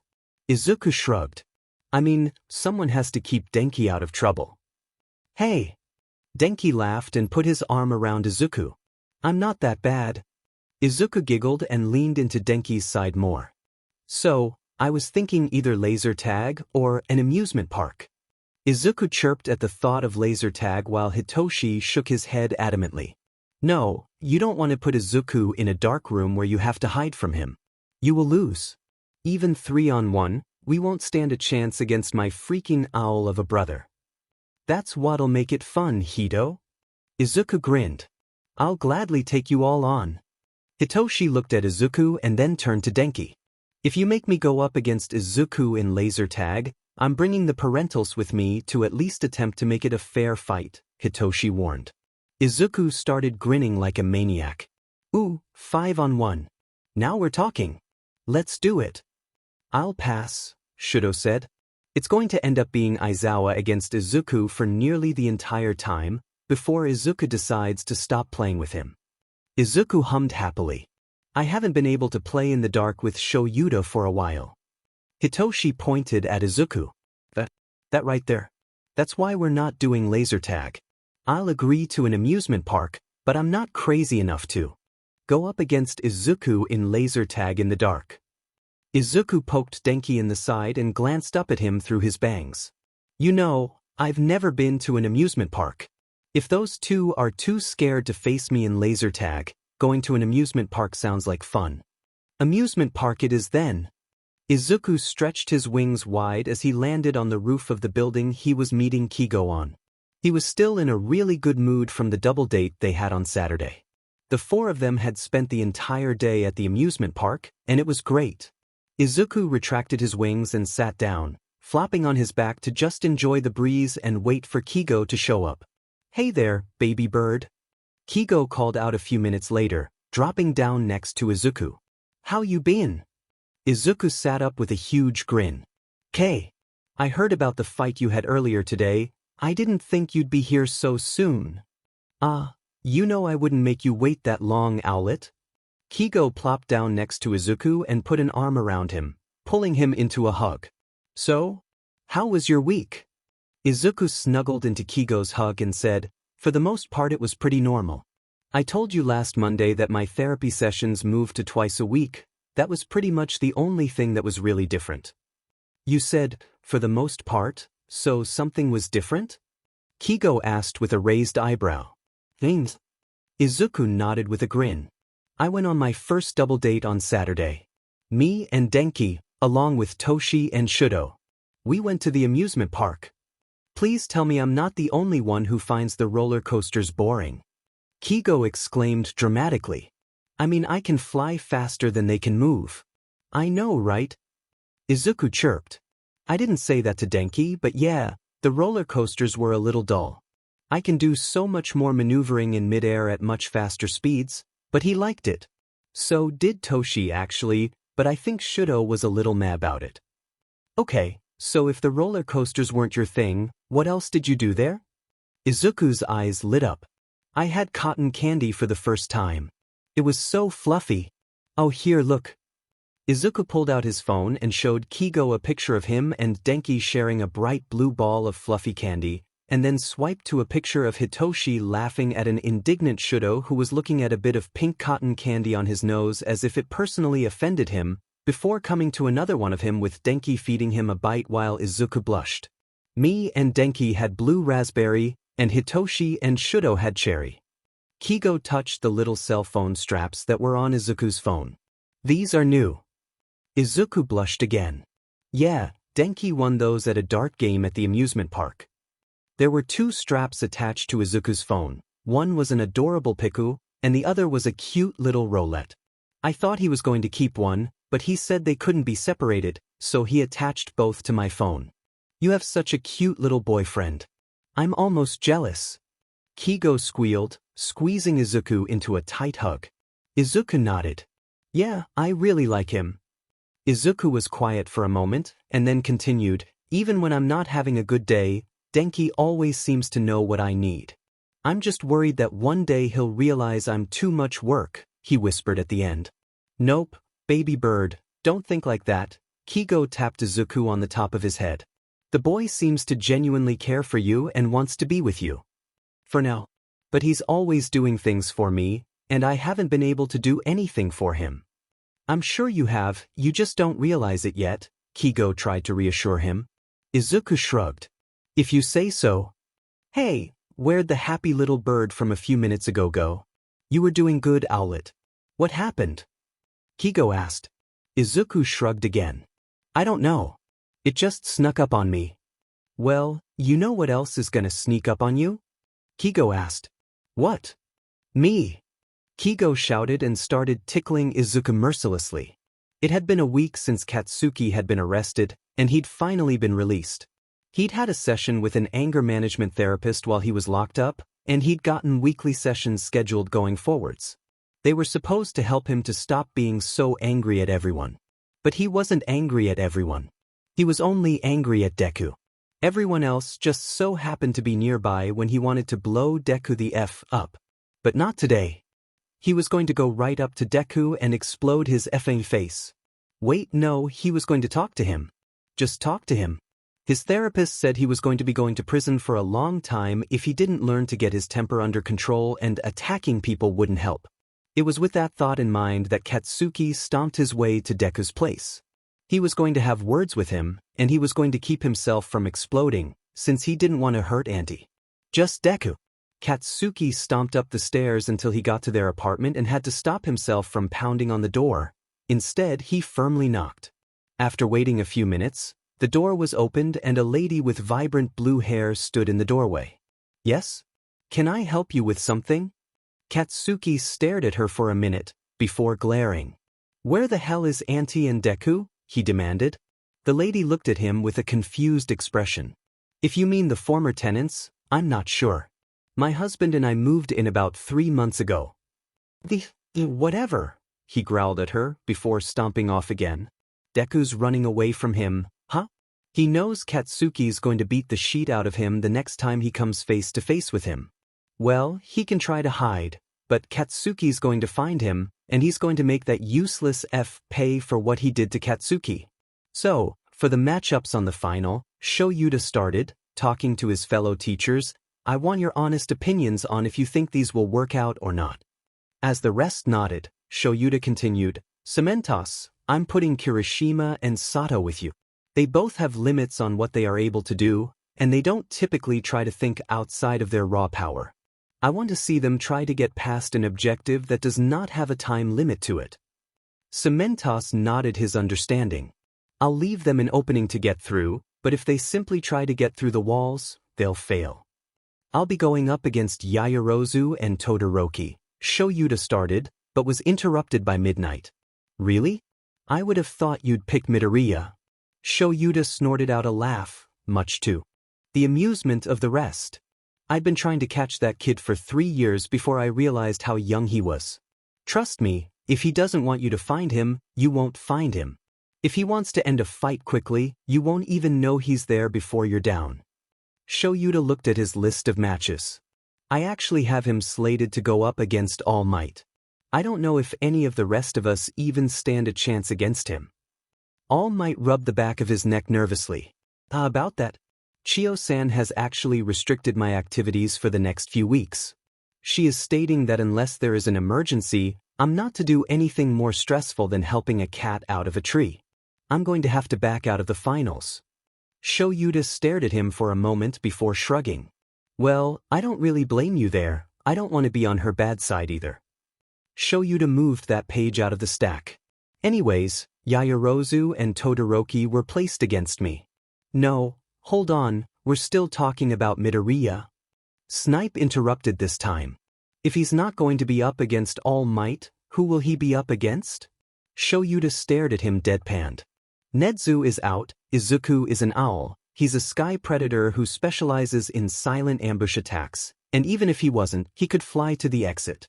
Power loader, same issue, Izuku isn't tethered to the ground, Majima can't touch him. He'll just flap his wings a few times and blow Nem's gas away. He's got a mutation in his ears that protect him from loud noises, so Zashi's almost useless against him. He's fast enough to avoid 13's black hole, he won't hold back his Screech against Ectoplasm's clones, and if you shoot my son, Snipe, you deal with me. The entire staff was silent for a few moments as they all processed that. Ectoplasm was the one to finally break the silence. Then who's he going to go up against? The students all stood in front of their teachers, decked out in their costumes and ready to take their practicals. Izuku kept bobbing his head back and forth, side to side, gaining a few curious gazes, before Denki finally poked him. "What are you doing?" he whispered. "They don't add up," he muttered distractedly. "What doesn't add up?" Denki questioned. "Heartbeats to people. 18 students, 7 teachers. That should be 25 heartbeats. I'm counting 26. Izuku's head bobbed again. "Where's the extra one coming from?" "That's the cutest thing I think he's ever done," Hitoshi whispered to Shudo, his phone out recording Izuku's head movements. "I'm totally sending this video to Dad." Izuku finally let out an excited chirp and stopped his head bobbing. "Oh, okay, that makes sense now." He only grinned when everyone looked at him questioningly. Shoyuta stepped up to address the students. "Today is the day of the practical portion of the final. I'm assuming some of you have managed to figure out what the final consists of, right? We're fighting robots." Ashido and Siro called out together. "Wrong." Nedzu popped up out of Shuda's capture scarf and showed off his favorite evil grin. "Oh, that's where the extra person was?" Denki looked to Izuku, receiving a confirmation nod. "While in past years, students have fought robots in the finals, we've decided that with all of the incidents that your class have come across this year, we want to prepare you further for the future. This year, you will be facing against the teachers." Denki and Hitoshi quietly cursed at this and prayed they wouldn't be up against anyone too difficult. "The matches will be as such," Shoyuta continued. "Kirishima and Sato against Cementos, Yaoyorozu and Todoroki against me, Azui and Tokoyami against Ectoplasm, Hagakure and Shoji against Snipe, Siro and Shinso against Midnight, Uraraka and Aoyama against 13, Jiro and Kota against Present Mike, and Ojiro, Kaminari, and Ashido against Nedzu." Shoyuta looked up from his list at the students. "Any questions?" Izuku hesitantly raised his hand. "Ugh. You didn't say who I was going to be up against." Shoyuta stared at Izuku and twitched his lips into a smirk. No, I did not." Nedzu giggled at him and exclaimed, "Midoriya passes by default." As one, the entire class erupted into shouts of disbelief while Izuku just looked at them and blinked. "Why?" Izuku asked when the noise calmed down. Snipe was the one to reply this time. "Realistically, I'm probably the only one up here that can stand up to you in a fight, but that's only if I spot you first. And erasers already threaten my kneecaps if I actually shoot you." Izuku blushed bright red. I'm not that good, am I?" Nedzu cackled.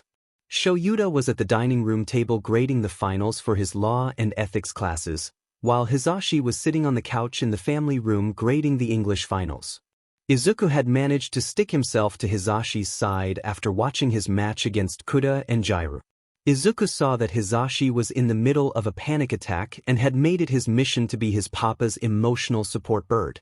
Izuku knew that Hizashi was mostly okay now, but since he hadn't loosened his grip on Izuku, he decided that he was still going to stick to him.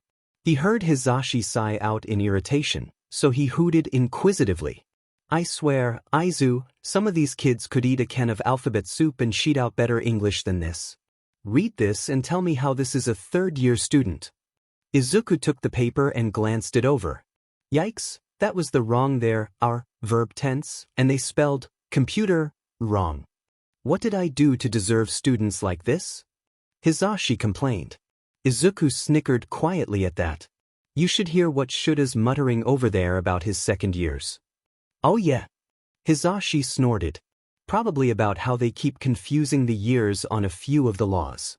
He did on a few, yeah, but he's currently rethinking his life choices since one of his students apparently thinks murder is legal, so long as the victim is over the age of consent? Izuku shrugged as Hizashi sputtered and looked over to Shoyuta, who was indeed staring at the paper in his hands with a look of mild horror. Oh, my poor Shoyuta.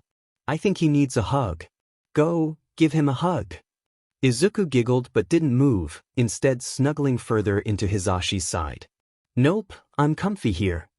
Fair enough, Hizashi chuckled and squeezed Izuku tighter for a moment. Izuku hadn't gotten up to hug Shoyuta because Hizashi's grip on him still hadn't loosened. He was putting on a front about having completely gotten over the events of the day, but he still hadn't. Hisashi focused on his next student's final. Izuku let his eyes drift closed. He was about to attempt a nap when he heard Toshi in his room on the phone with Shudo. Izuku chirped quietly in annoyance, wishing he had music or something to distract him from their conversation. I still can't believe Shiro just dashed into that fight like that. I told him that Auntie Nem was a lot better of a fighter than she portrayed herself as, but no, he felt that he could take her. Hitoshi was complaining to Shudo. Shudo hummed in amusement. She does give off a very convincing aura of ineffectiveness. Most people do underestimate her. Yeah, and that's when she strikes. I tried to explain that to Shiro, but the boy didn't even close his helmet for the exam, so when she unleashed her gas on us, he went down hard. Toshi sighed in annoyance. I'm just glad Dad was able to convince me to get my persona cords situated with an emergency gas mask. I don't even want to talk about your dad right now, Shudo groaned. I nearly failed my practical against him. Hitoshi laughed quietly. I told you that you rely on your quirk too much, babe. Izuku shook his head a little and sat up. I'll be right back, Papa. I'm going to get some headphones. Hisashi pet his head for a moment and kissed his forehead. Could you grab a water for me on your way back? Sure. For extras. There were 4 extras who just wouldn't leave him the F alone. He was trying to be patient, but they couldn't just leave it alone. They knew how he'd react, and they just had to push all of his buttons until he snapped. They just had to make him snap, didn't they? If they want him to snap, then Bakugou Katsuki will show them just how far he'll snap. Hataru Aika, Kurumunashii Nene, Hoshino Haya, and Harada Kichi were all now in the hospital. Principal Nishikawa Yoshiro was holding a meeting with Katsuki and his parents, and Katsuki was glaring at the principal. It was eerily similar to the meeting at the beginning of the year when his parents were called in to speak with Principal Nedzu. He was about to be expelled again, wasn't he? The hag looked at the principal and with a sigh of defeat asked, What has my brat done this time? What the F-hag? I didn't do anything. Katsuki yelled. They were talking sheet, so I put them back in their place. Katsuki, Principal Nishikawa said, they weren't talking to or about you. Yes, if they were. They were talking about UA right in front of me. They were purposely taunting me.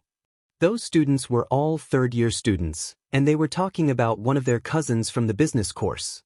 Principal Nishikawa exclaimed. There are hundreds of students who attend UA, and not everyone in this school knows that you were once a student from there. Teach. Katsuki just aimed a glare at the wall. Principal Nishikawa turned his attention back to the hag. The 4 students are currently in the hospital, and 2 of them are in medically induced comas to help with their recovery. I'm sorry, but I cannot allow your son to remain in this school. This is the 2nd time he has sent students to the hospital. The hag hung her head and sighed deeply. I understand, Principal. What the F-? Katsuki yelled. This isn't even the first time I've sent people to the hospital. I've sent people to the hospital dozens of times back in middle school, and no one ever gave a sheet. Why do you all of a sudden care? Principal Nishikawa stared at him wide-eyed. This isn't the first time you've acted like this, and you were still accepted into UA? Yeah, because I'm the best there is. Katsuki snarled at the principal. Why wouldn't they accept me? I'm sorry, Katsuki, but your former schools have failed you. They should have attempted to correct this behavior long ago, before you got to this point. Your former schools failed you. Those words kept repeating on loop in Katsuki's head. What did that mean? His former schools failed him. By not stopping him from attacking others, including Deku? Well, not all of those times were while he was at school. A few heroes had even seen him and laughed at his displays. Even random other adults would praise him when he would beat up Deku. Your former schools failed you. No, they didn't. Katsuki glared at the quirk-canceling cuff his parents made him wear while at home. No one failed him. Katsuki wasn't a failure. Katsuki pulled out a paperclip and started to pick at the lock on the cuff. He'd show everyone that he wasn't a failure. Okay, so, I know you can't do a lot of flying when carrying someone, Denki mused while they were all eating dinner, having been over for a study session that lasted longer than originally planned.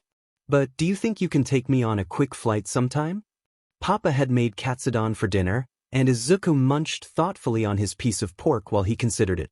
Well, my current weight limit for a quick hop is about 200 kilos, and you're well under that. You're what, 67? Almost 70, last I checked, Denki grinned. I've been gaining a lot more lean muscle since I started on Mike Sensei's workout plan. Izuku nodded. He had noticed that Denki was showing more defined muscles but hadn't wanted to say anything just in case it was just his imagination running away while fantasizing over his boyfriend. Not that he had fantasized about his boyfriend. Well, I can take you flying, but it really won't be as exciting as you'd probably want. Wait, Hitoshi interrupted. You refuse to take me flying. I call bullshit favoritism. Izuku stuck out his tongue at Hitoshi. Yes, it is favoritism. Denki's my boyfriend, not you. Plus, you're what, 90 kilos? Hard pass, we'd never get off the ground, Izuku teased. 80. You a-hole, Hitoshi laughed. Besides, you said your limit is 200. I demand a flight if Denki gets one. I've been asking longer. Izuku rolled his eyes and glanced over to Shoyuta and Hisashi. A little help here? Nope. Sorry, baby bird, but I want a flight too. Hisashi snickered. Same. If you're offering flights, sign me up, Shoyuta nodded. You guys are so big and heavy though. Izuku whined.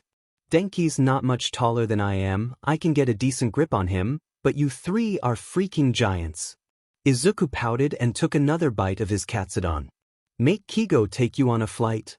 He's barely taller than you are, Zu, Hitoshi joked. At least he's got all of his adult feathers, he can carry more than I can.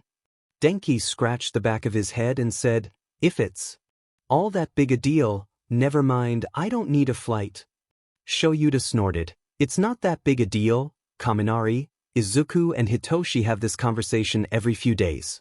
Besides, I'm probably going to make him work on his endurance during the camp, so he's going to be carrying people around the camp the whole time. What? Izuku stared wide-eyed at Shoyuta. I didn't consent to that. Hisashi hummed in amusement. Actually, you did, Izu, when you accepted your place at UA. Aspects of training to be determined by the homeroom teacher or heroics instructor, I believe, are the official terms used in the paperwork.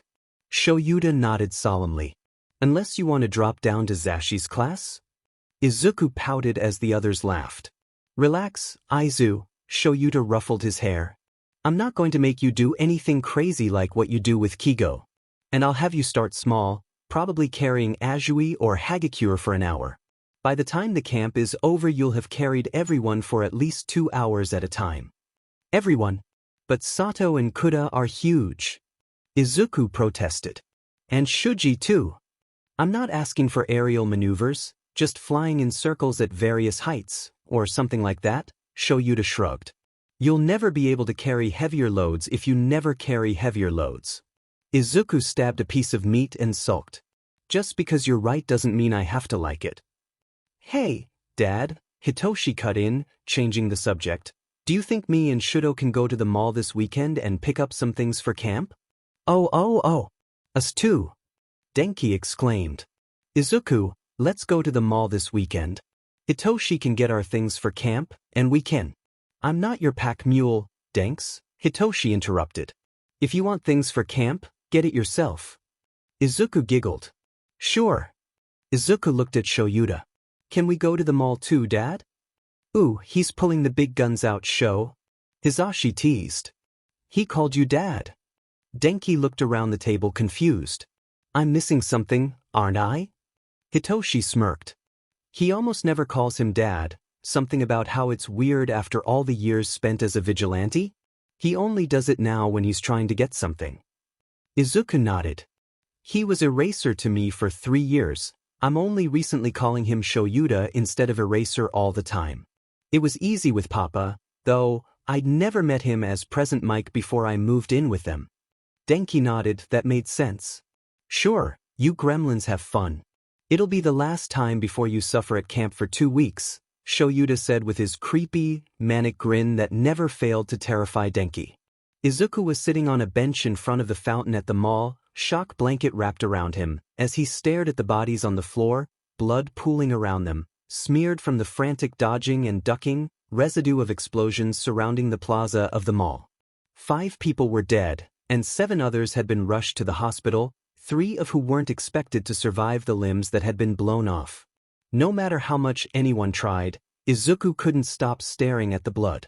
Those people were dead because of him. He had been the target. If he had only stood still and let himself be killed, those innocent people would still be alive. He thought there was someone rubbing circles on his back, but Izuku was too deeply immersed in his head to register his surroundings. We were just out on a date, me and Izu. We were doing some shopping for a school trip that's coming up, Denki was saying, giving his statement to the detective that had shown up on the scene. We had just decided to stop for lunch, and that's when we heard it. I don't remember his name, but he was the kid that was expelled from our class on the second day of school. Of the 5 bodies, 2 were adults and the other 3 were kids. One of them didn't even look to be in the double digits yet. All of this could have been avoided if Izuku would have just let himself be killed. Why did he fight back? He knew better than to fight back. The guy screamed out an insult, or maybe an old nickname. I don't know, but the name was Deku, and Izuku blanched and turned around to look at the guy who was storming up to us. Bakugou was always meaner when Izuku tried to fight back, or when he dodged. It had been so long since he'd seen him, that Izuku had almost forgotten just how powerful Bakugou was. Just how much he let his pride guide him.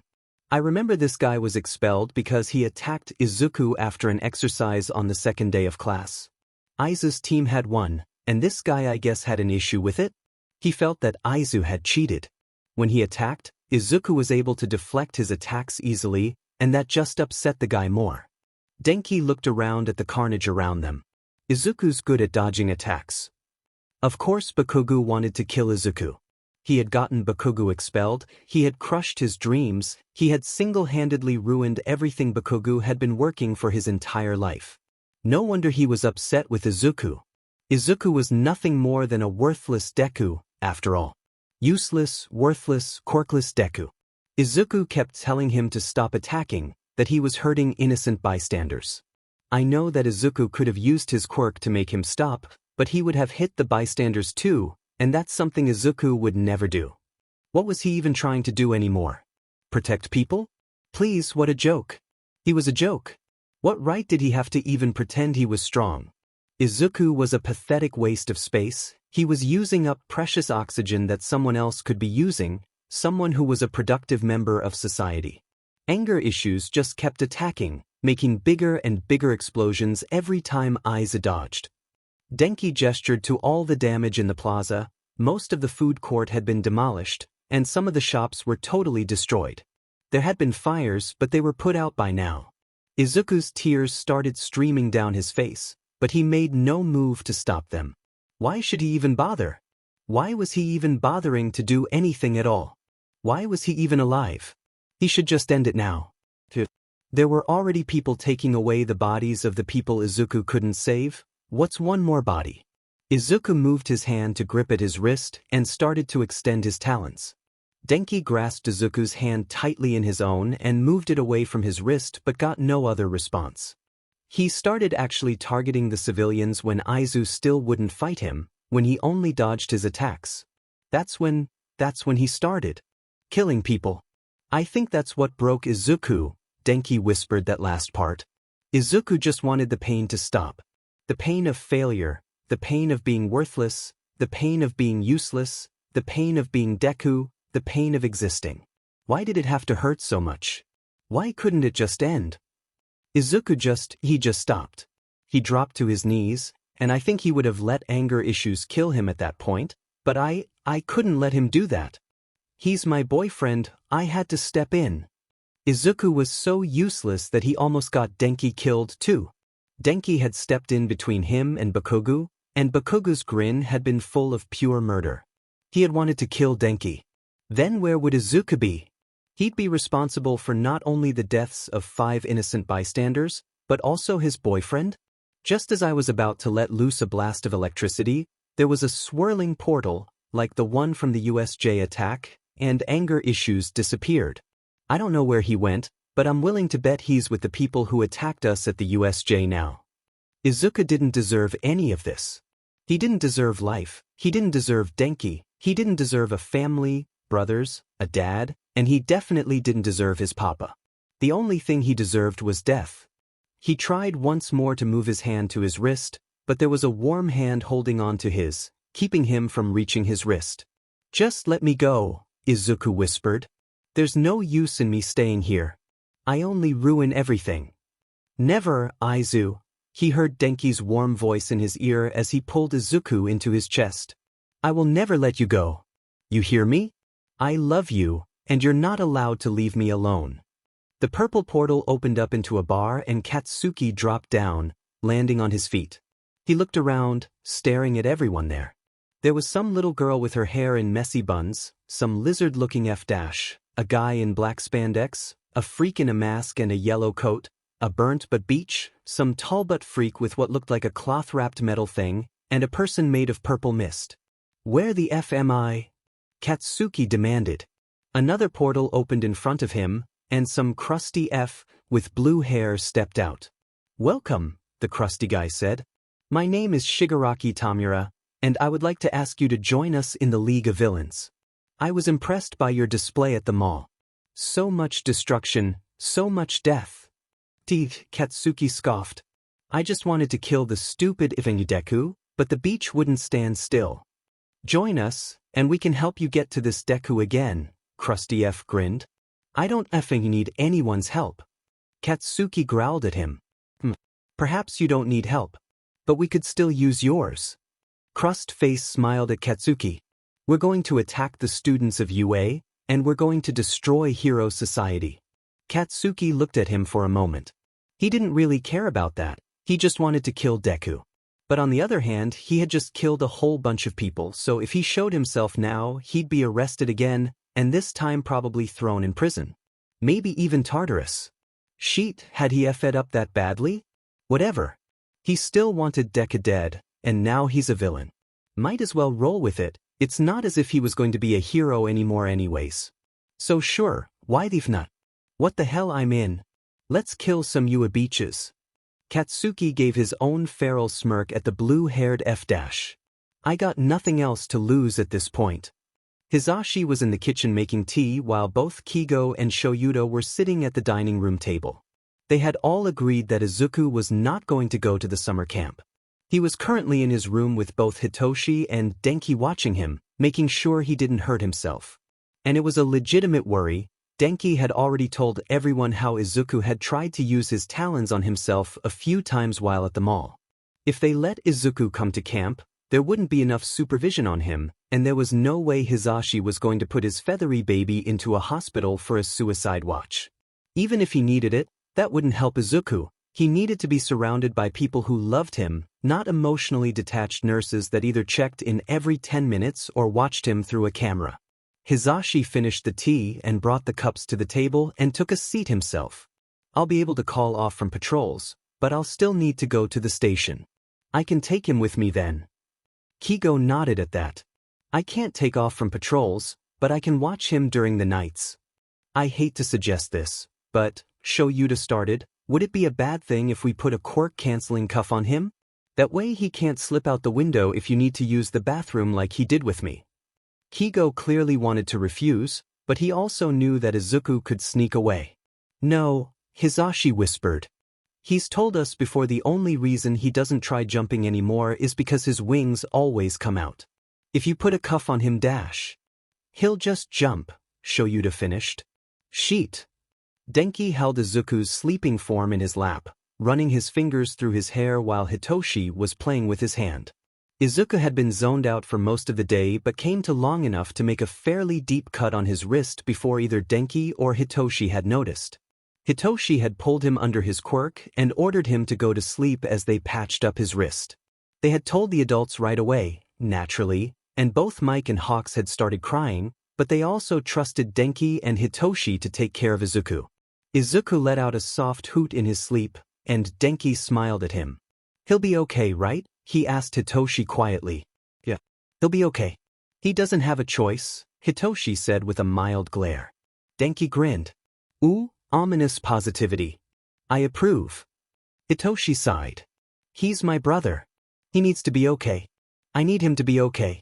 I've wanted a sibling for years, and now that I have one, I'm not letting him go. Denki nodded. I get it, man, I do. He started tracing Izuku's freckles with the hand that wasn't in his hair. Izu's just so kind, sweet, smart. I know we've only been dating for a little while, but I don't want to let him go either.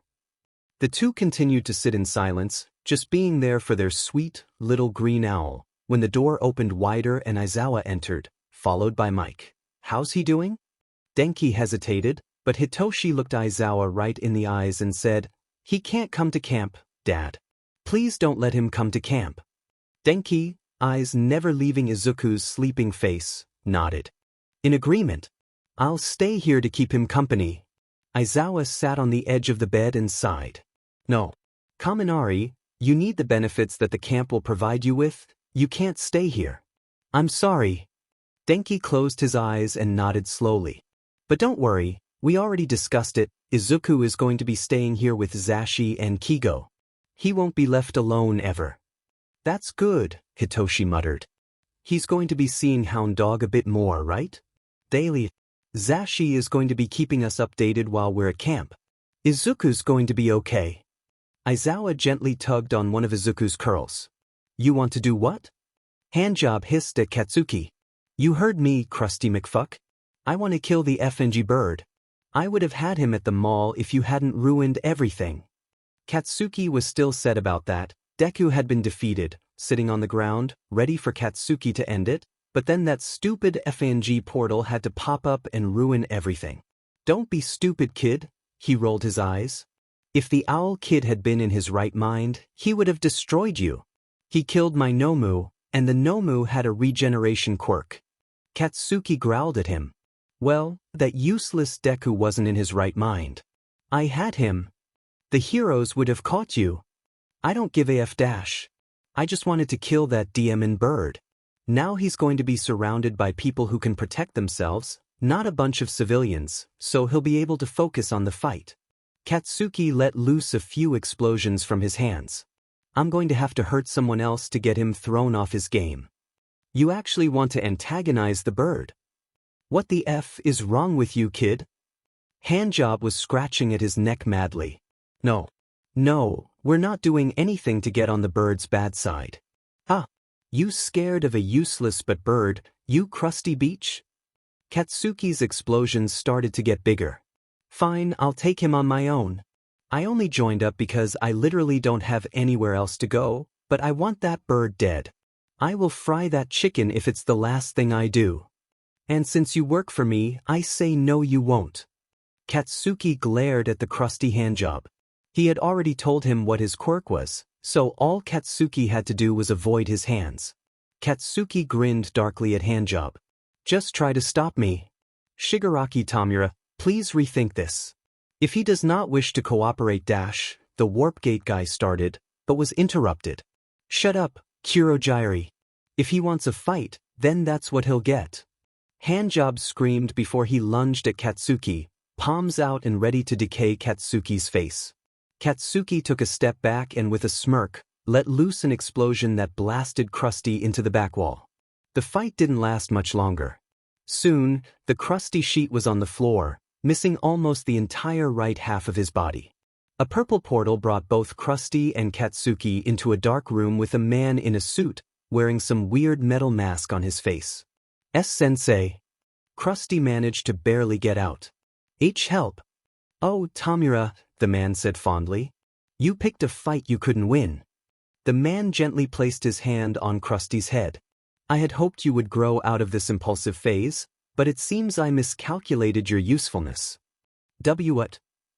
Krusty wasn't able to finish his sentence, his body finally giving out on him. The masked man turned to Katsuki, and Katsuki was sure the man was grinning at him, even though he couldn't see any part of his face. Well, no. It seems Tamura's League of Villains is in need of a new leader. Would you be interested? The man held out his hand to Katsuki. Katsuki grinned and took his hand. It's a pleasure to do business with you, Bakugou Katsuki.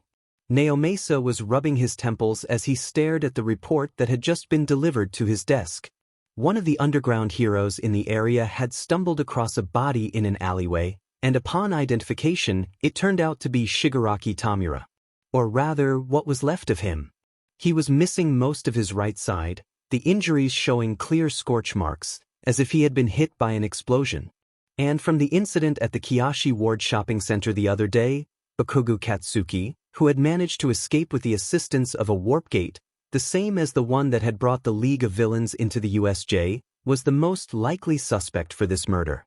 Perhaps Bakugou did not willingly join their ranks? Maybe he was attempting to be a vigilante? No, that didn't make sense. He killed innocent people at the mall. Perhaps they didn't see eye to eye and had a violent disagreement? Perhaps he was killed in an escape attempt? Naomasa didn't know what was going to happen next, but he was sure it wasn't going to be pretty. He sighed as he picked up the phone.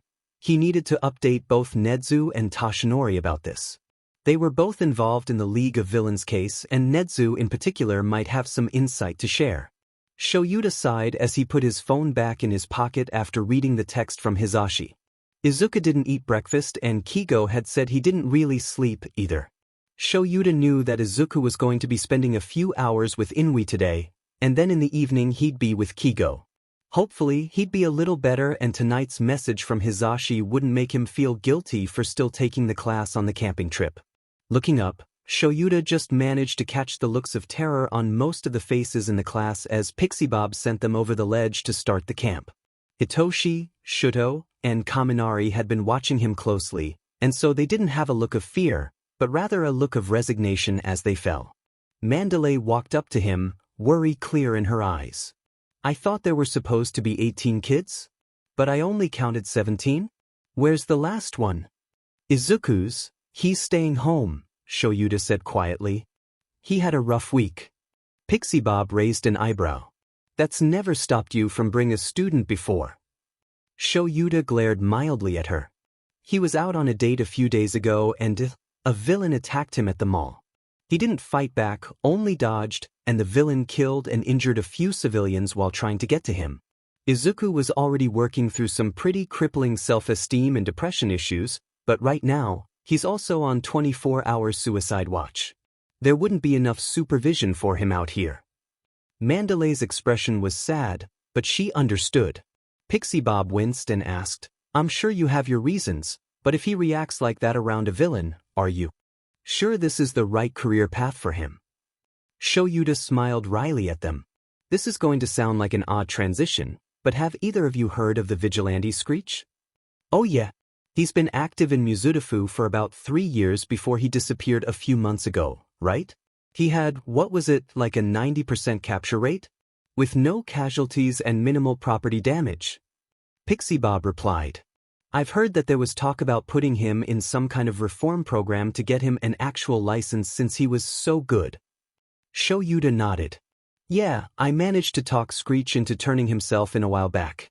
He lives with me now, and he only just recently turned 16.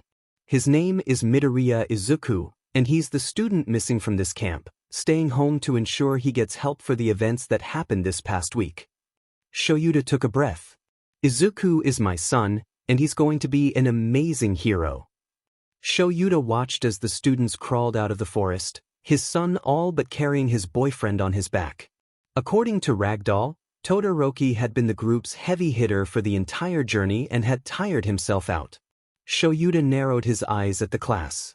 He knew Hitoshi wouldn't have taken advantage of Todoroki's power, but the others?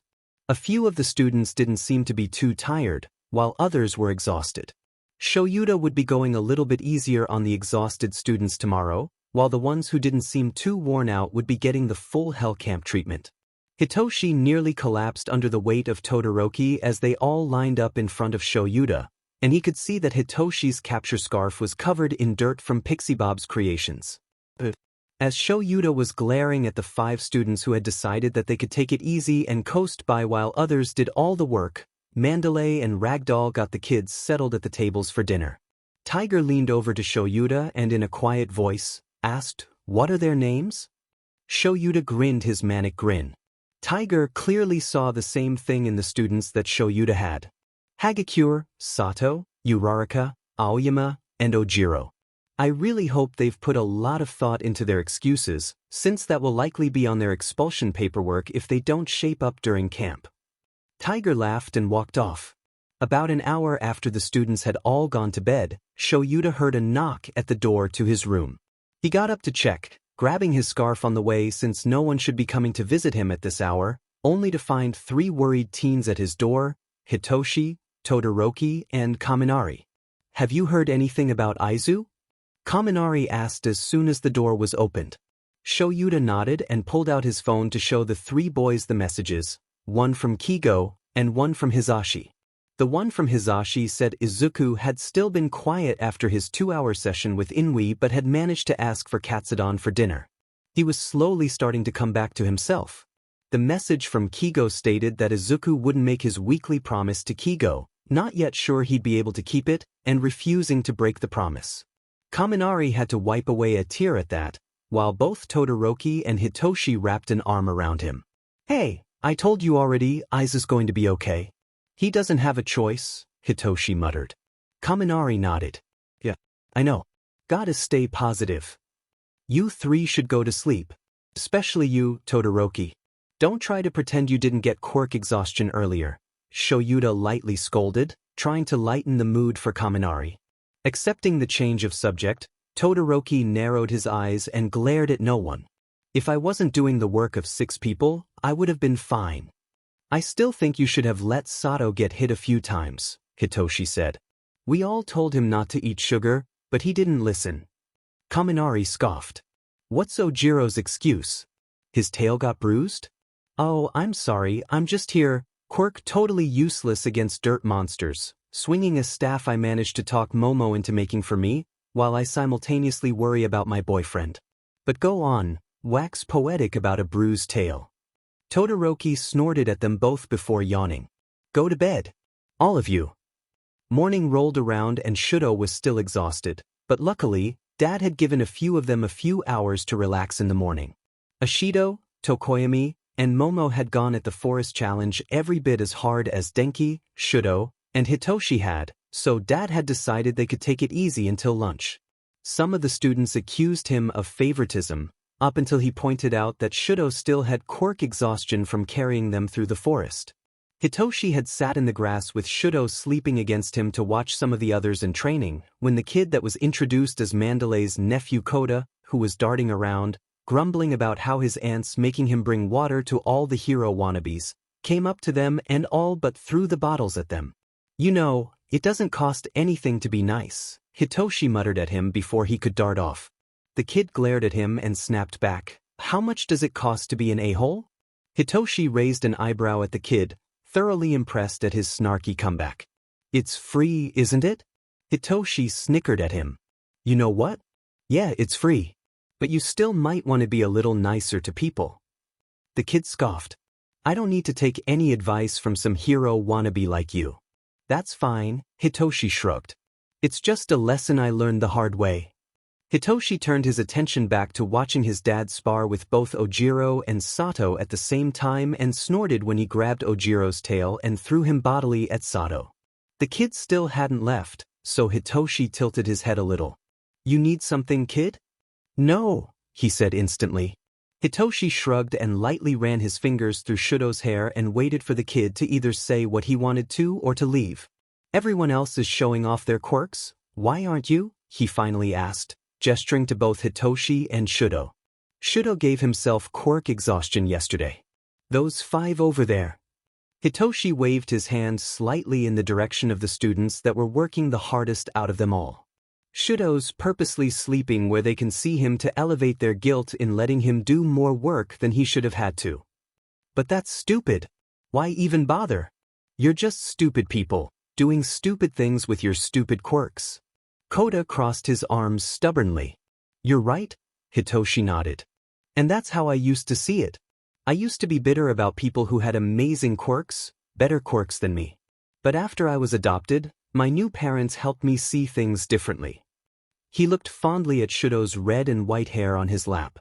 I never would have been able to see Sho for who he is as a person if I continued to just judge him on his quirk. So now you're all just going to go using your quirks to show off and be stupid heroes. Hitoshi raised an eyebrow at the kid. Isn't your aunt a hero? I thought I heard Mandalay introduce you as her nephew? The kid huffed and averted his eyes. I think I remember my dad talking about how she lost a family member a while back. I'm guessing your parents were also heroes? Kota scowled at him again. Water hose. And they got themselves killed showing off. They thought that was more important than coming home. Hitoshi nodded. I can see how you feel that way, so I'm not going to try to change your mind. Fact is, they didn't manage to come home, no matter what else they were actually thinking, no matter how many other people they saved. It's one of the hardest things about being both a hero and a parent. There's always the risk that you won't make it home to your kid. Kota was quiet, but still scowling at Hitoshi. You say that as if you know it, he finally said. I do. I almost didn't get adopted because both of my new parents are heroes. They were worried about what would happen to me if they didn't make it home from patrol. What happened to your old parents? Kota asked. Hitoshi shrugged. I don't remember. I was told from as far back as I can remember that I have a bad quirk, and I was abandoned to the system. Did my parents actually abandon me? Did they die? I don't know. But the system abused me pretty bad. My dad is the one who saved me. He took me home, not trusting anyone else to treat me like a person. He and my pops got really attached and decided to let me decide if I wanted to be adopted or not. Kota sat down next to Hitoshi and was glaring at his hands. But they still go out? They're still heroes. Hitoshi nodded. Yeah. I'm not the first kid my dad saved, and I wasn't the last either. Both of my parents save people, and I've seen some of the people they save. My brother, in fact, is the latest kid my dad saved. He's still being saved, actually. Hitoshi smiled wryly at the kid. Izuku was supposed to be here for the camp, but something happened. Recovery isn't linear, and his mental health took a few steps back. But he's going to be fine. He's got a huge support system now. The kids sat there quietly, seeming to think over what Hitoshi had said. Izuku had been having daily sessions with Inui for a few days now, and the sessions were a minimum of 2 hours each. The first few days were really hard, and Izuku had been sure he had completely broken. He was sure there was no coming back from that, and that after freezing up at the mall, he would never be able to continue in hero training. Well, to be honest, he didn't think he'd really live long enough to recover. Inui had said something interesting today. Knowing that Hizashi was taking him to the radio station today, Inui had suggested listening to sad songs. It felt a little counterintuitive to Izuku, but Inui said that there was a reason people like to listen to music that matched their moods. There was a song that he had suggested to Izuku, a pre-Quirk song, Broken Heart of Gold by One OK Rock. Hizashi had heard of the song, so when they were at the station, he had pulled it up for Izuku to listen to. There were so many parts that just resonated with him, and he understood what Inui had said after listening to it. Sometimes I just want to quit. Tell my life I'm done with it. When it feels too painful. Sometimes I just want to say, I love myself but not today. When it feels too painful. That's how he's been feeling for a long time, but it just got worse. Too painful. But that line, I love myself but not today, it just hit different. Ever since he started living with Shoyuta and Hizashi, he's been shown love, caring. He's got people who care about him now. He's got 2 amazing brothers in Kigo and Hitoshi. His new family is doing everything they can to show him that everything his mom had said about and to him was wrong. He was happy with his new family, and that scared him a little. What? Izuku was snapped out of his thoughts by Hizashi's piercing shriek. He was on the phone, and Izuku focused his hearing on what was being said. That's what I said, the camp was attacked. A voice that sounded a lot like Vlad King said.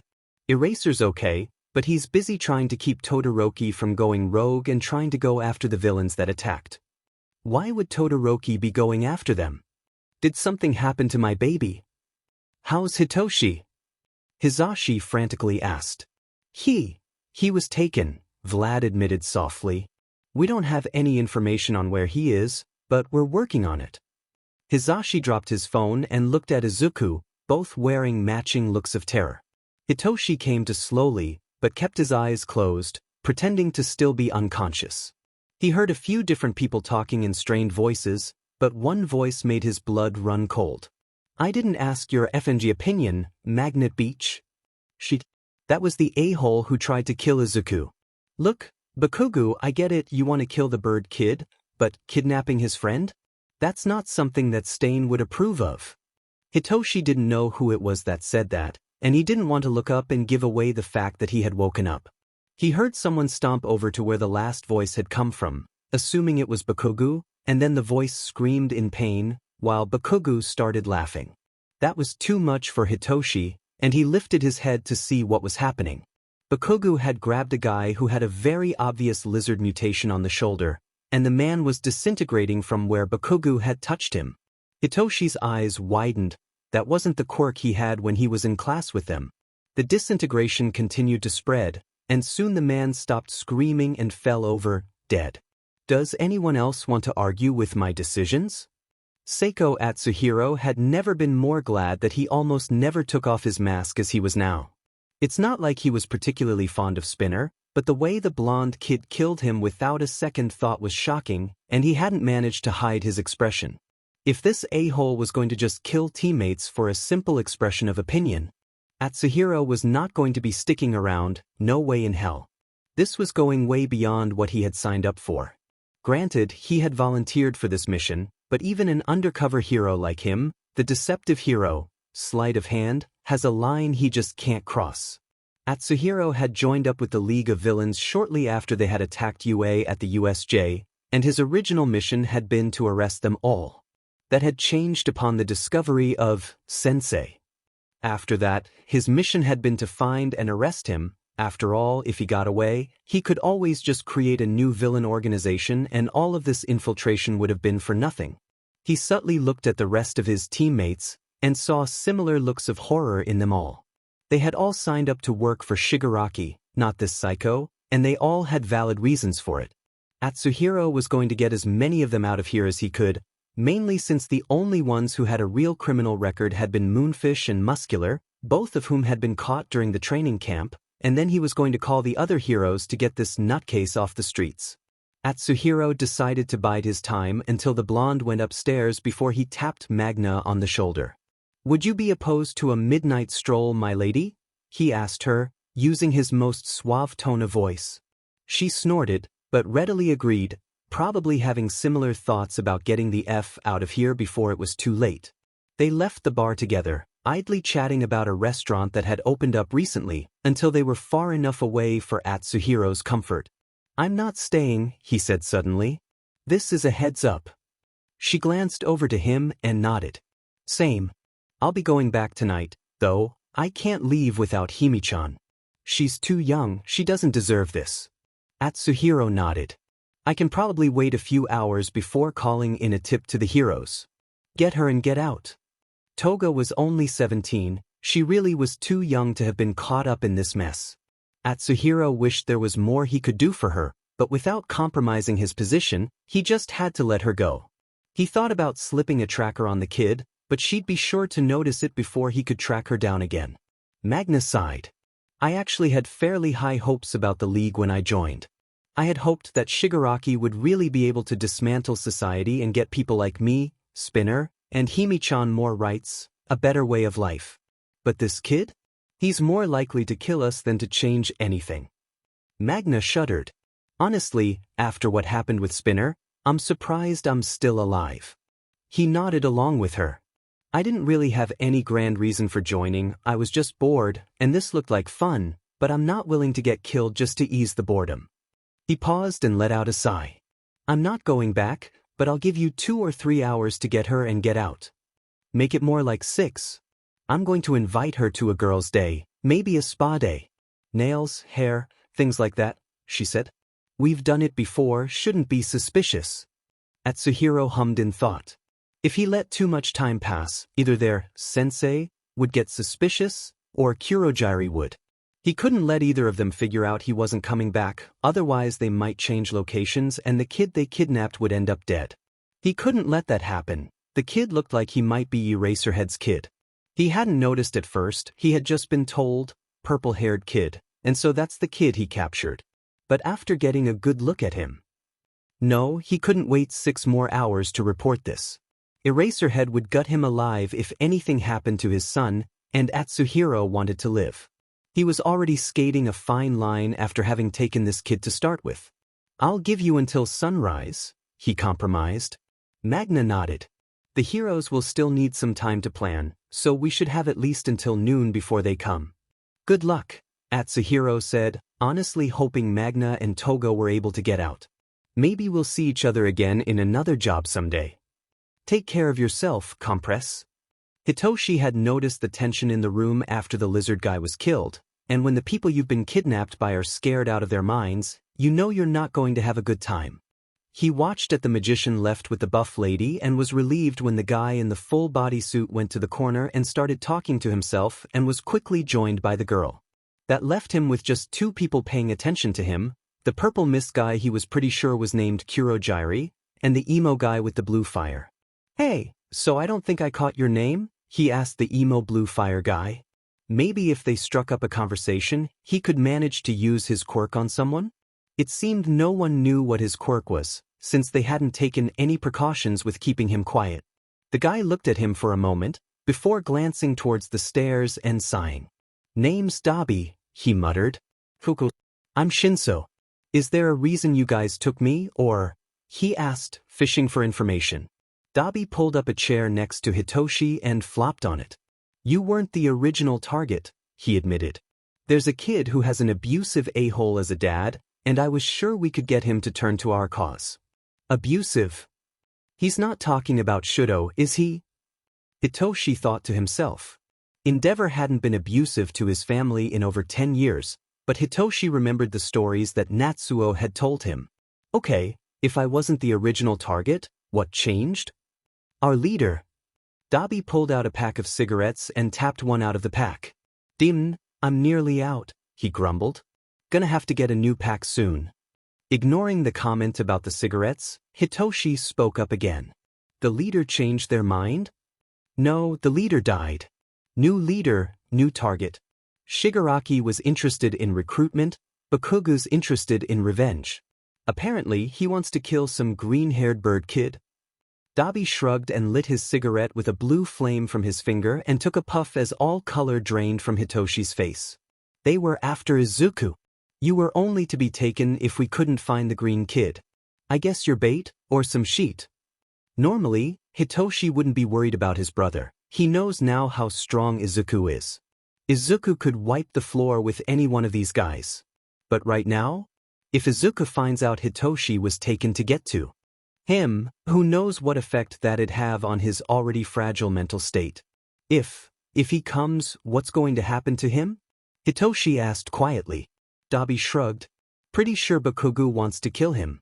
Think he'll kill you too, after everything's done. Hitoshi closed his eyes and took a deep breath. Okay, he can work with this.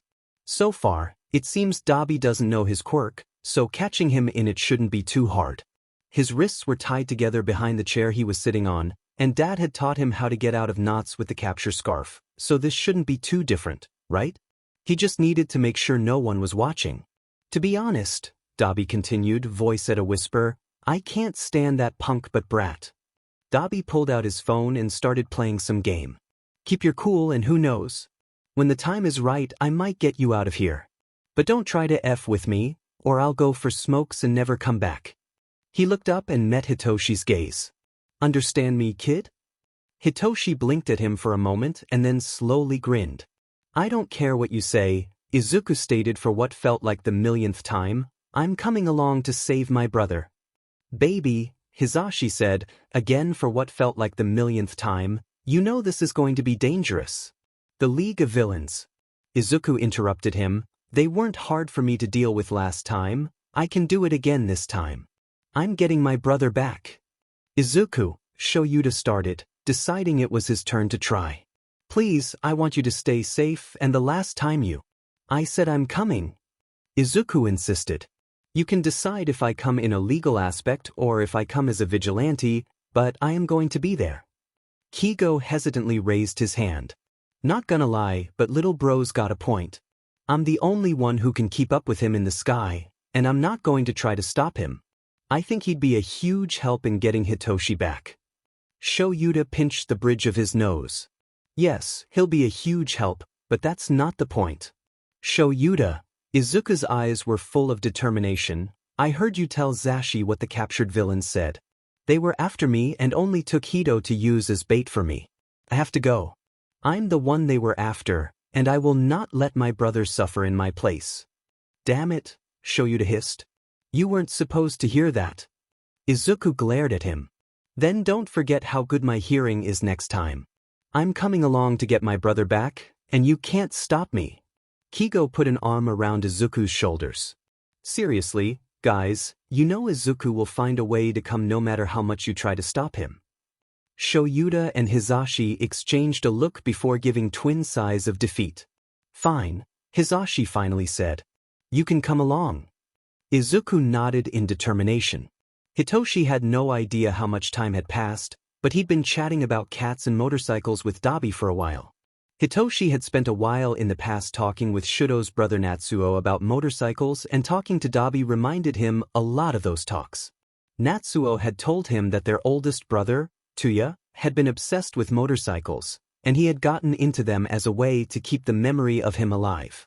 As their talks went on, Hitoshi started noticing a few other things about Dabi that reminded him of his boyfriend and his brother. He had a very similar sense of humor to Natsuo. His eyes were the same blue as Shudo's left eye, the same blue as Endeavor. When he had that thought, a whisper of a memory Shudo had told him came back to him. Tuya's fire was blue, and it burned so hot his body couldn't handle it. His quirk burned him. Hitoshi could only gape at Dabi, opening and closing his mouth with no sound coming out for a while, before finally managing, "Holy sheet," in a whisper. Dabi looked at him and raised an eyebrow. You good, kid?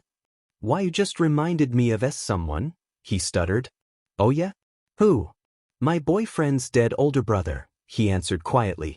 Dropping his voice to an almost whisper, he said, Todoroki Tuya. Dabi stiffened as his eyes widened. Shudo or Natsu? He asked in a voice just as quiet. Shudo. Dabi just stared at him for several long seconds and then leaned back in his chair. Sheet. Hitoshi was about to ask Dabi to confirm if he was or wasn't Tuya when Magna and Toga came downstairs, followed by Twice. Twice and Toga were both skipping ahead of an amused Magna, talking about going to get their nails done. The three of them left almost as soon as they came down, with a casual, see you later, dabs, tossed behind them from Toga. He waited a few minutes, but then Hitoshi just had to know. That's you, right? Dabi closed his eyes and took a deep breath. When he opened his eyes again, it seemed he had made a decision. Yeah. Cool. Hitoshi glanced around, making sure they were the only ones there, and then said, Tell me now if you don't want me to tell Shudo and Natsu. Because I will definitely be telling them if you don't say anything. They miss you. How? How have they been? How's Shudo? Dabi asked quietly. Hitoshi smiled softly. He's good now at least. But from what he said, it took a few years after you died for them to get to where they are now. Shudo told me that after he got his scar, while he was still recovering, that's when when you died. And it seemed that was some sort of, I don't know, wake-up call for his dad. Hitoshi shrugged. I've known Shudo for a few years now, and while his dad will never be Dad of the Year, Shudo has told me he's better than he used to be. Dabi scoffed. Natsu backed up what Sho said. He's not as bad as he used to be. Natsu only wishes he had changed before you had to leave them. Hitoshi fell quiet for a while, letting the news sink in with Dabi. They've been in family therapy for a while. Izuku was leaning against Shoyuta, just having found out their parts in the attack. Apparently, there had been an undercover hero working with the League, and they had relayed the location of the bar where Hitoshi was being held. But the Nomu that had also attacked the training camp and that Momo had placed a tracker on was at a separate warehouse. Izuku was going to be on the retrieval team at the bar, while Shoyuta and Hisashi were going to be at the warehouse. Originally, Shoyuta and Hisashi were going to be on the bar retrieval team, but when the organizers were told Screech was volunteering to join the attack, they reallocated their forces. The bar team was going to consist of Screech, Hawks, Edshot and Miruko. While this is where Hitoshi was supposed to be, they had also been told that many of the members of the league were going to be abandoning them, so those 4 should be enough to take care of them. The main force was going to the warehouse. If they had one Nomu there, they might have more. Plus, All Might was sure that the man responsible for the league was going to be at the warehouse, so their main forces were going to be there. Shoyuta dropped a kiss to Izuku's hair.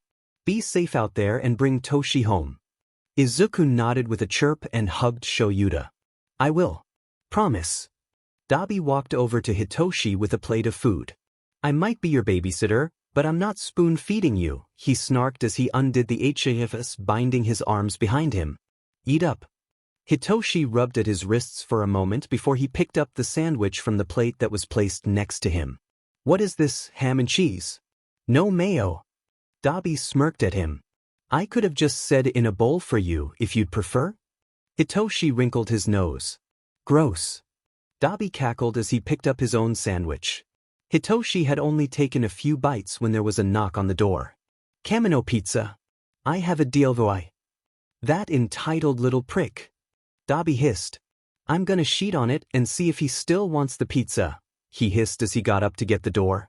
Hitoshi had to bite back a laugh, glad that Dabi had made a sarcastic comment about the pizza to hide the fact that this was most likely a rescue diversion. Dad had told him once that when villains had a hostage, the heroes would oftentimes create a diversion with a pretend food DLVRY. Clearly, Endeavor never told his kids about this trick, or else Dabi wouldn't be falling for it now. Sure enough, as soon as Dabi opened the door, Edshot darted in and knocked out Dabi and the opposite wall exploded, admitting Miruko, ready to fight. Hitoshi's eyes widened in shock as the form of his brother flew in past her and landed next to Hitoshi. Izuku didn't say a word, just noticed his restraints were gone, hooted happily, picked him up, and jumped out the destroyed wall just as quickly as he had come. Hitoshi held on tightly to Izuku and grinned. I'm glad you're okay. Izuku chirped at him happily in reply. You know he's after you though, right? Yeah, Izuku said quietly through his smile. But I won't let him hurt you just to get to me. If it's a fight he wants dash. Before Izuku could finish that sentence, the wall on the upper floor exploded. Deku! Came the enraged scream from the blonde a-hole. He started using the explosions from his original quirk to fly after them, manic grin at seeing Izuku. Izuku glanced backward towards him and hissed, but he didn't stop his flight and was easily outpacing Bakugou. I'm taking you to a drop-off point, Izuku said, stressed by Bakugou still pursuing them. If he's still on us by the time I get you there, I'll have to fight him, but I'm really trying not to. He picked up another quirk, Hitoshi informed him. I watched him kill someone by touching them. They just disintegrated. Izuku hissed at that but didn't say anything else, just became more determined. Suddenly Hitoshi started choking on something, a black goo started coming out of his mouth, quickly expanding and covering him. He faintly heard Izuku calling his name before he was suddenly teleported somewhere else. Izuku was so shocked when Hitoshi disappeared, he stopped flapping his wings and started dropping out of the sky for a moment. The shock didn't last long, and he turned his head around to see if Bakugou was still following him. When he saw that Bakugou had also disappeared, he landed on the roof of a building and strained his hearing. Hopefully, Hitoshi would make some sort of sound and Izuku would be able to follow him. Hopefully he was close enough for Izuku to hear. In the distance, Izuku could hear Bakugou screaming at someone, "What the F was that for? I had him in my sights. I was finally going to be able to kill that effing bird." He paused, as if he was listening to someone, and then he heard Bakugou just scream in rage. Izuku couldn't hear Hitoshi, but it was likely they were both taken by the same person, so maybe they were at the same place. Izuku took off in the direction he heard Bakugou screaming, and realized it was coming from the second location, the warehouse that was holding at least one Nomu. Izuku saw Hitoshi in a defensive stance across from Bakugou, who was steadily approaching him with his hands popping off intimidating explosions. Izuku took a deep breath in preparation for a screech as he shot in from their side. He carefully aimed his attack to avoid Hitoshi and let loose a screech that blasted Bakugou off his feet and sent him tumbling about 10 meters and then landed in front of Hitoshi in a defensive crouch. Hitoshi shook his head a bit to reorient himself from the sudden noise. Holy shit, that was loud, he muttered. Can you hear me, Hito? Izuku asked, not sure if his brother's ears would still be ringing or not. Yeah. Not very well, but yeah, he admitted. Nodding, Izuku said, if you run behind me, there is a perimeter keeping back the civilians. You should go check in with them. It's not where I was going to take you, but I don't think I can get you away again, not if they can just bring you back. Kick his butt, Izu, Hitoshi encouraged before taking off in the direction Izuku had told him to.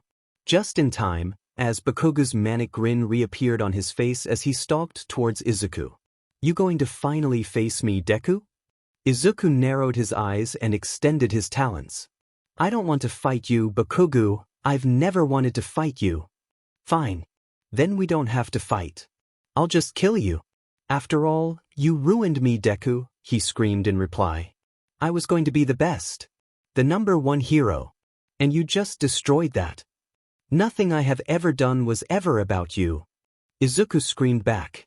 I just wanted to live my life, but you just had to insert yourself into my life. Why couldn't you just leave me alone?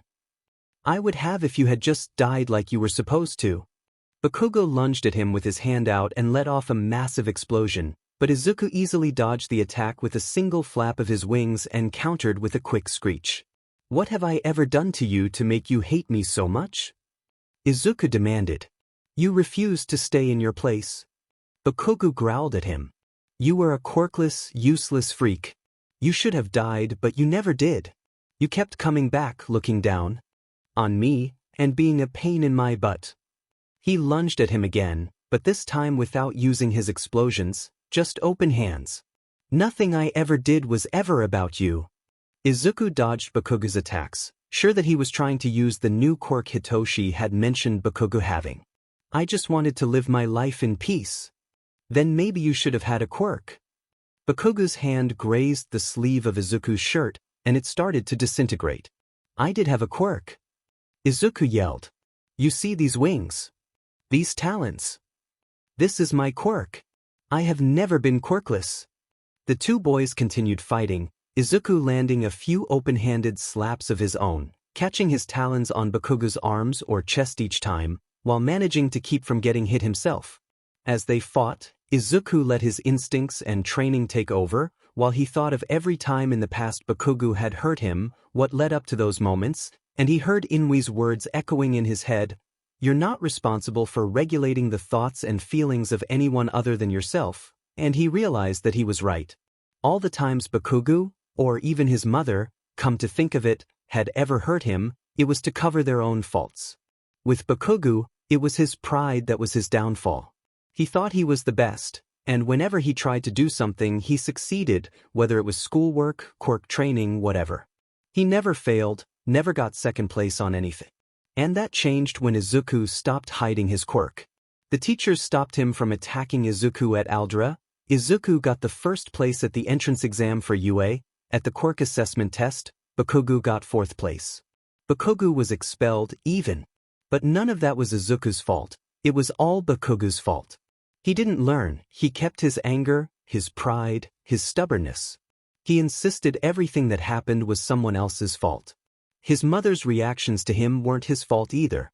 She cheated on her husband, she got pregnant by a man who she wasn't married to, none of that was Izuku's fault. If she hated him so much, the right thing to do would have been to surrender him to child services, give him up so another family could have a chance to raise him. Izuku should have had a chance at a normal life, but the fact that he didn't is not his fault.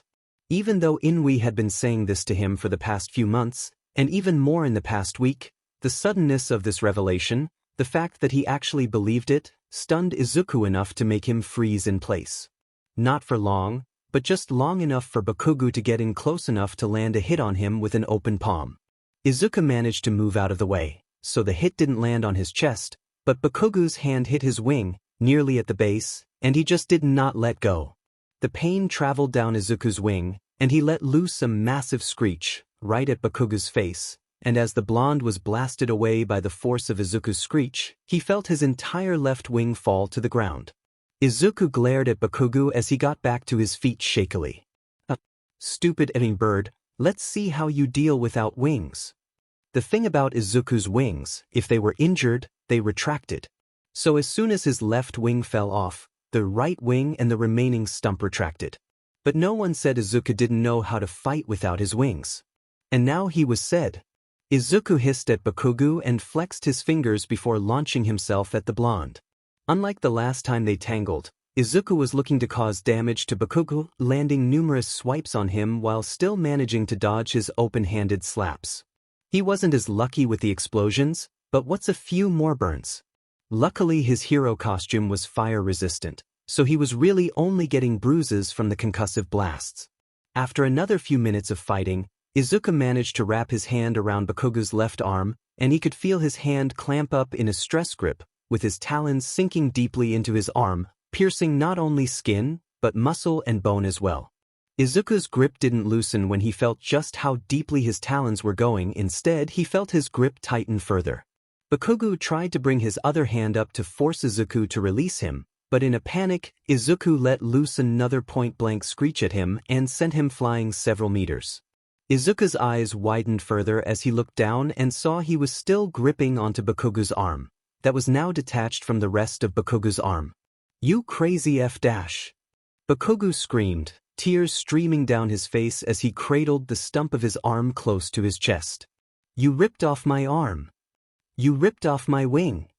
Izuku screamed back at him. "Only difference is I can still fight with one wing. Can you fight with only one hand?" Izuku could practically see the fury radiating off of Bakugou as he prepared himself to rush at Izuku again when a giant red and black tentacle wrapped around Bakugou and threw him into an open portal that closed once Bakugou had gone through it. "My apologies," a man with half a melted face, wearing a suit with slightly damaged sleeves said calmly. "I am not quite done with him, yet. It would be a pity if you managed to kill him prematurely." "This is bullshit," Hitoshi thought to himself as he dodged another hit from one of the science fair reject monsters. They were fast, but not as fast as the one from the USJ. They were strong, but again, not as strong as that one. The area was so saturated in monsters he wasn't able to just run to the perimeter like Izuku told him to. Hitoshi paused in his running as he caught sight of his dad fighting. In the years Hitoshi had been living with his parents, he'd never felt like his dad was useless in a battle. Well, congrats, universe, today's the day. All he could do was watch helplessly as his dad threw the monsters to another hero with a destructive quirk and dodged the hits that were aimed at him.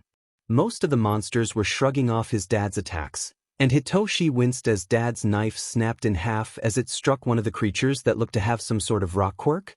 Hitoshi did notice that a lot of the creatures seemed to be targeting his dad, though, and he was sure it had something to do with the guy that was fighting All Might. Hitoshi was willing to bet that man didn't want Dad erasing his quirks.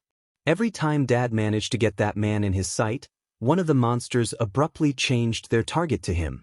Hitoshi saw a slight opening, but he didn't think he'd be able to make it past them to get to safety. Dash, why did he have to get abducted without any weapons? He would kill to have his scarf on him right now. He turned his attention back to the main fight, ducking as he saw his dad throw another of the monsters into the path of a very irate endeavor, and looked back to All Might and the guy in the suit. He felt more than saw his dad come up next to him, watching in horror as the suit man's arm turned into a sharply pointed tentacle and stabbed All Might in the stomach. "Hitoshi, you need to get out of here," he heard Dad hiss to him. Hitoshi could feel the terror sneaking up on him. If All Might couldn't beat this guy, what hope did the rest of the heroes have? Dad was already just barely holding his own out here, and where was Papa? Hitoshi started looking around. He hadn't really heard Papa fighting. Is he okay? Papa's fights are anything but subtle. If he was okay, he should have been able to hear him. Hitoshi startled when he felt a hand on his shoulder and almost went to throw the person when he realized it was just Dad. "Hitoshi, you need to get out of here," he repeated. "Where's Papa?" Hitoshi asked, ignoring Dad telling him to leave. He knows he needs to leave, he wants to, but he also needs to know his Papa is okay. Dad huffed slightly, understanding where Hitoshi was coming from, and pointed. "He's over there, kicking butt. Now will you get off this battlefield and get to safety?" Hitoshi looked over to where Dad had pointed and saw his Papa surrounded by monsters, No other hero around him open his mouth and scream, with no sound coming out. He was worried up until he started seeing the creatures exploding around him. How is he doing that? Hitoshi asked as Dad decided he'd spend enough time trying to convince Hitoshi to leave and just picked him up. High frequency, low volume, Dad answered. You didn't think All Might could do was scream, did you? These are his most deadly attacks, the ones he won't do around others. That made sense. Hitoshi looked back to where All Might was fighting the guy in the suit, but Dad had covered his eyes and turned his head back to the front. You don't need to see that right now, you'll see it on the news later. Shoyuta managed to toss his son over the perimeter line and yell for an officer to make sure he stays safe before dashing back out into the fight. He had stopped Hitoshi from seeing what was most likely a killing blow to All Might, but that just meant the other heroes would need him out there more than ever to deal with that psycho. The swarm of monsters had finally started to thin out, so it didn't take Shoyuta too long to locate the villain. His heart skipped a beat, though, when he saw the villain standing right in front of Izuku, and then skip a second time when he saw a severed wing at Izuku's feet while he held what looked like someone's arm in his hand. Shoyuta had to get to his son, and he had to get there soon. He watched as that villain impaled All Might. He can see All Might struggling to breathe, holding on to life by a thread. He can't let that villain do the same thing to his son. The villain was talking to Izuku, and as Shoyuta got closer, he could hear what he was saying. The tone was soothing, relaxing, even if the words themselves weren't. You could be powerful, unstoppable. Join me. Dear Katsuki has told me about you, and after witnessing the two of you in action, you would be a force to be reckoned with. Shoyuta was about to risk everything and step in between the two of them when Izuku suddenly looked down at the arm in his hand, steeled his expression, and then threw the arm at the villain. Time seemed to slow as the arm sailed in the air and hit the villain in the face with the open palm. You dare, he hissed at Izuku, to throw an arm at me? All traces of the soothing, relaxing voice were now gone, replaced with an oppressive malignancy. Izuku glared at him. You were using some sort of quirk on me to try to persuade me to join you. I almost didn't notice it, but you messed up one thing. And what would that be? I had a stress grip on that arm. I shouldn't have been able to release my grip for a little while longer, at least until the battle here was done. Izuku shook his head slightly. I shouldn't have been calm enough to release a stress grip. Shoyuta could almost feel the annoyance turning into anger, and knew it was only a matter of a few seconds before the villain attacked Izuku. Shoyuta couldn't take the thought of losing either of his sons, so he dashed in, hoping to get in between the two before the villain could attack his son, but the villain instead turned to specifically target Shoyuta. Less than a second later, the same tentacles that impaled All Might were shooting towards Shoyuta, and he tried to activate his quirk only to blink a moment later from the dry, dusty wind aggravating his eyes. He was fully prepared to die here, so long as both of his sons were safe, when he got pushed back by a loud sonic blast. When Shoyuta looked up, Izuku was standing over him and facing the villain. His talons were still out, but now he was crouched in a defensive stance and glaring for all he was worth. You don't have permission to attack my dad. Izuku hissed at the villain before he took a deep breath. Shoyuta barely had time to quickly cover his ears and scoot away from Izuku when he unleashed the same screech at this villain that he did at the monster from the... Even with Shoyuta covering his ears, the sound was way too loud for him, and he was sure he was going to need to visit with Chiyo right after this was over, when he felt something slide over his ears. He looked up to see Hisashi had put his spare headphones over his ears, thankfully blocking out all noise. Shoyuta stood up with Hisashi's help, signed a quick thanks to his husband, and looked back at the villain. He could see the villain clutching himself tightly, as if willing his atoms to stop vibrating apart. The villain seemed to regain his composure, so Shoyuta looked at Izuku, only to see he had stopped his screech and was saying something to him. Shoyuta started to lift the headphones off to try to hear what was being said, but Hisashi made him keep them on. Don't. I have a feeling that the baby's going to start up again in a second, Hisashi signed. He's giving the guy time to give himself up, but after what he did to All Might. Shoyuta nodded as Hisashi trailed off, just as sure the villain would attempt to attack again. And sure enough, his arms both bulged with some sort of attack and Izuku let loose. Another powerful sound wave, so loud and high-pitched that Shoyuta could feel the vibrations in his own body, to a much lower degree. Hisashi stepped in front of him and took a breath of his own, then added his own quirked scream, matching frequencies with Izuku. It took them longer than the creature at the USJ, but soon enough the villain exploded in a shower of gore. Second time this year. This is the second time this year Izuku's killed someone with his Screech, but at least this time he wasn't alone. Hisashi, no, Papa. Papa pulled him into a hug. He had helped Izuku work through some of the guilt of killing the Nomu at the USJ, and Izuku was sure he thought Izuku would be feeling a lot like that this time, but strangely, Izuku felt not good, not at all, but Izuku's head jerked up slightly as he heard a wet cough and a voice calling to him. All Might was waving him over. He dashed out of Papa's arms to run to the clearly dying hero, not fully registering that both Dad and Papa were following him. Izuku was sure he was hoping Izuku could fly him to get medical help, and Izuku was prepared to let him know that he couldn't fly right now, not with only one wing, when All Might gave him his signature smile. Izuku dropped down beside All Might and looking at his injuries, started pulling out first aid materials from his utility pouch. I can't fly you to a medic right now, I'm sorry, but I can try to stop some of the bleeding while they get here. All Might coughed again. Don't bother. Young Midoriya, he said, voice quiet. I won't. Make it off. This battlefield. All Might paused to cough weakly, clearly loosing the fight to stay alive. Please. Please tell Mirai. I'm sorry and that. It was right. All Might closed his eyes.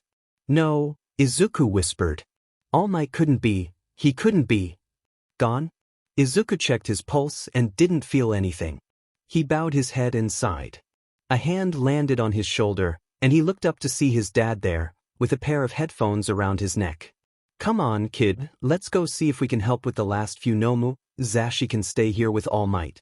If there's no more to help with, we can find the medics and get someone sent here to take care of him. Izuku wanted to protest, but there really wasn't anything he could really say.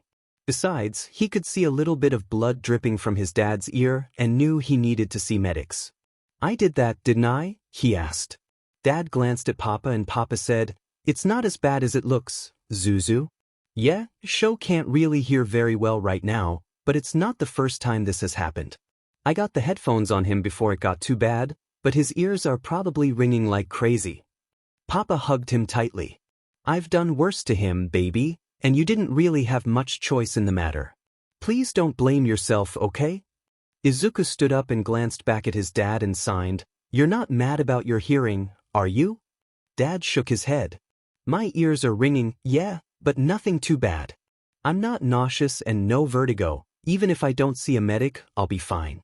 But Chio is somewhere here in this clusterfuck, so I'll be okay before we even get home. The two of them started off towards the medics, finding that there were only 3 Noma left, and they were all being handled already. They passed where Izuku had fought Bakugou and that creepy face guy, and Dad paused, having noticed his wing.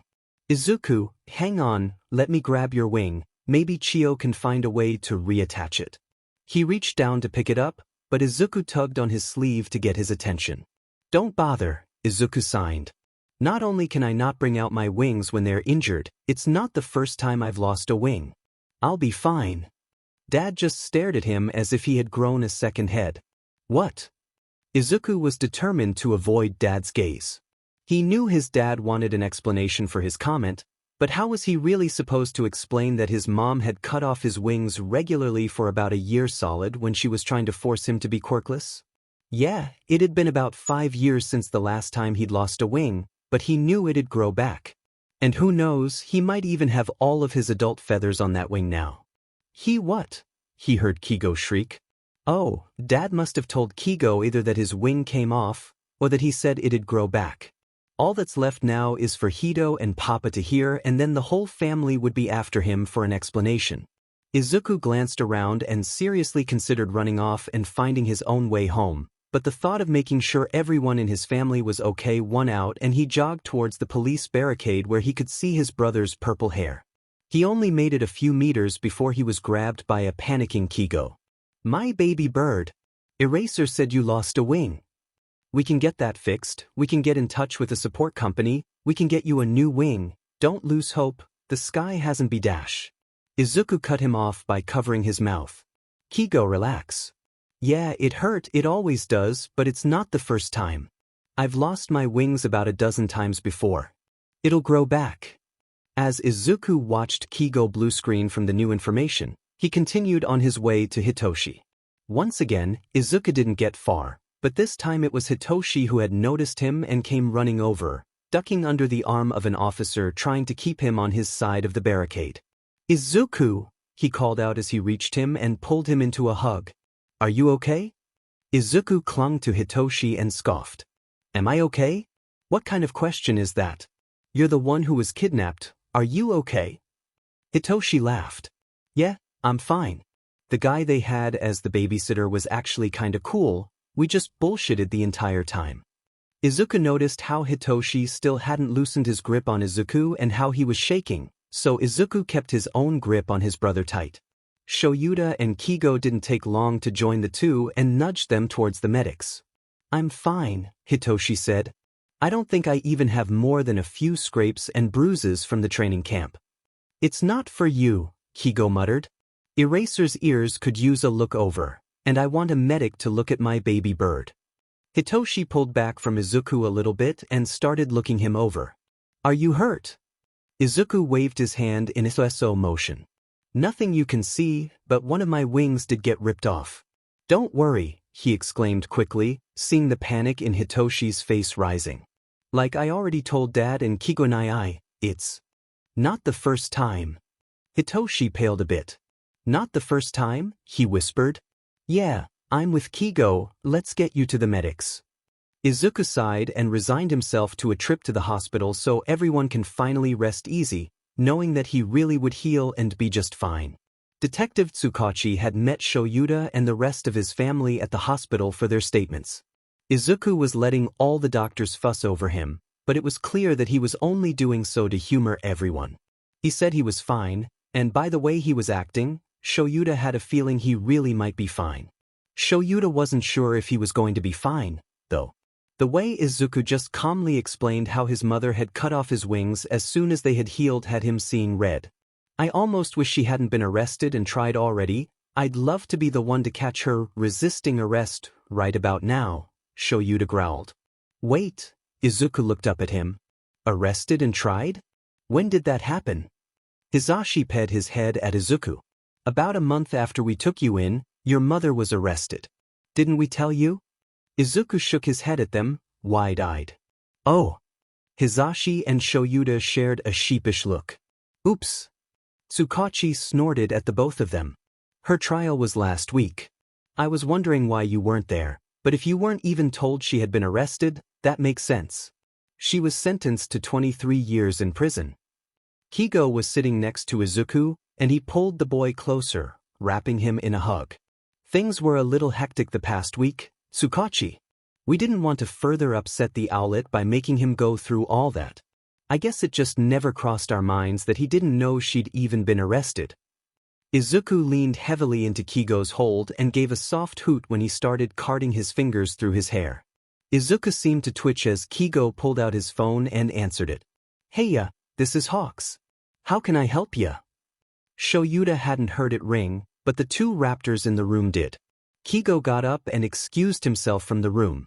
Well, Hisashi said as he took Kigo's spot next to Izuku. I'm glad the doctor said your injuries won't affect your typical day-to-day life, but are you really sure your wing will grow back? Izuku cuddled close to Hisashi and let him pull him into a hug. That boy certainly loved his cuddles, and nodded. It's going to be about a month before it's back, and then about another month of exercising it before it's strong enough for me to fly again, but yes, it will grow back. I'll have lower energy for the next month, so more naps and likely sleeping through the whole night, but I really will be fine. Hitoshi nodded gravely. Maybe now I'll be able to beat you in a race. Izuku wasn't sure if he was supposed to be happy or irritated, and kept alternating between the two emotions with everyone showering him in attention. First it was Kigo, Shoyuta, Hisashi, and Hitoshi fretting about his wing, and now he got Denki thrown into the mix as well.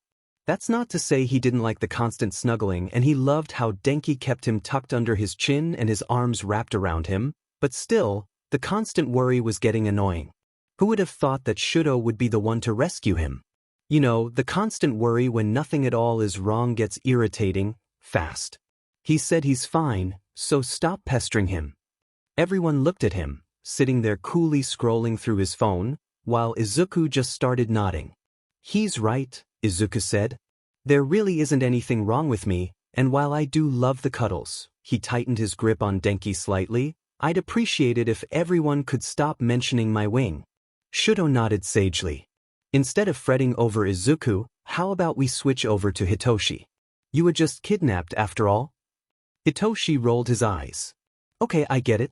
Nothing's wrong, and it's irritating. I'll stop, he muttered and flopped to his side, laying across Shudo's lap. Shudo simply smiled and started running his fingers through Hitoshi's hair.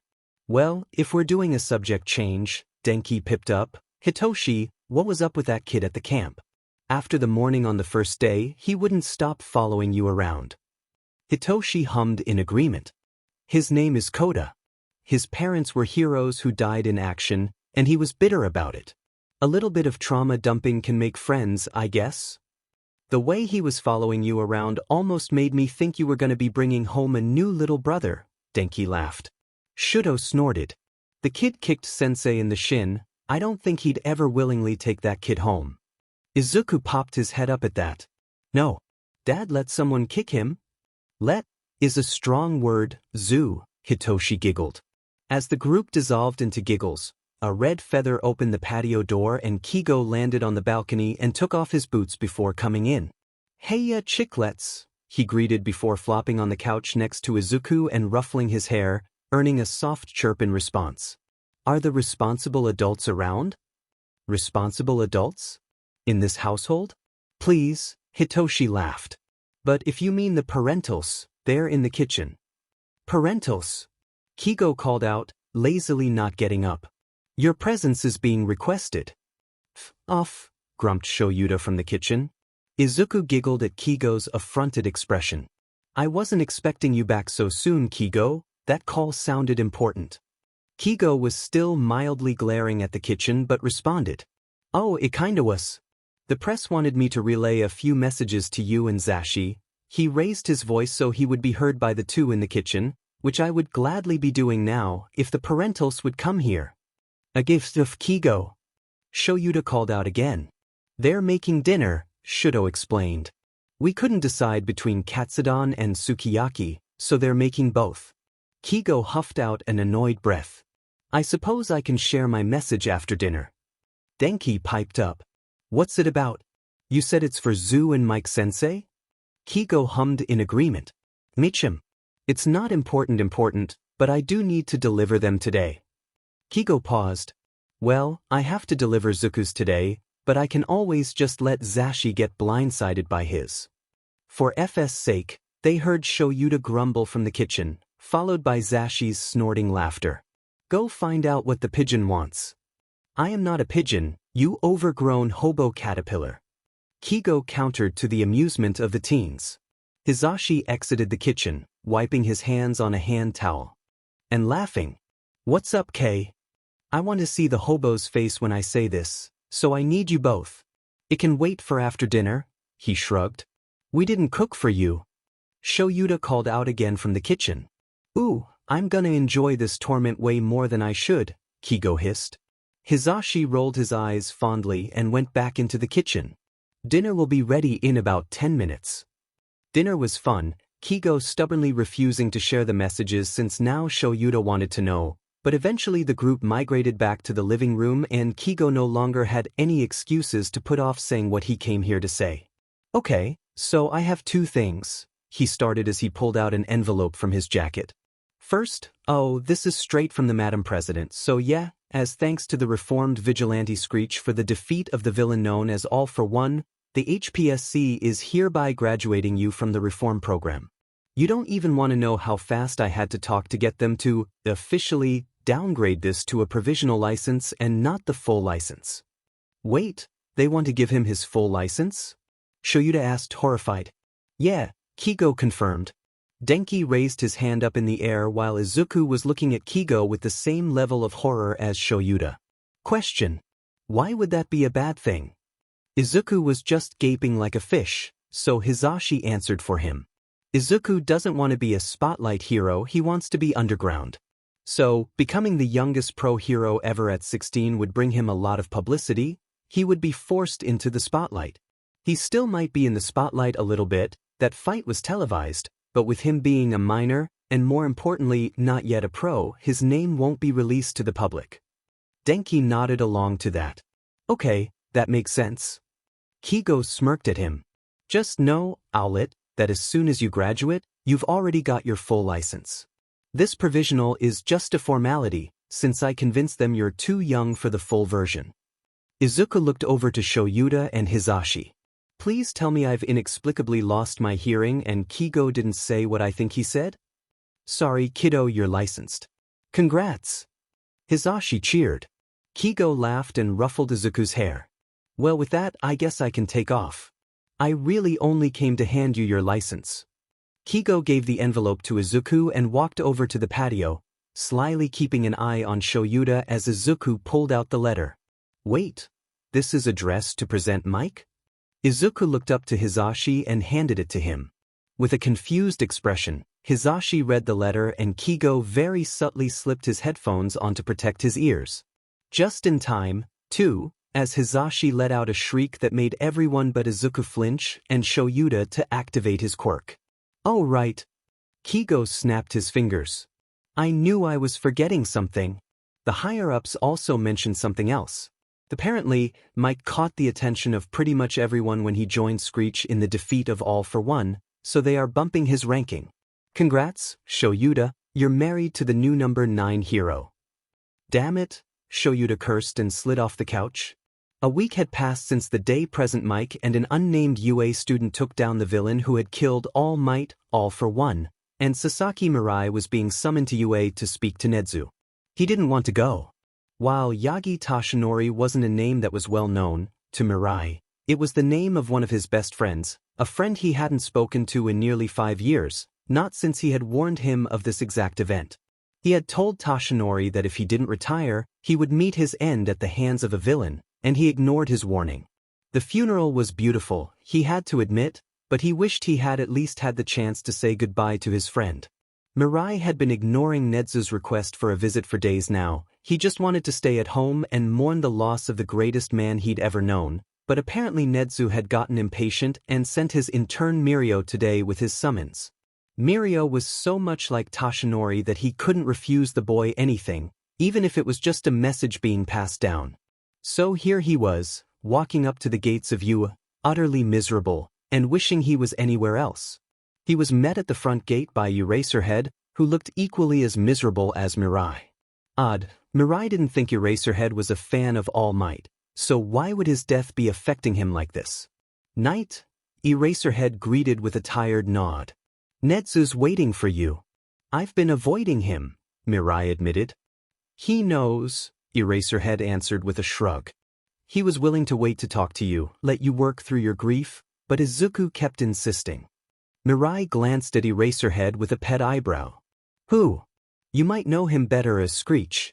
He was the student who fought alongside Mike to take down that villain last week. According to him, All Might had a few final words for you.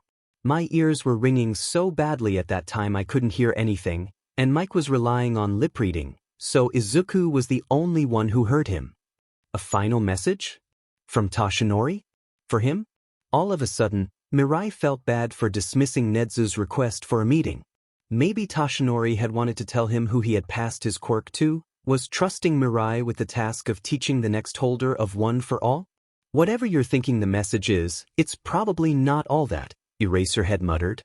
He only had time for maybe a sentence or two. They had reached the doors to Nezu's office and Eraserhead hadn't even bothered to slow down, instead just kept walking as though the doors would open on their own automatically. They did. Mirai followed him into the office, where Nezu sat on a couch with a young teenager with green hair, playing a game of chess.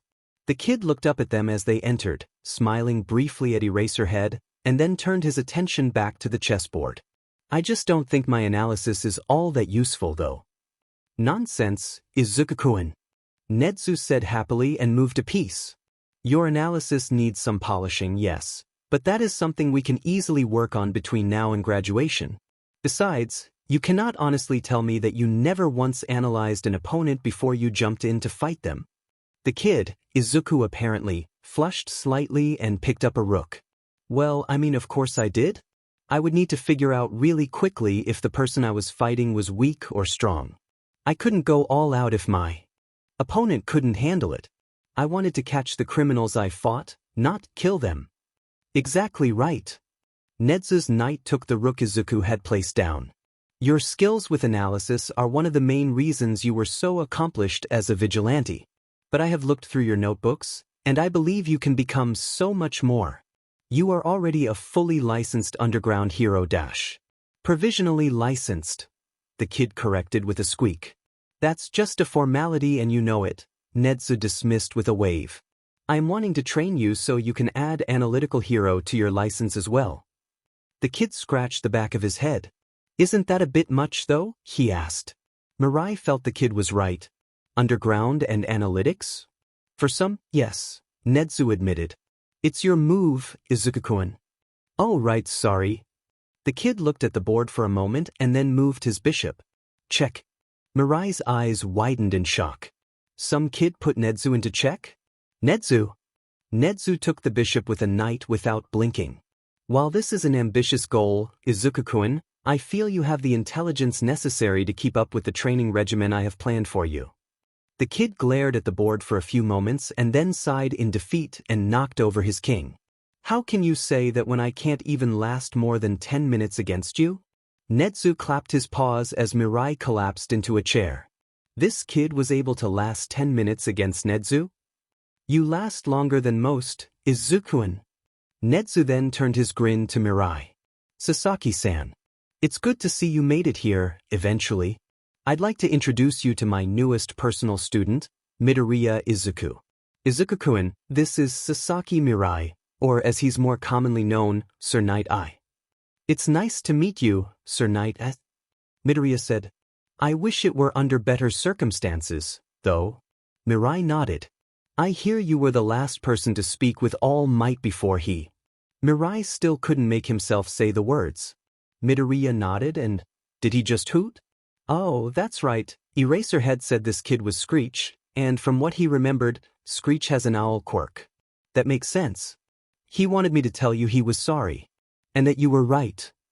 Mirai lowered his head. He had already known he was right. Quirk was never wrong after all. He had seen Toshinori's death. No amount of wanting for things to be different would make things different.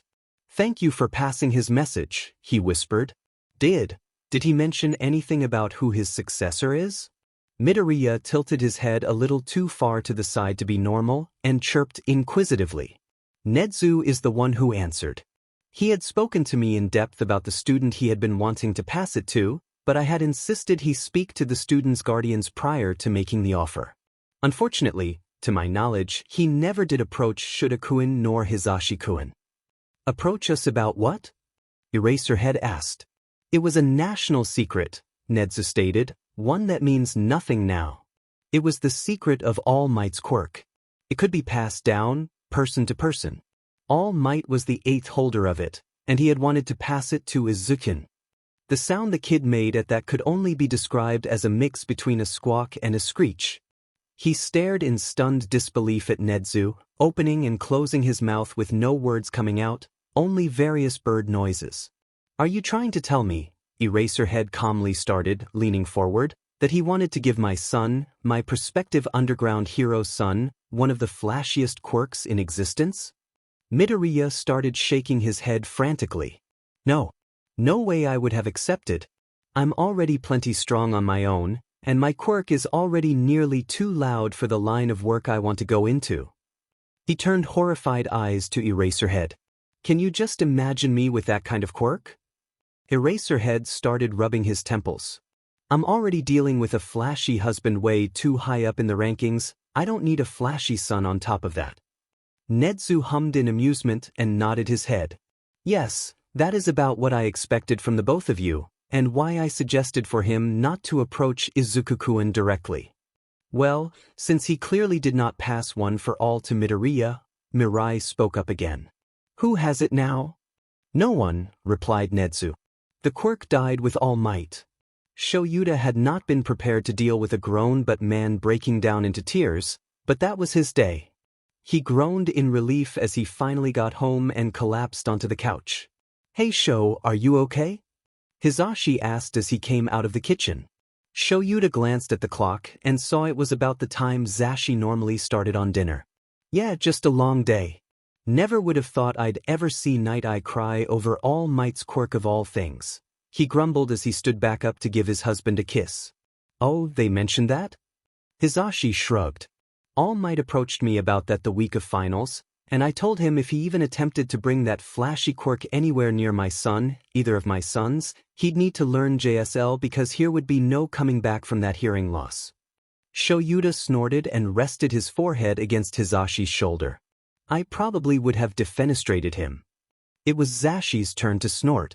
He ran his fingers through Shuta's hair and said, yeah, he hinted that I was the safer option to talk to.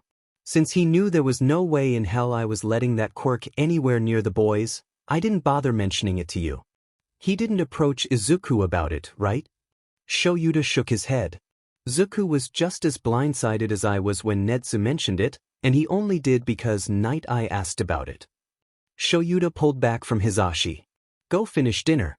I'll make sure the other thing is ready for after. Izuku poked his head out of his bedroom door. What other thing?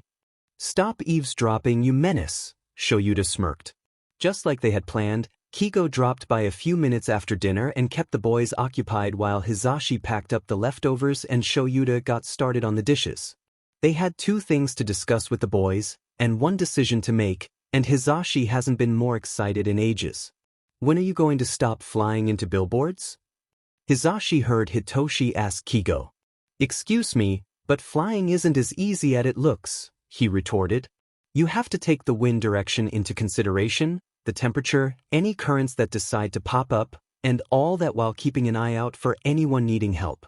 There was an ad for KFC, wasn't there? Izuku giggled. Kigo huffed in embarrassment and muttered, yes, there was an ad for KFC. Shoyuta snorted as he finished drying the last dish. You ready, Zashi? He nodded. I'll go get it, he said and went to their bedroom to get the envelope. Soon he was joining the others in the front room. Okay, kids, there's some news and a decision that needs to be made. Hisashi lightly tapped on the envelope and then smirked. This will come second. First, Shoyuta said, drawing most of their attention, Netsu has decided to convert UA into a boarding school, so in a few days, we'll all be moving onto campus, into the newly built dorms. I'm going to be talking to the parents of all of 1A, and Zashi will be talking to all of 1C, so we won't be around much for the 2 days it'll take to go to all the families. Don't spread this to the other hellspawn yet. He glared at Hitoshi and Izuku until they both nodded. Good.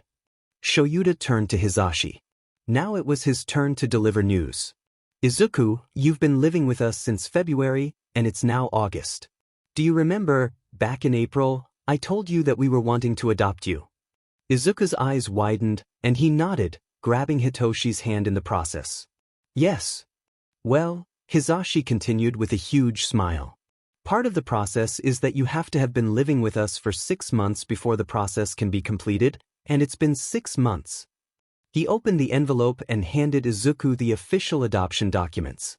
You're ours now, baby bird. Izuku promptly burst into tears and lunged at Hisashi and Shoyuta, wrapping them both up in a tight hug. Thank you, thank you, thank you, he managed to get out through his tears. Shoyuta and Hisashi both had their arms tightly around Izuku, hugging him close, and they were soon joined by both Kigo and Hitoshi. You're stuck with us now, Izuku. Hitoshi laughed, face full of green hair. The four of them stayed like that for a good few minutes before Shoyuta said, The last thing is for you to make a decision, Izu. What's your new name going to be? They all pulled back, but Izuku managed to squeeze himself between Shoyuta and Hisashi. I hadn't really thought about it, he admitted. When I was adopted, they didn't give me a choice, Hitoshi interjected. Both Dad and Papa were still fairly new heroes, and they didn't want to risk anyone linking me to them, so I got Dad's mom's name. Kigo pet his head. I thought Shinso was your original name. Hitoshi shook his head. I don't actually remember what it was. Before Dad found me, I was rarely ever called anything fit for polite company. The only reason I remembered my given name was because the teachers at school had me write my name on the classwork. Hitoshi shrugged. Doesn't matter, though, I love my name now, and that's all I care about. So, I can choose between Aizawa, Yamada, or Shinso? Izuku asked. You can choose any name you want, Hisashi corrected. With a wink, he added, you can even choose Kaminari, if that's what your little heart wants. Papa, he shrieked, much to the amusement of the rest of the room, and buried his blushing face in Hisashi's shoulder. Izuku didn't pull away for a few minutes, but when he did, he had a thoughtful look on his face. I'm legally your son, and Toshi's legally my brother. But I also consider Kigo to be my brother. You better consider me your brother, Owlet. Kigo huffed with a smile. Izuku gave Kigo his biggest eyes and asked, is it okay if I choose Takami for my name? That way, even if we aren't legally brothers, we're still brothers. Kigo started tearing up and he opened his arms up for Izuku. Come here, little brother. Izuku jumped into his arms and held on tightly. Of course, you can use Takami. Of course you can. Shoyuta picked up the document from the floor where it had dropped during the family hug and wrote in Takami Izuku for their son's new name. Izuku stood back and just took in the decor of his new room. He and Hitoshi had been allowed to come to the dorms a day earlier than the rest of the class to set up their rooms since Dad and Papa had to come to the school to ensure that everything was prepared for their classes, and Izuku had decided to decorate this room differently than how his room at home was. He hadn't felt as though his living arrangements were stable enough to really ask for what he had wanted when he first started living with his new family, but now they were stuck with him, and he was never letting them go. The first change he had made for his dorm room was removing the overhead light. While Izuku could easily handle bright lights, able to switch freely between dark and day vision, he preferred the darkness. Things seemed quieter and less STMLTNG, even if they weren't. To help his room be even darker, he had also replaced the curtains with dark green blackout curtains over the balcony. They could easily be pulled open if he had guests in his room, but if it was just him, his room was as dark as night. He had managed to paint his room, too. He went with a light green with brown trim. He knew there was a good chance of having guests, and sometimes they would stay even past nightfall, so Izuku had replaced the overhead light with green LED lights running around the ceiling. They weren't bright enough for guests to do something like reading, but Izuku hadn't set up his room for group study anyways. Kigo had taken him and Toshi to the mall to pick out the bedding on their beds, and Izuku had picked out a dark green bedspread with brown sheets. Hitoshi had joked that he was making his room into a forest theme, and Izuku had smiled and said that was exactly what he was doing. The only thing he was bringing from his room at home were the two plushies that stayed on his bed, a Piku named Kamichu and a Roulette named Olzuku. There came a knock at his door and Izuku opened it. Hitoshi blinked and squinted at the darkness. Dude, I can't see a thing. Izuku laughed and clicked on the LED lights. Better enough for me to not trip as I open your diamond curtains? Hitoshi muttered as he did exactly that. As the curtains were opened, Hitoshi took a look around and hummed in appreciation. It looks better than I thought it would. I thought about putting tree decals on the walls, but decided to just leave it like this. Izuku smiled at his room. Are you done setting yours up? Hitoshi nodded. Unlike you, I left the lights alone, so it didn't take nearly as long. Izuku blew his bangs out of his face. With an annoyed huff. I wanted to do something different. Izuku defended himself. Hitoshi laughed. You know Tokoyami is going to do something similar, right? I doubt he'll do green lights, but I'm sure he'll take out the lights in his room. Shrugging, Izuku said, probably. But we like the dark, so why not take out the lights? He tugged on Hitoshi's sleeve. I want to see your room now. They left Izuku's room and went to the one next door. It's nothing special, Hitoshi shrugged as he opened the door. Hitoshi's room looked similar to his room at home, a lot of teal and black. Hitoshi's favorite color was teal, but he always said he looked bad in it, claiming the teal clashed with his purple hair and eyes. Izuku didn't think that was true, but what does he know? He actually likes wearing shirts that say socks on it. Izuku glanced around and saw that all the provided furniture had been replaced by black furniture. The drapes on the patio were gauzy black with an extra layer of teal blackout curtains, and he had painted his walls a dark teal. His bedding was a mess of teal, gray, and black geometric patterns, with spirals and circles as the most predominant. The cutest part of the entire room had to be the plush cat that was sitting on Hitoshi's pillow, a perfectly split down the middle red and white cat. "You brought Kitoroki?" Izuku laughed happily. "You say that as if you didn't bring Olzuku and Kamichu." Hitoshi lightly shoved Izuku.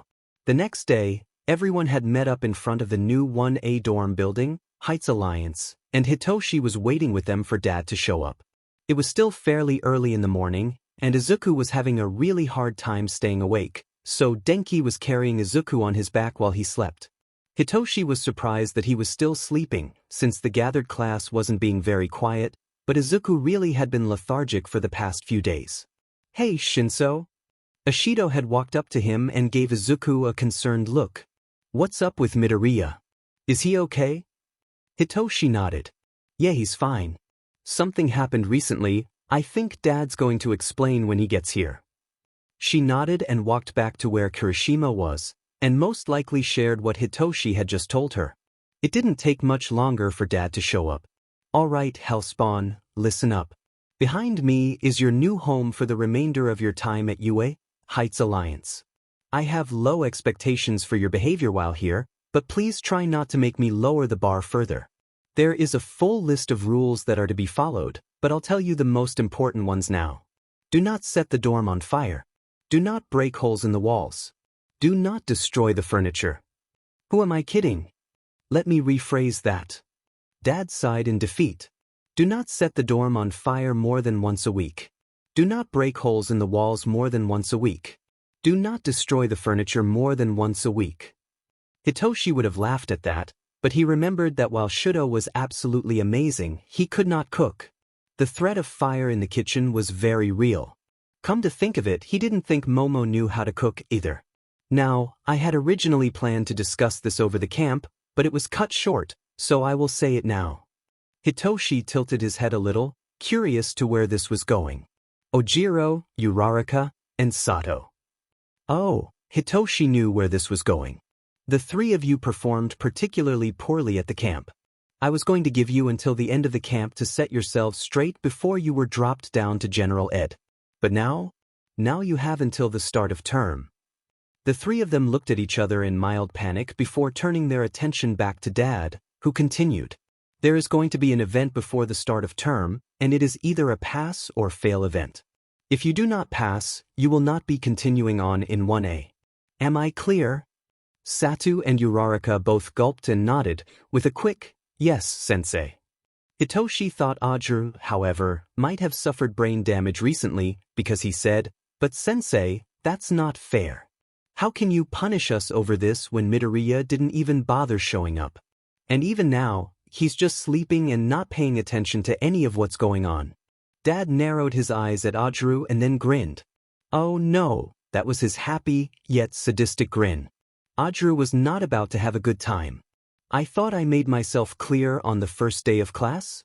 Dad said. "The world isn't fair. Since you seem so worried about Izuku, I will tell you why he is being exempt from this." Everyone was looking at him expectantly. "I'm sure you all remember the student who was expelled during the first week of school, yes?"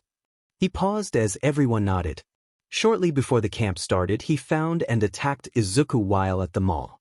7 were injured, and 5 were killed in that attack, all while Izuku was the target. He was not in the right headspace to attend camp. Furthermore, when Hitoshi was abducted, Izuku joined the raid team to retrieve him. In that battle, he was injured. He is temporarily unable to use his wings. He is using a lot of stamina in healing his injury, so he will fall asleep often. He should be fully recovered before second term starts. "You let him go on a raid?" Kirishima pipped up, banging his fists together. "That's so manly." "Wait!" Ashido exclaimed, loud enough to where Izuku, deep asleep, let out a small hoot in protest and buried his face in Denki's neck. The news said Mike-sensei worked with a UA student to beat the villain that killed All Might. Was that Mito? I thought they were talking about an older student. Ashido. Hitoshi hissed at her. When she looked up at him, he hissed again and gestured at Izuku, who was once again stirring on Denki's back. Shoo! Don't wake him up. Izuku let out a sleepy chirp but fell asleep again quickly. Ashido whispered a quick, sorry, and covered her mouth. Dad nodded at the class. Go inside. I'm trusting you to keep things down to a dull roar. Try not to wake Izuku. Hitoshi, you know where the room assignments are. I'm going to have a discussion with Ajuru, then I'll be inside. Hitoshi watched as Ajuru gulped, and then he led the rest of the class inside. Whatever Dad had to discuss with him was none of his business, though Hitoshi was fairly sure the tailed boy wouldn't be joining them in Heights Alliance for the upcoming school year. All right, Hitoshi said, over there are the elevators, but you can also take stairs. Left side is boys, right is girls. Here's the list of who has what room, and your names are also on the doors.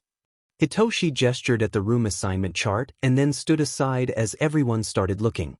Wait a minute, Jiraiya muttered, confused. Who's Takami? Yeah, and where's Midobro? Asked Kirishima. Hitoshi blinked at them and smacked his forehead. That's right, his name already got updated. Hitoshi grinned at everyone. You all know Izuku's been living with me and my dad for a while. Well, my dad adopted him. Izuku got to change his name, and as you all know, he's not really a fan of Midoriya, so he changed it. His new name is Takami Izuku. Izuku chirped happily.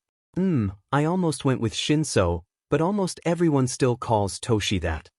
Izuku kissed Denki on the cheek and slid down to stand on his own. Good morning, everyone. Good morning, Izu-chan, Karo, croaked Ajui. I'm glad to see you're feeling better. Thanks, Tsu-chan. He turned to Denki. You're on the 3rd floor, I'll help you set up your room if you want. We're waiting for Dad. He's still outside talking to Ajuru. Hitoshi interjected before Izuku could drag Denki upstairs. Oh. He pet his head and winced. Yeah, he won't be long. Sure enough, Dad entered alone a few minutes later. Uraraka and Sata paled, coming to the same conclusion Hitoshi had. Ajuru was expelled. All right, now, where was I? Dad asked as he returned to address the remaining 15 students. Yes. Some of you may have noticed that neither Hagakure nor Aoyama are present. They have both decided to drop out of the hero course. While you may still see Hagakure on campus, as she has transferred to the business course, Aoyama has returned to France. There was shocked silence among the students, none having thought that anyone would willingly drop out of the hero course. Dad nodded and continued on with his speech. You have the rest of today to get settled into your new rooms and figure out some method for assigning chores. If you don't have a chore schedule by tomorrow, I will be making one for you. He waited for everyone to nod in acknowledgement. Good. Now, if you need me for anything, you all know how to reach me. I'm going to take a nap. And with that, Dad left them to fend for themselves. Izuku yawned as he stepped into the gym with the rest of his classmates.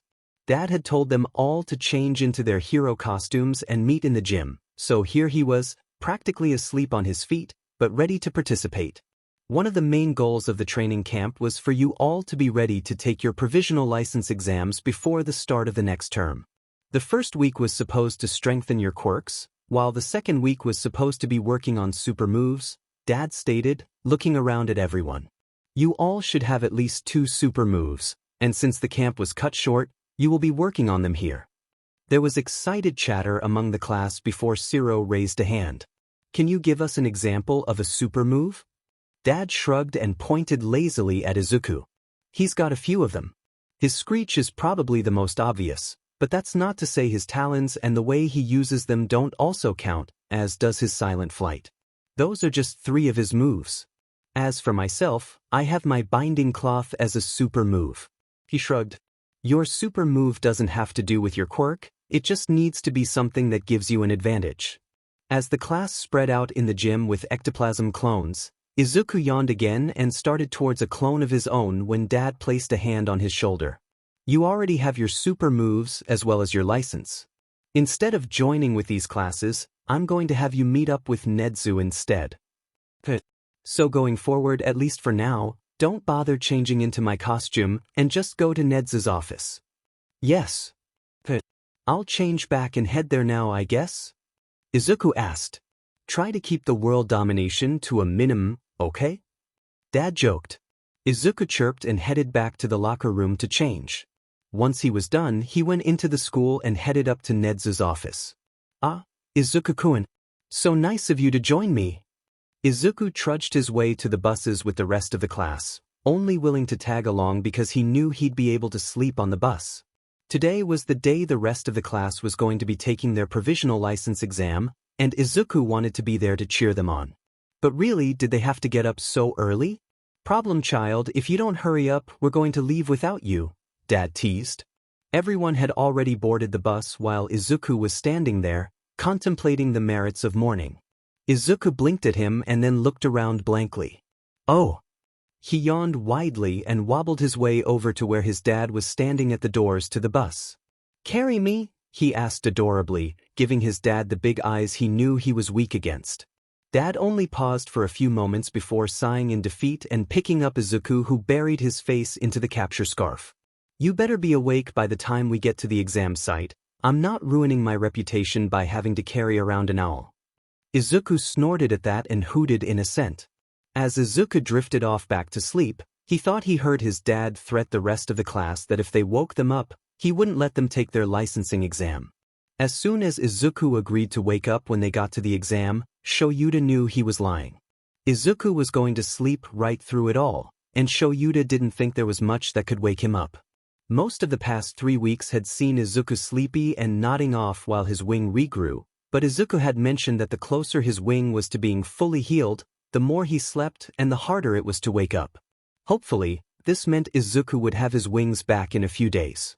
Getting on the bus with Izuku already falling asleep, Shoyuta flashed his quirk at the class to get their attention. If any of you hellions wake up my son, he stated calmly, you'll sit out the exam here on the bus. Do you understand me? All 14 sets of eyes widened at him and nodded. Good. Shoyuta then sat in one of the front seats, adjusted Izuku to be in a more comfortable position, and fell asleep as the drivers started on their way to the exam site. Surprisingly, the hellions did stay quiet enough for Shoyuta to sleep through the whole ride, only getting loud when the bus was pulling up to the exam location at the National Dagoba Arena. The students all got off the bus carrying their costume cases and muttering nervously amongst themselves. Shoyuta followed, carrying Izuku, who had only stirred slightly and gripped onto Shuta's scarf when he tried to wake him. Alright, listen up, hell spawn. If you can pass this test and get your provisional licenses, then you'll be semi-pros. Shoyuta locked eyes with them all briefly. I expect your best. All right. Denki cheered. I can't wait to show off what I've learned. Yeah. Let's call out the usual. Kirishima yelled out. On my mark. Go plus dash. Ultra. A kid in a shiketsu hat interrupted. Shoyuta was pretty sure he remembered this kid from the recommendation exam. He was the kid that got first place in the obstacle course, beating out Todoroki by barely an inch. You know, one of the other shiketsu students who had followed the kid said, "It's very rude to barge into other people's huddles like that, Inesa." So, very sorry, he yelled out before bowing so low he hit his forehead on the ground. Who is this guy? Denki asked. I do not trust his enthusiasm. Oh, that's right, Shoyuta muttered. Yurashi Inesa was his name. Yurashi looked at Todoroki and his excitement seemed to fade. You have that same look in your eyes as your father. Shoyuta saw that Hitoshi was about to call him out on his rudeness, but then Todoroki spoke up. I would expect so, yes, as we are related. Yurashi seemed to get confused at that. That's not what I meant. If you look closely, Todoroki continued, I also have my mother's eyes. You see? This one is gray. Do they teach you anything about genetics at Shiketsu? Or have you not gotten to that particular section yet in your classes? Hitoshi, the ever-faithful sheet stirrer he is, added, I think that's part of the middle school curriculum, Sho. He should definitely have already known that a kid normally has traits from their parents, such as their eyes. Shoyuta had to quickly turn away to keep from snorting at his son's antics, further ruining what was left of his reputation. Shoyuta was able to successfully avoid laughing at Hitoshi, however by turning his head he caught sight of the last person he wanted to see. He scowled at the green-haired woman who brightened up as the Shiketsu students left. "Eraser," she called out, "I'd know that scowl anywhere." "Joke," Shoyuta grumbled. "Please be quiet. My son is sleeping." "Ah, Eraser, he's so cute," she cooed at Izuku. "And look, he looks just like the two of us. He could totally be our son. How thoughtful of you to adopt a kid that could pass as ours. So, when are we getting married?" Shoyuta let out a long-suffering sigh and shook his head. "Never. You're such a kidder, Eraser." She laughed loudly, and Shoyuta could see his students were starting to get almost as uncomfortable as he was. They all knew he was already married, Shoyuta was sure of it. Neither he, Hitoshi, nor Izuku were very subtle about how much they all adored Hisashi, so if any of 1A didn't know that Shoyuta was married, he'd have to put them through an intense situational awareness training. "I really was not kidding, Joke. Now please don't wake up my son." She waved a hand dismissively. "He needs to wake up anyways, how else is he going to participate in the exams?" Shoyuta glared at her. "He's not. He's here to watch the exams, not to participate. Now Eraser, any son of ours is going to be a hero. He needs to at least give the exam a try," she countered. Just as Shoyuta was about to reveal that Izuku already has his provisional license, he felt his son stirring in his arms. Izuku brought one hand up to his eyes to rub away his sleep, while the other arm tightened around Shoyuta lightly. With a quiet hoot, Izuku looked up at the person making so much noise and blinked at her. "Ugh. Eraser, our son is just perfect. Look at him. I just want to pinch his little cheeks." Joke squealed loudly. "He's not your son, Izuku is my son," Shoyuta growled at her. Even in his still mostly asleep state, Izuku was able to pick up on Shuta's clear annoyance, and he made a noise at Joke that was halfway between a hiss and a screech. "Leave him dad alone," he slurred, before nuzzling his head back into Shuta's scarf and quickly falling asleep again. Shoyuta turned back to his class and gave them a mild glare. "Well, what are you waiting for? There are signs everywhere informing you where to go. If any of you are late, you'll be expelled." That was all the incentive they needed. All 14 students ran for the direction of the locker rooms to change and get ready for their exams. Hitoshi was with the rest of his class in the arena, waiting for the exam to start when he noticed that his dad was in the stands with Izuku still clinging to him and fast asleep. He also noticed, however, that Miss Joke was a few seats away from him, and that his dad was looking minutes away from murder. Hitoshi winced and dropped his gaze to Shudo, who had also noticed and was looking at Hitoshi. "He's going to be in a bad mood, no matter how many of us pass or fail, isn't he?" Shudo asked. Hitoshi nodded in confirmation. "I really wish she had taken her class to the other location," Hitoshi muttered. Denki slid next to them and put an arm around Hitoshi's shoulders. "Okay, so, I know Sensei usually looks like he's about to skin some of us alive, but today he looks even more set off. Is it all because of her?" "Yeah," Hitoshi confirmed. "Miss Joke won't accept that Dad's married, and she's even insulted Papa a few times. Not that she knows who he is, she's only ever met him as Hisashi. She claims she's been after Dad since before he met that blonde homewrecker, completely disregarding the fact that they didn't meet until they had already gone pro." "Dimen," Denki hissed. "But wait, didn't they start dating back in their high school days?" "Yeah, while they were first years. They moved in together right out of high school. They've always been together, and they've always been gay as hell. Dad's never been interested in her, and no one knows where she even got the idea that he was. Whose dog had he kicked in a past life to deserve this torture?" Joke just would not leave, having followed him to the arena seats. She had initially sat right next to him, but after he kept moving a few seats away from her every time she followed him, she eventually decided to leave 2 seats between them. Not great, but better than nothing. Shoyuta had noticed Hitoshi and Todoroki glancing up at him nervously, and he was pretty sure his expression matched his mood. He wanted to smooth out his expression, but every time he started, Joke would say something to remind him she was still there. We should go out on a date this weekend. No. Come on, you never want to go out with me. How are you going to ever find the time to propose if you never make time for me? She whined. Simple. I'm not going to. I'm already married to the man I love, and you're not him. Joke replied, but Shoyuta had already started tuning her out again. The exam had started, and like every year before, everyone was targeting his students. The first attack came, and his kids managed to avoid getting tagged out. Shoyuta smirked with pride at how well his students worked together. The second attack looked a little harder to dodge, but his students still managed it. The problem seemed to come with the third attack. That one's mine. Joke cheered as a black-haired kid in green placed his hands on the ground and caused an earthquake, finally making Shuta's kids break formation and separate into groups. It seemed the noise of the earthquake had been too much for Izuku to sleep through, since he shifted on Shuta's lap and lifted his head. Blinking and rubbing the sleep out of his eyes, Izuku questioned, "What's that sound?" "The exam started, kid," Shoyuta answered, ruffling Izuku's hair. Izuku's eyes widened, and he chirped excitedly. "Why didn't you wake me up earlier? I wanted to wish Denki good luck." Shoyuta snorted. If that boy fails because he didn't get a good luck, then he deserves to fail. Izuku was in his own seat now, acting like a barrier between him and Joke, leaning so far forward Shoyuta almost thought about grabbing his shirt to keep him from tipping over. "I'm sure Denki appreciates the vote of confidence, Dad." "Oh, Eraser, our son is just the cutest," Joke gushed. "Who's Denki?" Izuku glanced at Shoyuta with a look that asked if this was really happening, and then turned to Joke. "Why are you calling me your son?" "Because, silly, you're going to be my son.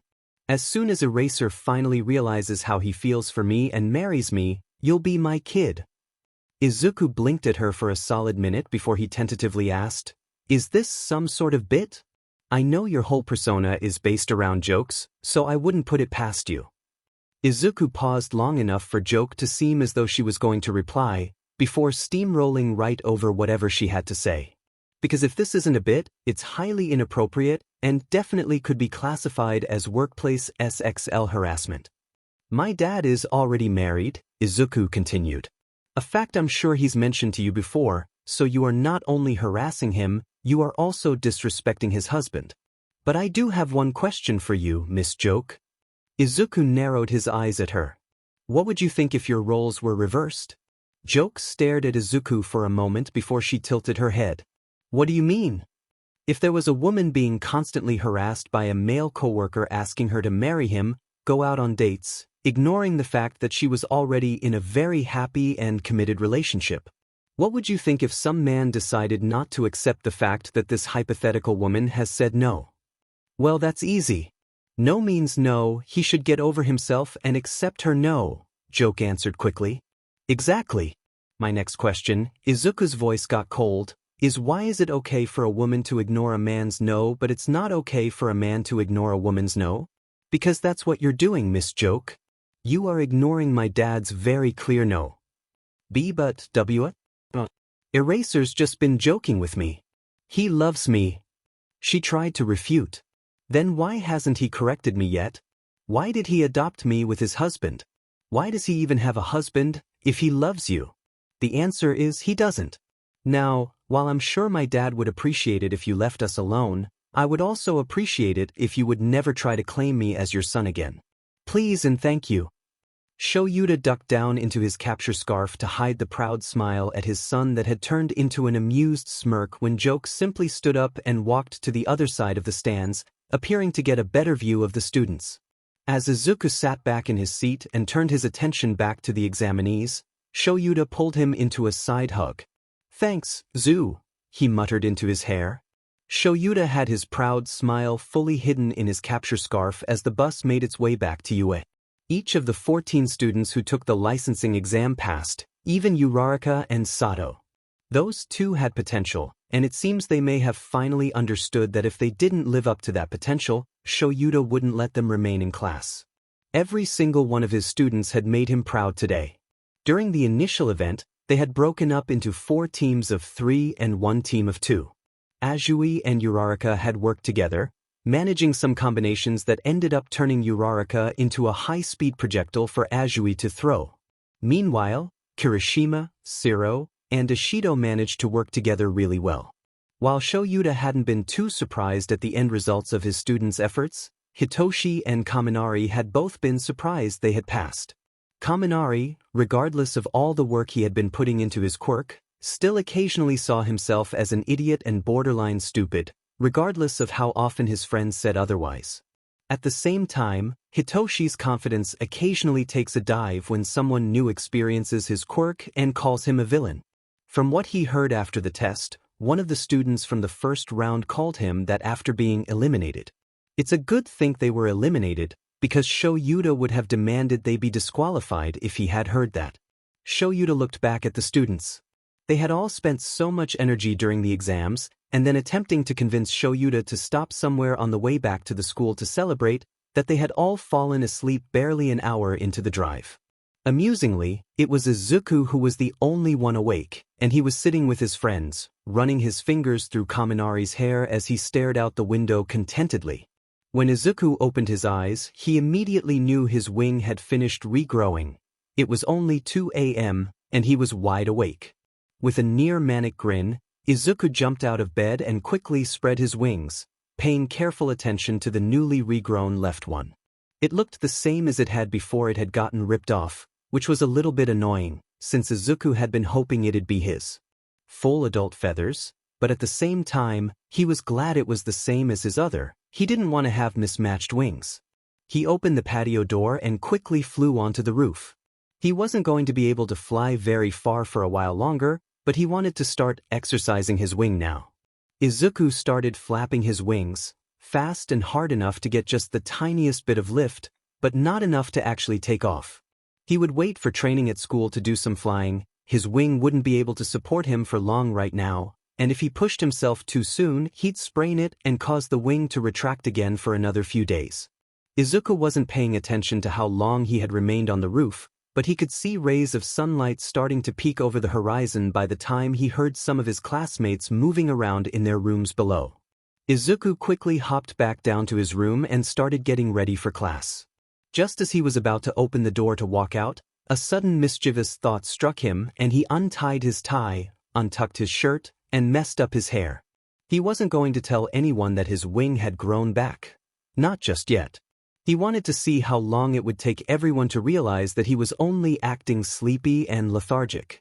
Izuku was sure his dad would see through the act within a minute, same with his papa. But what about Toshi and Denki? The rest of the class? Izuku suppressed a giggle as he opened the door and went downstairs for breakfast. Shoyuta walked into the classroom and automatically glanced at his kids. He couldn't help it, he was their dad. At first glance, everything seemed normal. Hitoshi had his head on his hand, dark circles under his eyes showing just how little sleep he got the night before, but still paying attention to his surroundings and ready for the day's lessons to begin. Izuku, however, was a different story. On the surface, Izuku looked no different from the past few weeks, slumped in his seat, eyes half closed, hair and clothes rumpled. But he was missing the dark circles under his eyes that had been present for the past few weeks, and there was a mischievous twinkle in his eyes. Shoyuta quickly ducked into his capture scarf to hide his grin. Izuku was back to normal. "Glad to have you back," Shoyuta whispered, quietly enough to where only Izuku and maybe Jiru would have heard him. Izuku gave him a subtle wink and Shoyuta got on with the day's activity. "All right, Hellions. Today we're going to be having a special presentation. You're going to be learning about work studies, and to explain what they are and why they are important, you'll be hearing from a few third-year students. But that won't be until after lunch. For now, keep it to a dull roar. I'm taking a nap." Denki was confused. That's not really something new, honestly, but today was really making him second-guess himself. Denki watched as Izuku had stumbled into the classroom that morning. He had looked more alert despite appearing exactly the same as he had for the past month. He had been insisting that Denki not wait for him in the mornings, since he had either been late or just barely on time all month, so Denki was already in class when Izuku showed up, and as Izuku sat down for class, Denki kept his eyes on Izuku, checking for more signs that Izuku might be back to normal. He had almost been convinced that Izuku was back to being himself again, But as soon as Aizawa-sensei flopped back into his sleeping bag, Shudo made a comment about Izuku only pretending to be exhausted still. Izuku didn't say anything to refute him, but the rest of the class was calling Shudo a conspiracy theorist, and no one thought he was right. But was he? Denki wasn't sure. He wanted to say that Izuku was himself again, but he really was acting the same as he had the past month.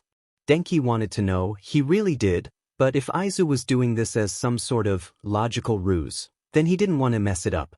Denki didn't want to risk Jiru hearing him ask Izuku if he was okay, so he had decided to either wait for lunch, or for her to go to the restroom, whichever came first.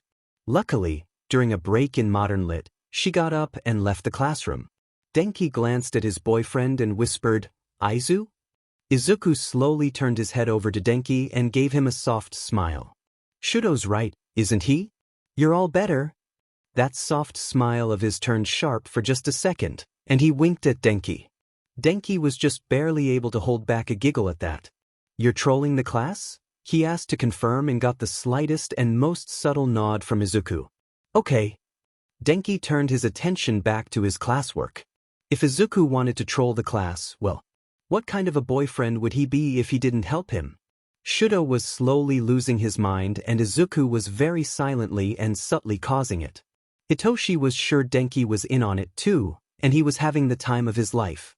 Hitoshi didn't know how many of the class was actually in on the ruse or if they truly thought Shudo was just seeing connections that weren't there, but Shudo's hair was an absolute mess from how many times he'd run his hands through it in frustration. "I know you're messing with us, you little sheet. You're finally starting to become a troll like your brother." Shudo hissed out to Izuku, manic look in his eyes. "Okay, yikes dude, give my Zuzu a break. Can't you see he's still out of it?" Denki defended Izuku, pulling him close protectively. "Why can't you see that he's just faking it?" Shudo shrieked as he pulled at his hair. "All right, Shudo, I'm going to need you to calm down.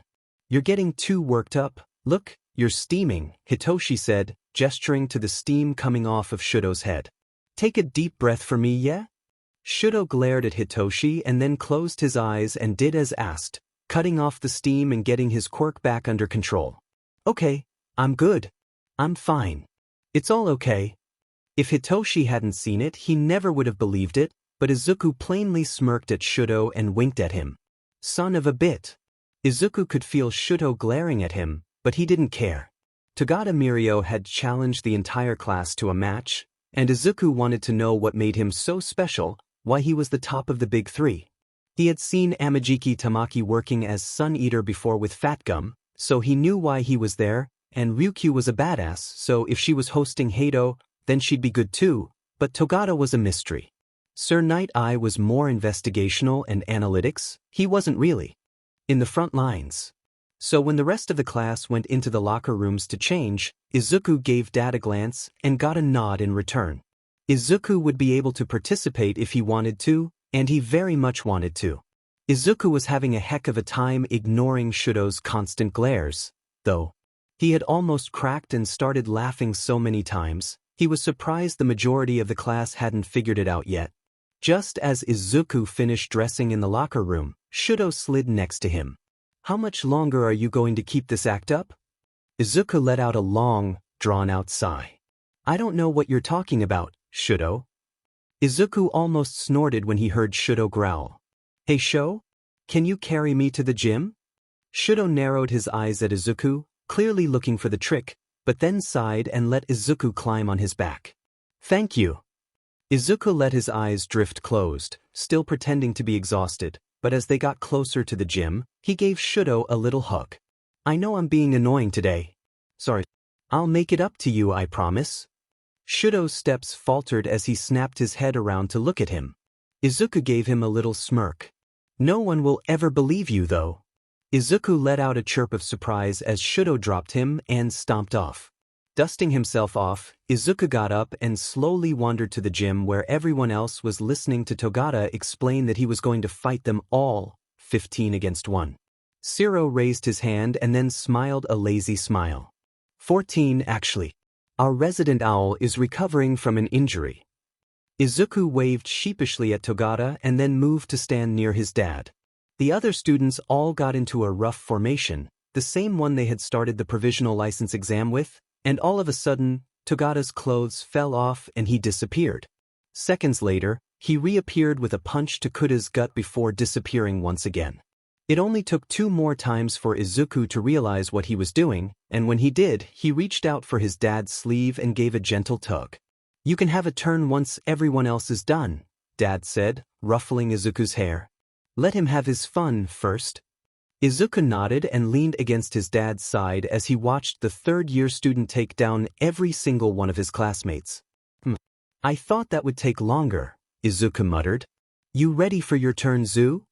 Dad asked and Izuku hooted eagerly.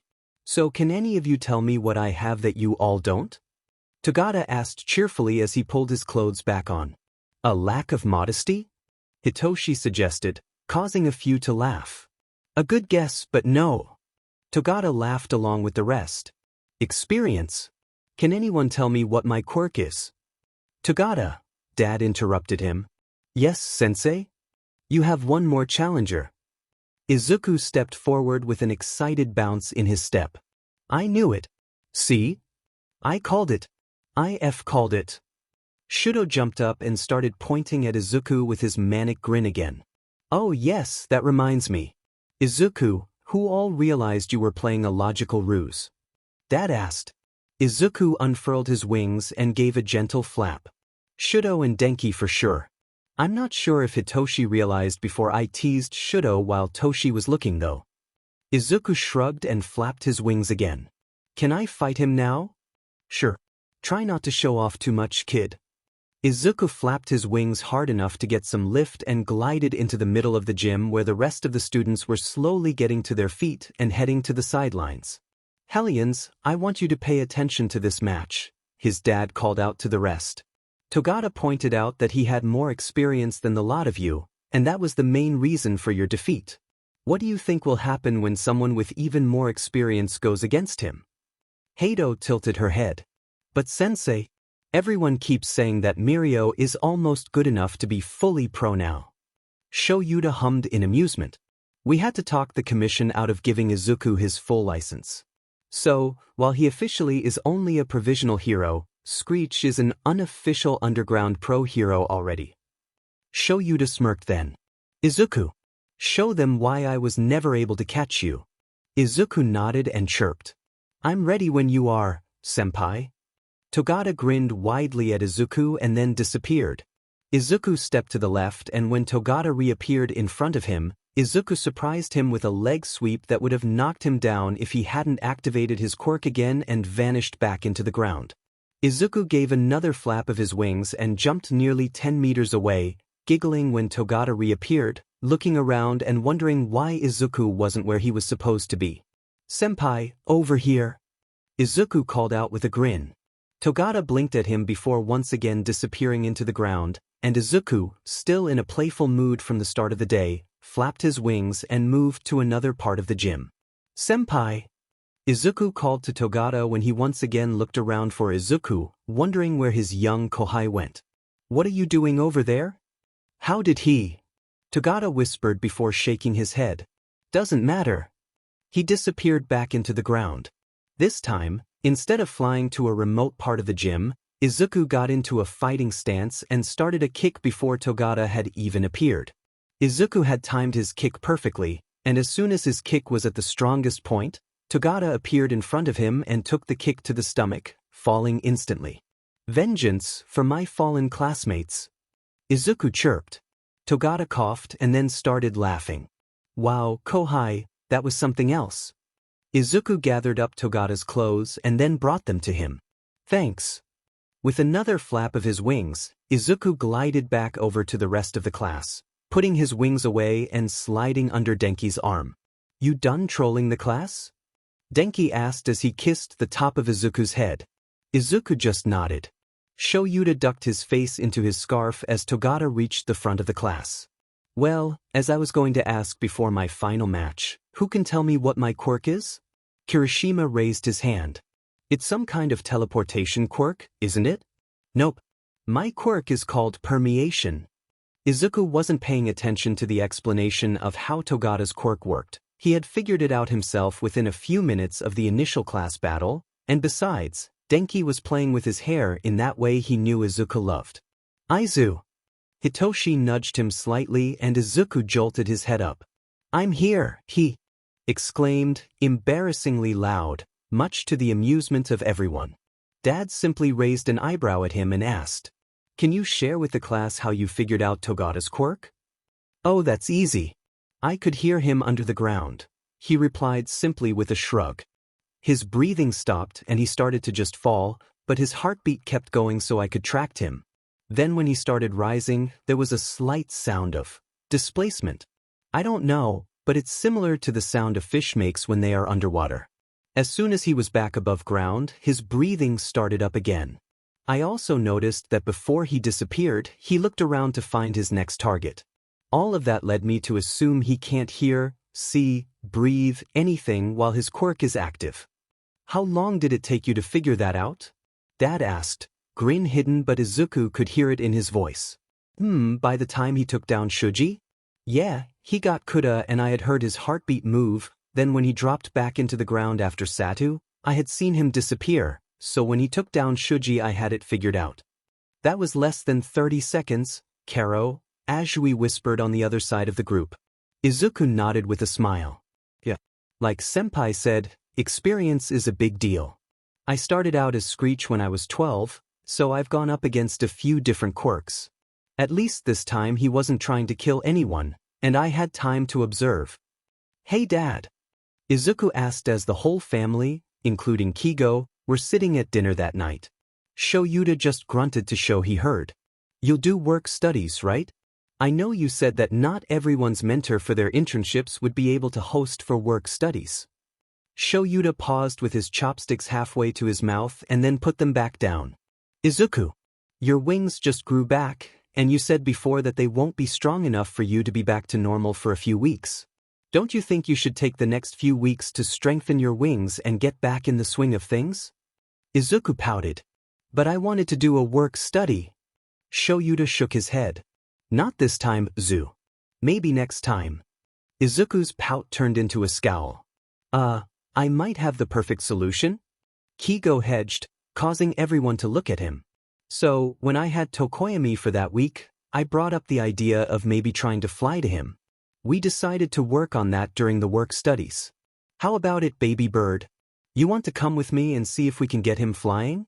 Your quirk analysis could help make this a lot easier, and then when teaching him and Dark Shadow how to move to fly, that could help you in exercising your wings.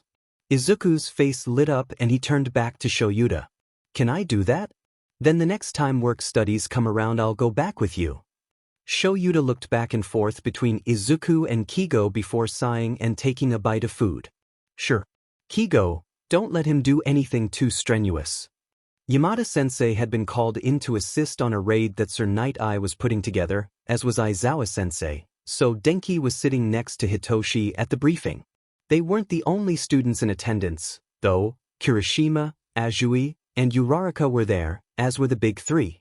At Red Riot's debut fight the other day, a type of drag I'd never seen before was shot into Tamaki, the hero Fat Gum stated. A drag that destroys quirks. The room was tense at that, and Amajiki raised a hand and transformed it into a cow's hoof. I'm fine, he said quietly. The effects only seemed to last a few hours. Fat Gum nodded at that. After analyzing the contents, we discovered that human blood and cells were inside. In other words, that effect came from a person.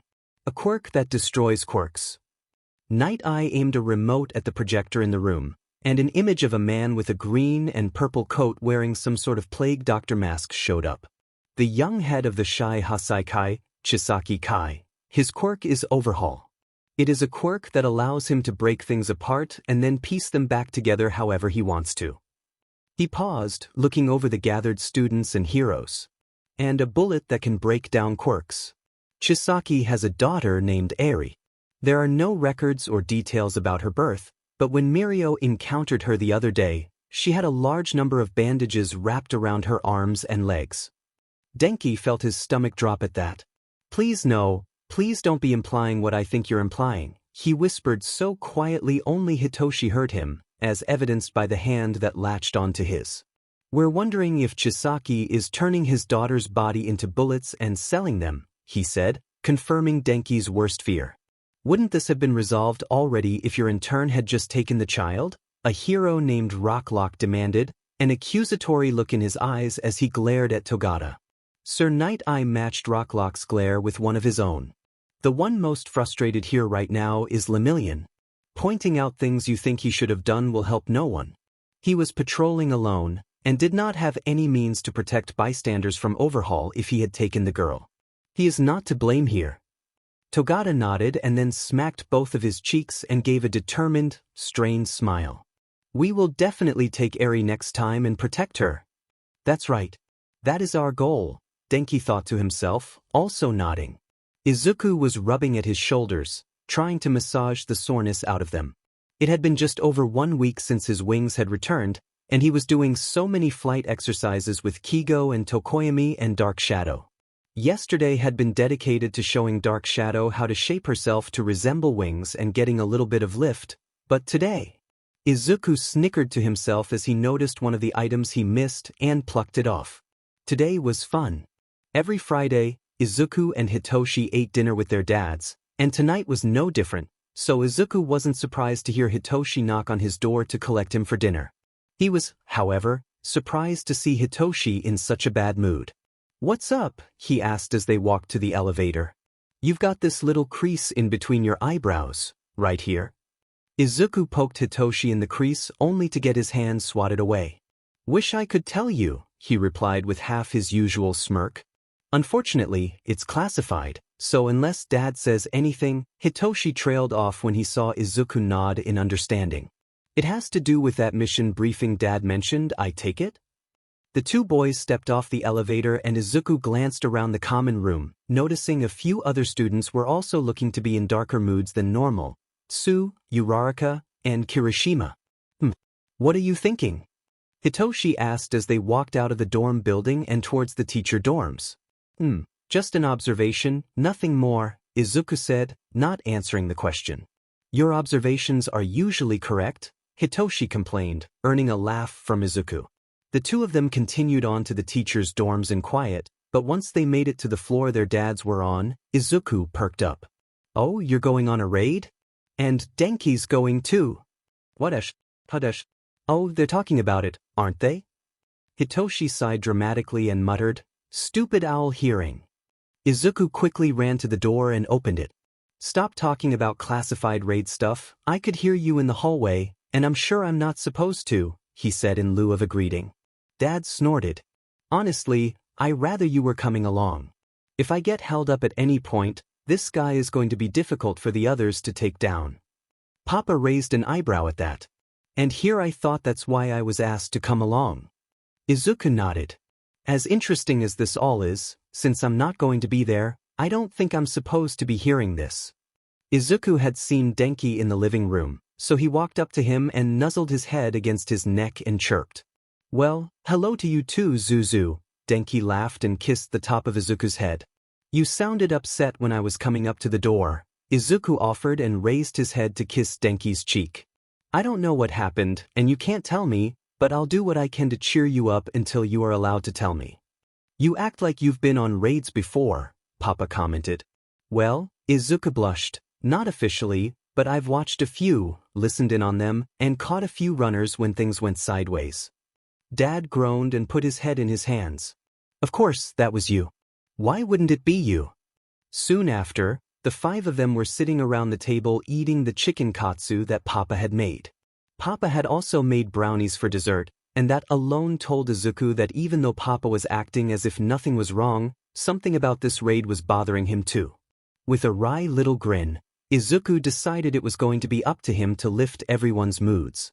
"So, I know you can't talk about your day, at least not what's bothering you, so I'll talk about mine." Izuku nodded and took a bite of dinner. "So, you all know I'm helping Kei teach Tokoyami how to fly, right?" Hitoshi snorted at that. "That's not what I heard," he laughed when everyone looked at him. "I heard you're terrorizing him under the pretense of flight training, and he's just too busy trying not to die to complain. Hey, we never even almost let him fall." Izuku defended himself. Kigo always had a few feathers ready to catch him if I couldn't, and we kept close enough to the buildings for Dark Shadow to grab hold if for some unknown reason both me and Kay missed him. Aha, that's what he was scared of, falling and not being caught. It had nothing to do with the two biblically accurate angels following him around saying sheet like, "Be not afraid." Oh! Denki exclaimed suddenly. That makes more sense. He reached over and plucked a googly eye off of Izuku's neck that he must have missed. I was wondering why you had googly eyes stuck on you. That was the final push Papa needed to lose control of his barely contained laughter. Dad was trying not to laugh as he kept his quirk focused on Papa. Maybe we should leave the kids out of this? Shoyuta signed to his husband as they were getting ready for bed, both because Hisashi had taken out his hearing aids and because he didn't want Izuku to hear. He had been thinking about the briefing for the raid all night, and he was wondering if it might not be too much for his students, too soon. After hearing about that little girl, there is no way any of the kids will just leave her there, Hisashi replied. The only thing keeping them from screaming about it now is the fact that they'll be able to do something about it soon. Shoyuta glared at the wall but didn't argue with his husband's logic. Shoyuta kept feeling uneasy for the next few days, but when the call came to mobilize, he realized that these kids were going even if he tried to stop them. Shoyuta glared at Izuku when he noticed he was among the rest of the kids who had been called for the raid. "You're not coming." "I know. I just wanted to say stay safe. Please. Don't worry about us, Zuzu," Kaminari said as he hugged him. "We'll be fine." "Yeah, Zu, I'll make sure these idiots stay safe," Hitoshi smirked, gesturing at Kaminari, Hisashi, and Shoyuta. With a growl, Shoyuta grabbed Hitoshi by the capture scarf he was wearing and started to drag him away as Hitoshi snorted and waved goodbye to his brother, Kaminari, Hisashi, and the rest of the students following closely. Shoyuta and Hisashi kept a close eye on their students the entire trip to the raid location, and it was plain to see that all of the students were nervous, but they were ready. Shoyuta hoped they all made it out of this with that same drive. The first raid was always the worst one. Hisashi ruffled his son's hair and then went to step next to one of the officers who were giving last-minute information to the assembled heroes. After Nighteye used foresight on the Hasaikai member, we discovered the existence of undocumented underground facilities at the head of the Hasaikai's residence. Hisashi nodded along. We were able to confirm that the girl we are trying to rescue is being held in one of the rooms there. Although we were unable to uncover the entire underground layout, the path the man took is the shortest route to our target, and it's the best intel we could have for searching the Hasaikai's expansive stronghold. However, another officer added, even if we head there, if they use their quirks freely on us, it would make the search difficult. Out of the corner of his eye, Hisashi saw Hitoshi sarcastically point to Shoyuta and mutter something to Denki, who snorted, getting slapped on the shoulder by Azui. He was glad the students seemed to be doing okay. "So, we have made a list to the best of our knowledge of quirks registered to Hasaikai members. Please memorize this list." The officer handed out a list showing the strongest members of the Shai Hasaikai, the 8 bullets. Hisashi stood next to his husband, just existing next to him while they both listened to the students chat amongst themselves. "It's nice to be able to just pull this out, huh? We don't want to give them time to hide, so we want to identify and apprehend all the members as quickly as possible," Togata grinned to the other students. "Things are moving fast now, huh?" Azui croaked. "You're energetic for how early this is. I'm getting nervous. From detective work to cooperation with the police, there's so much I don't know," Uraraka exclaimed, lightly hopping on her toes. "Right? Isn't it mysterious?" Hato laughed. "Yeah, schools don't really teach you much about things like this. But that's what these work studies are for." "I had a hard time when I first started," muttered Amajiki nervously. "All the pros are so calm," Kaminari pointed out. Hitoshi snorted at that. "Yeah, it's because they're used to this." An officer walked over to their group. "Heroes, things might get a little violent. If you see even a hint of suspicious behavior or resistance, please deal with it immediately." Fat Gum nodded and handed something to Amajiki. "Tamaki, eat this. It's swordfish." "Why swordfish?" he asked, taking the snack. "Thanks, I'll be sure to eat it." Hisashi let his attention snap back into focus when an officer turned to address them. We're up against gangsters who have survived until now. Don't let your guard down and carry out your respective tasks. We will commence the operation at 8:30.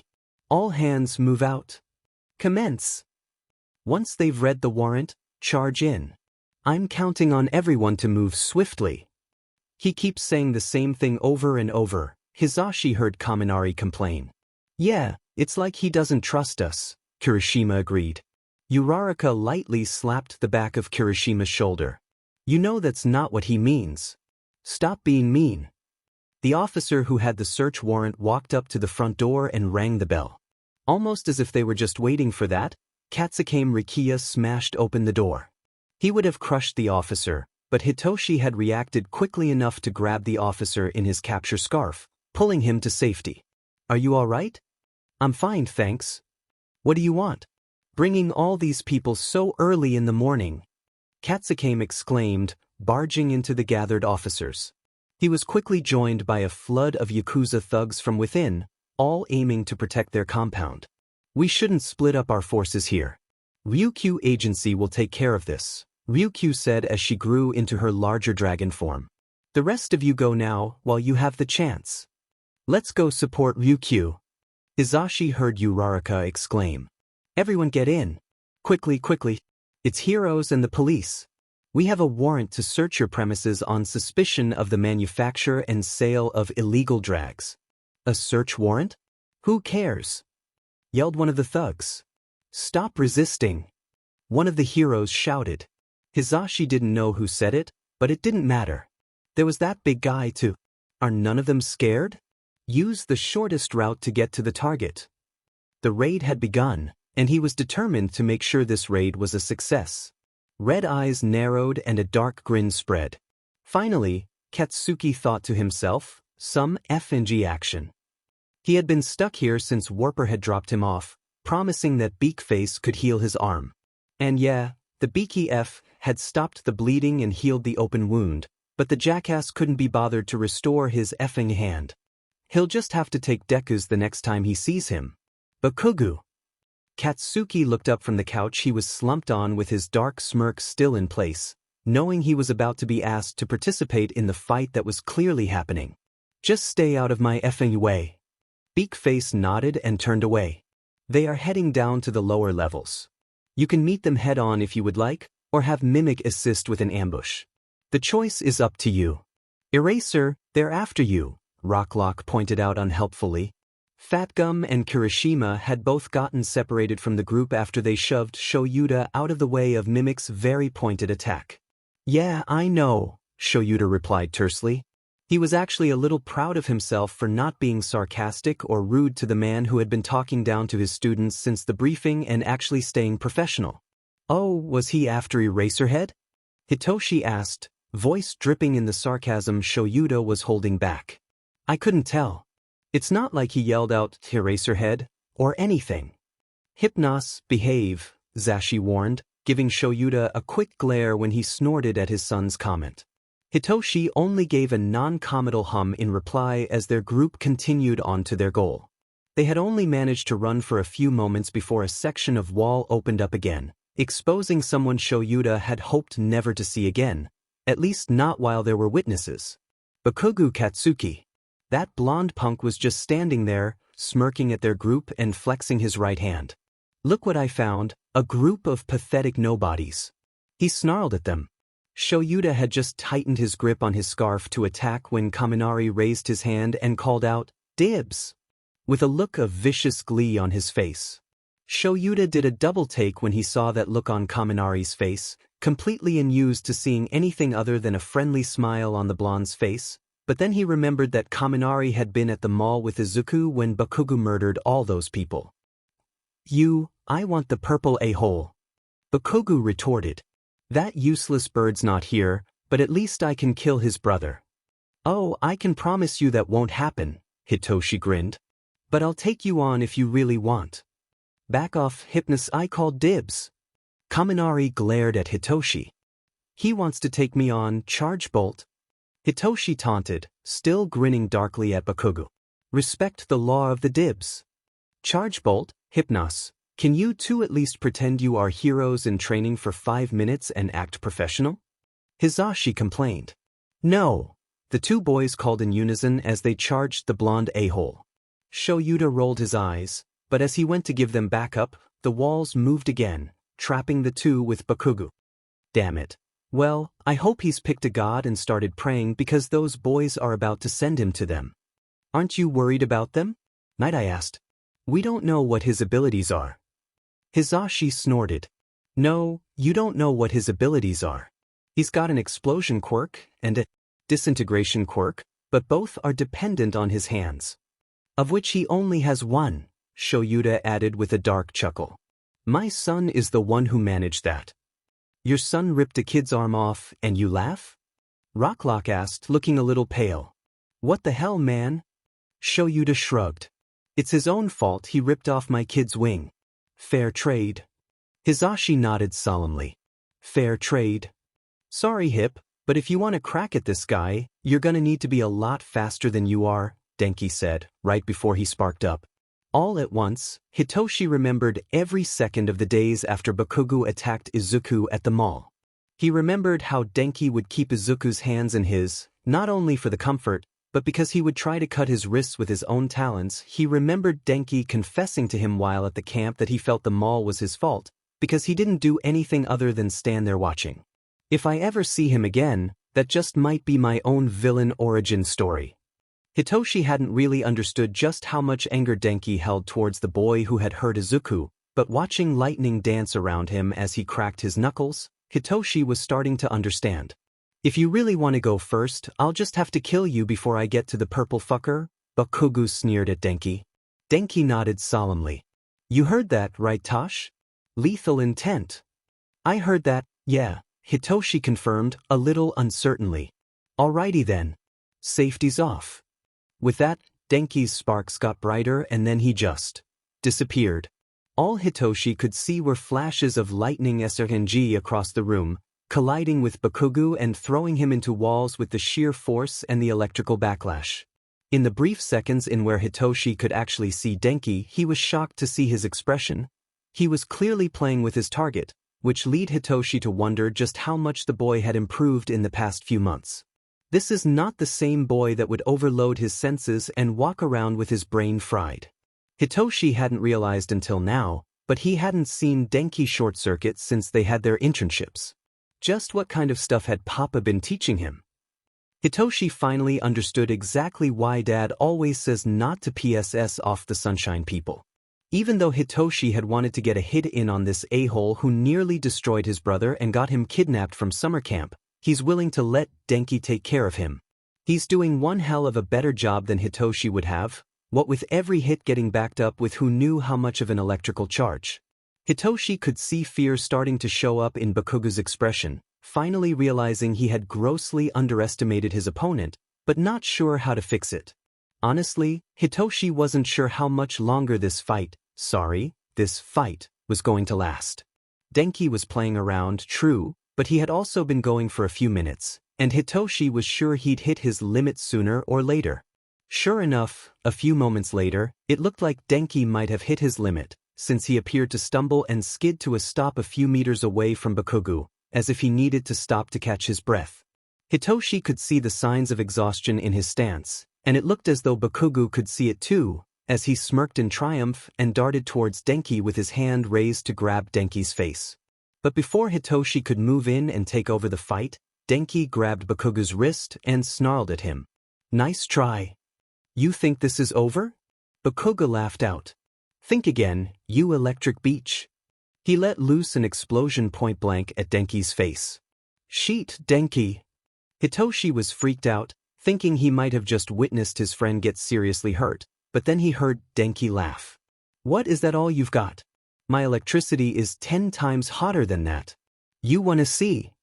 With his hand still gripping onto Bakugou's wrist, Denki let loose what looked a lot like his old indiscriminate shock move, but with it focused just on his hand. He kept the shock going for a few seconds, but when he finally let him go, it was clear to Hitoshi that he had short-circuited himself. Hitoshi quickly stepped in to take over the fight, since there was no way Denki would be able to continue like that. but Bakugou had collapsed onto the ground and was cradling his arm close to his chest. Hitoshi gently nudged Denki towards the open part of the room, making sure he wouldn't wander into Bakugou while he was vulnerable, and looked at the boy screaming in agony. Oh, ugh! Hitoshi nearly gagged as he smelled the charred flesh on Bakugou's arm. The skin was blackened and burned, and Hitoshi could swear he could see bone. Well, that looks like it hurts, Hitoshi deadpanned, causing Bakugou to look up at him with a glare. Probably wouldn't be able to keep you in my quirk with that, but I'm gonna need to restrain you somehow. Hitoshi sent him a wide grin. There was a very small pool of heroes that truly scared Mirai, but after today, that number had increased by 2. Present Mike and his student Chargebolt were absolutely terrifying. He hadn't seen Chargebolt's fight in person, but looking at the charred stump that was all that was left of Bakugou Katsuki's right arm would be telling enough, but there were over 50 moderate electrical burns on the boy, as well as a few bruised ribs from blunt force. As for Present Mike, well, Mirai had watched the footage of Present Mike fighting all for one, but he really hadn't been paying attention, more focused on watching as no one went to help All Might. Watching him fight Overhaul today made it very clear just how he had managed to defeat the 200-year-old supervillain. It was obvious he had practice in quirkless combat, or at least that he didn't rely on his quirk, and at the same time, he was very adept at using his surroundings to take cover if needed. One of Overhaul's followers had been trying to hit Present Mike with a quirk erasing bullet, but he was never in their line of sight for more than a few seconds at a time, using the landscape that Overhaul had created to his advantage. And as if Present Mike alone wasn't enough to inspire awe into Mirai, watching the way he fought seamlessly with Eraserhead was just incredible. The two fought as if they had been doing it their whole careers, and since Mirai knew they had known each other since they were in high school, they very well could have been working together since then. Mirai had already known Eraserhead was ruthlessly efficient. He'd been on the list of heroes that scared Mirai for years, but Present Mike's friendly demeanor, and that of his student Chargebolt, had hidden the fact that they were just as terrifying. He looked at Eraserhead's purple-haired intern as he put his hands in his pocket and ducked his face into his capture scarf and couldn't help but note the similarities between him and his mentor. That boy, Hypnos, would likely be just as terrifying as his mentor in the coming years. What else was I supposed to do, Dad? Wait, did Hypnos call Eraserhead Dad? He didn't have hands anymore to hold the cuffs. His burnt-off arm stump was causing him too much pain for me to keep him under my quirk. The only other option was to knock him out. Eraserhead snorted and lightly shoved Hypnos by the face. Brat, he said with a fond smile. Come on, let's collect Mike and Bolt, and we can head back home. Iza's blowing up my phone. I guess the fight was on the news and he saw Mike. I dunno, he might have heard him. Papa wasn't being very quiet, and Iza's hearing is ridiculous.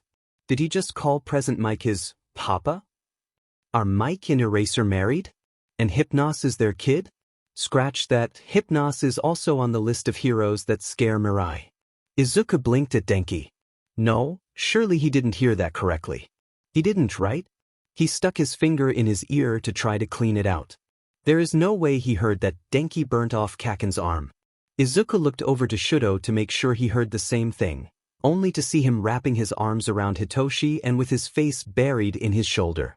No, you heard him right, Hitoshi chuckled, running a hand through Shudo's hair. I was there. I watched him do it. It was both beautiful and horrifying. He smirked at Denki as he said that. Denki huffed out an amused breath. He took your wing. What else was I supposed to do? Not avenge my beautiful boyfriend? Izuku smiled at Denki and wrapped his arms around him, kissing his neck softly. Thank you, Denki, he muttered into his neck. You demons aren't talking about the raid, are you? Shoyuda asked as he walked into the front room and flopped onto the couch. It's still classified. Nope, not talking about anything like that, Hitoshi quickly interjected, shaking his head. Shoyuda chuckled. But, sure. He looked at Denki and Hitoshi and then leaned back and closed his eyes. I'm proud of you boys, by the way. You both handled yourselves well. Izuku tightened his hold on Denki and kissed his cheek. That's high praise coming from Dad. Shut up, you overgrown pigeon, Shoyuda laughed. Izuku squawked in offense. Excuse you. Kigo is the pigeon. Speaking of, Hisashi said as he entered the front room and headed to the couch, lifting Shuta's legs and sliding onto the couch underneath. Weren't you supposed to be with him today? I was. Izuku pouted. When we saw you on the news, he told me to go home, knowing full well I was going to be distracted. It's not like every single member of my family was at some dangerous raid or anything. Shuto simply nodded his head against Hitoshi. I'm not sure if I was more or less worried not being able to spot you on the news, he added quietly. I don't mean to point out the obvious, but we're all going to be doing this for the next however many years. This isn't the last raid we'll be on, right? Denki tried to point out. Nice try, Hitoshi huffed out. Just wait until Dad goes out on a raid and doesn't check in with Papa on time. If you think these two are being dramatic, you'll be in for a real treat when Papa starts worrying. He grinned when he saw Hisashi stick his tongue out at him. The only good part about him worrying is that he stress bakes. The best cookies, cakes, muffins, all of that happens when Dad doesn't check in on time. I can neither confirm nor deny that I sometimes drop my phone on purpose, knowing the baked goods that will be waiting for me when I get home. You're no better, Hisashi glared, pinching Shuta's leg. Shoyuta gets all clingy and won't let me out of his sight for hours. That's only if I don't stalk him and follow along to the raid and watch out for things to go wrong, he admitted easily, not bothering to complain about the pinch, knowing he deserved it. Hisashi sighed in annoyance. It's gotten to the point where people ask me if he's hanging out on a roof somewhere before every raid. Izuku raised an eyebrow at them. And you give me the stink eye for doing the same thing? I call bull. The difference, Hitoshi snickered, is that they are hypocrites. Yeah, that tracks, Denki nodded solemnly. 10 years later. Are you sure you don't mind subbing for me for the week? Izuku asked Shoyuta. Problem child, you act as if I've never taught both heroics and the law and ethics classes before. Shoyuta rolled his eyes fondly at his son. I can take both of them over again for a single week so you can go on your honeymoon. Okay, Izuku replied uncertainly. You're sure? Shoyuta grabbed him by the cheeks. Problem child. Relax. Everything will be fine. All you need to focus on is walking down that aisle to meet your soon-to-be husband, and then enjoying your honeymoon with your new husband. I know. Izuku dropped his head onto Shuta's shoulder. I'm just so nervous. I don't even know why I'm nervous. We've been together for 10 years now. Why am I a nervous wreck? Shoyuta wrapped his arms around his son and laughed. You're just like Zashi, I swear. In all the years I've known him, our wedding day was the one time I've ever seen him be a nervous wreck over literally nothing, thinking I was going to back out at the last moment. Shoyuta lifted Izuku's face back so he could look at him. Denki loves and adores you. There is no reason at all for you to be nervous. Izuku nodded. Why does this make me nervous? But fighting villains is just another day. Shouldn't that be the thing that scares me? It's because you fight villains all the time, but this is the first and likely only time you're going to get married. It's normal to freak out, Owlet. Shoyuta pulled back and reached out to fix Izuku's tie. I'm proud of you, Izuku, he said quietly. Izuku tilted his head slightly and hooted inquisitively. Shoyuta smiled softly at him. I'm just remembering the timid kid I met 10.5 years ago and looking at all the progress you've made since then. I'm so effing proud of you. Izuku's eyes started misting, but he didn't let the tears fall. He was trying not to cry until after the ceremony. Thanks, Dad, he managed to say. I'm not sure I would have been able to do it without you. There came a knock on the door and then Hitoshi stuck his head in. Hey Zu, you ready? Izuku starts fanning his face to try to dry the tears that are just begging to fall. Yeah. Dad's just here trying to get me to cry, like the a-hole he is, Izuku laughed. Shoyuta pulled Izuku in for a quick hug. Come on, if you're ready, then let's go. Izuku sniffed quickly and then picked up the bouquet of white petunias. I'm ready, he said, turning to the doors, ready to walk out and marry the man he loves.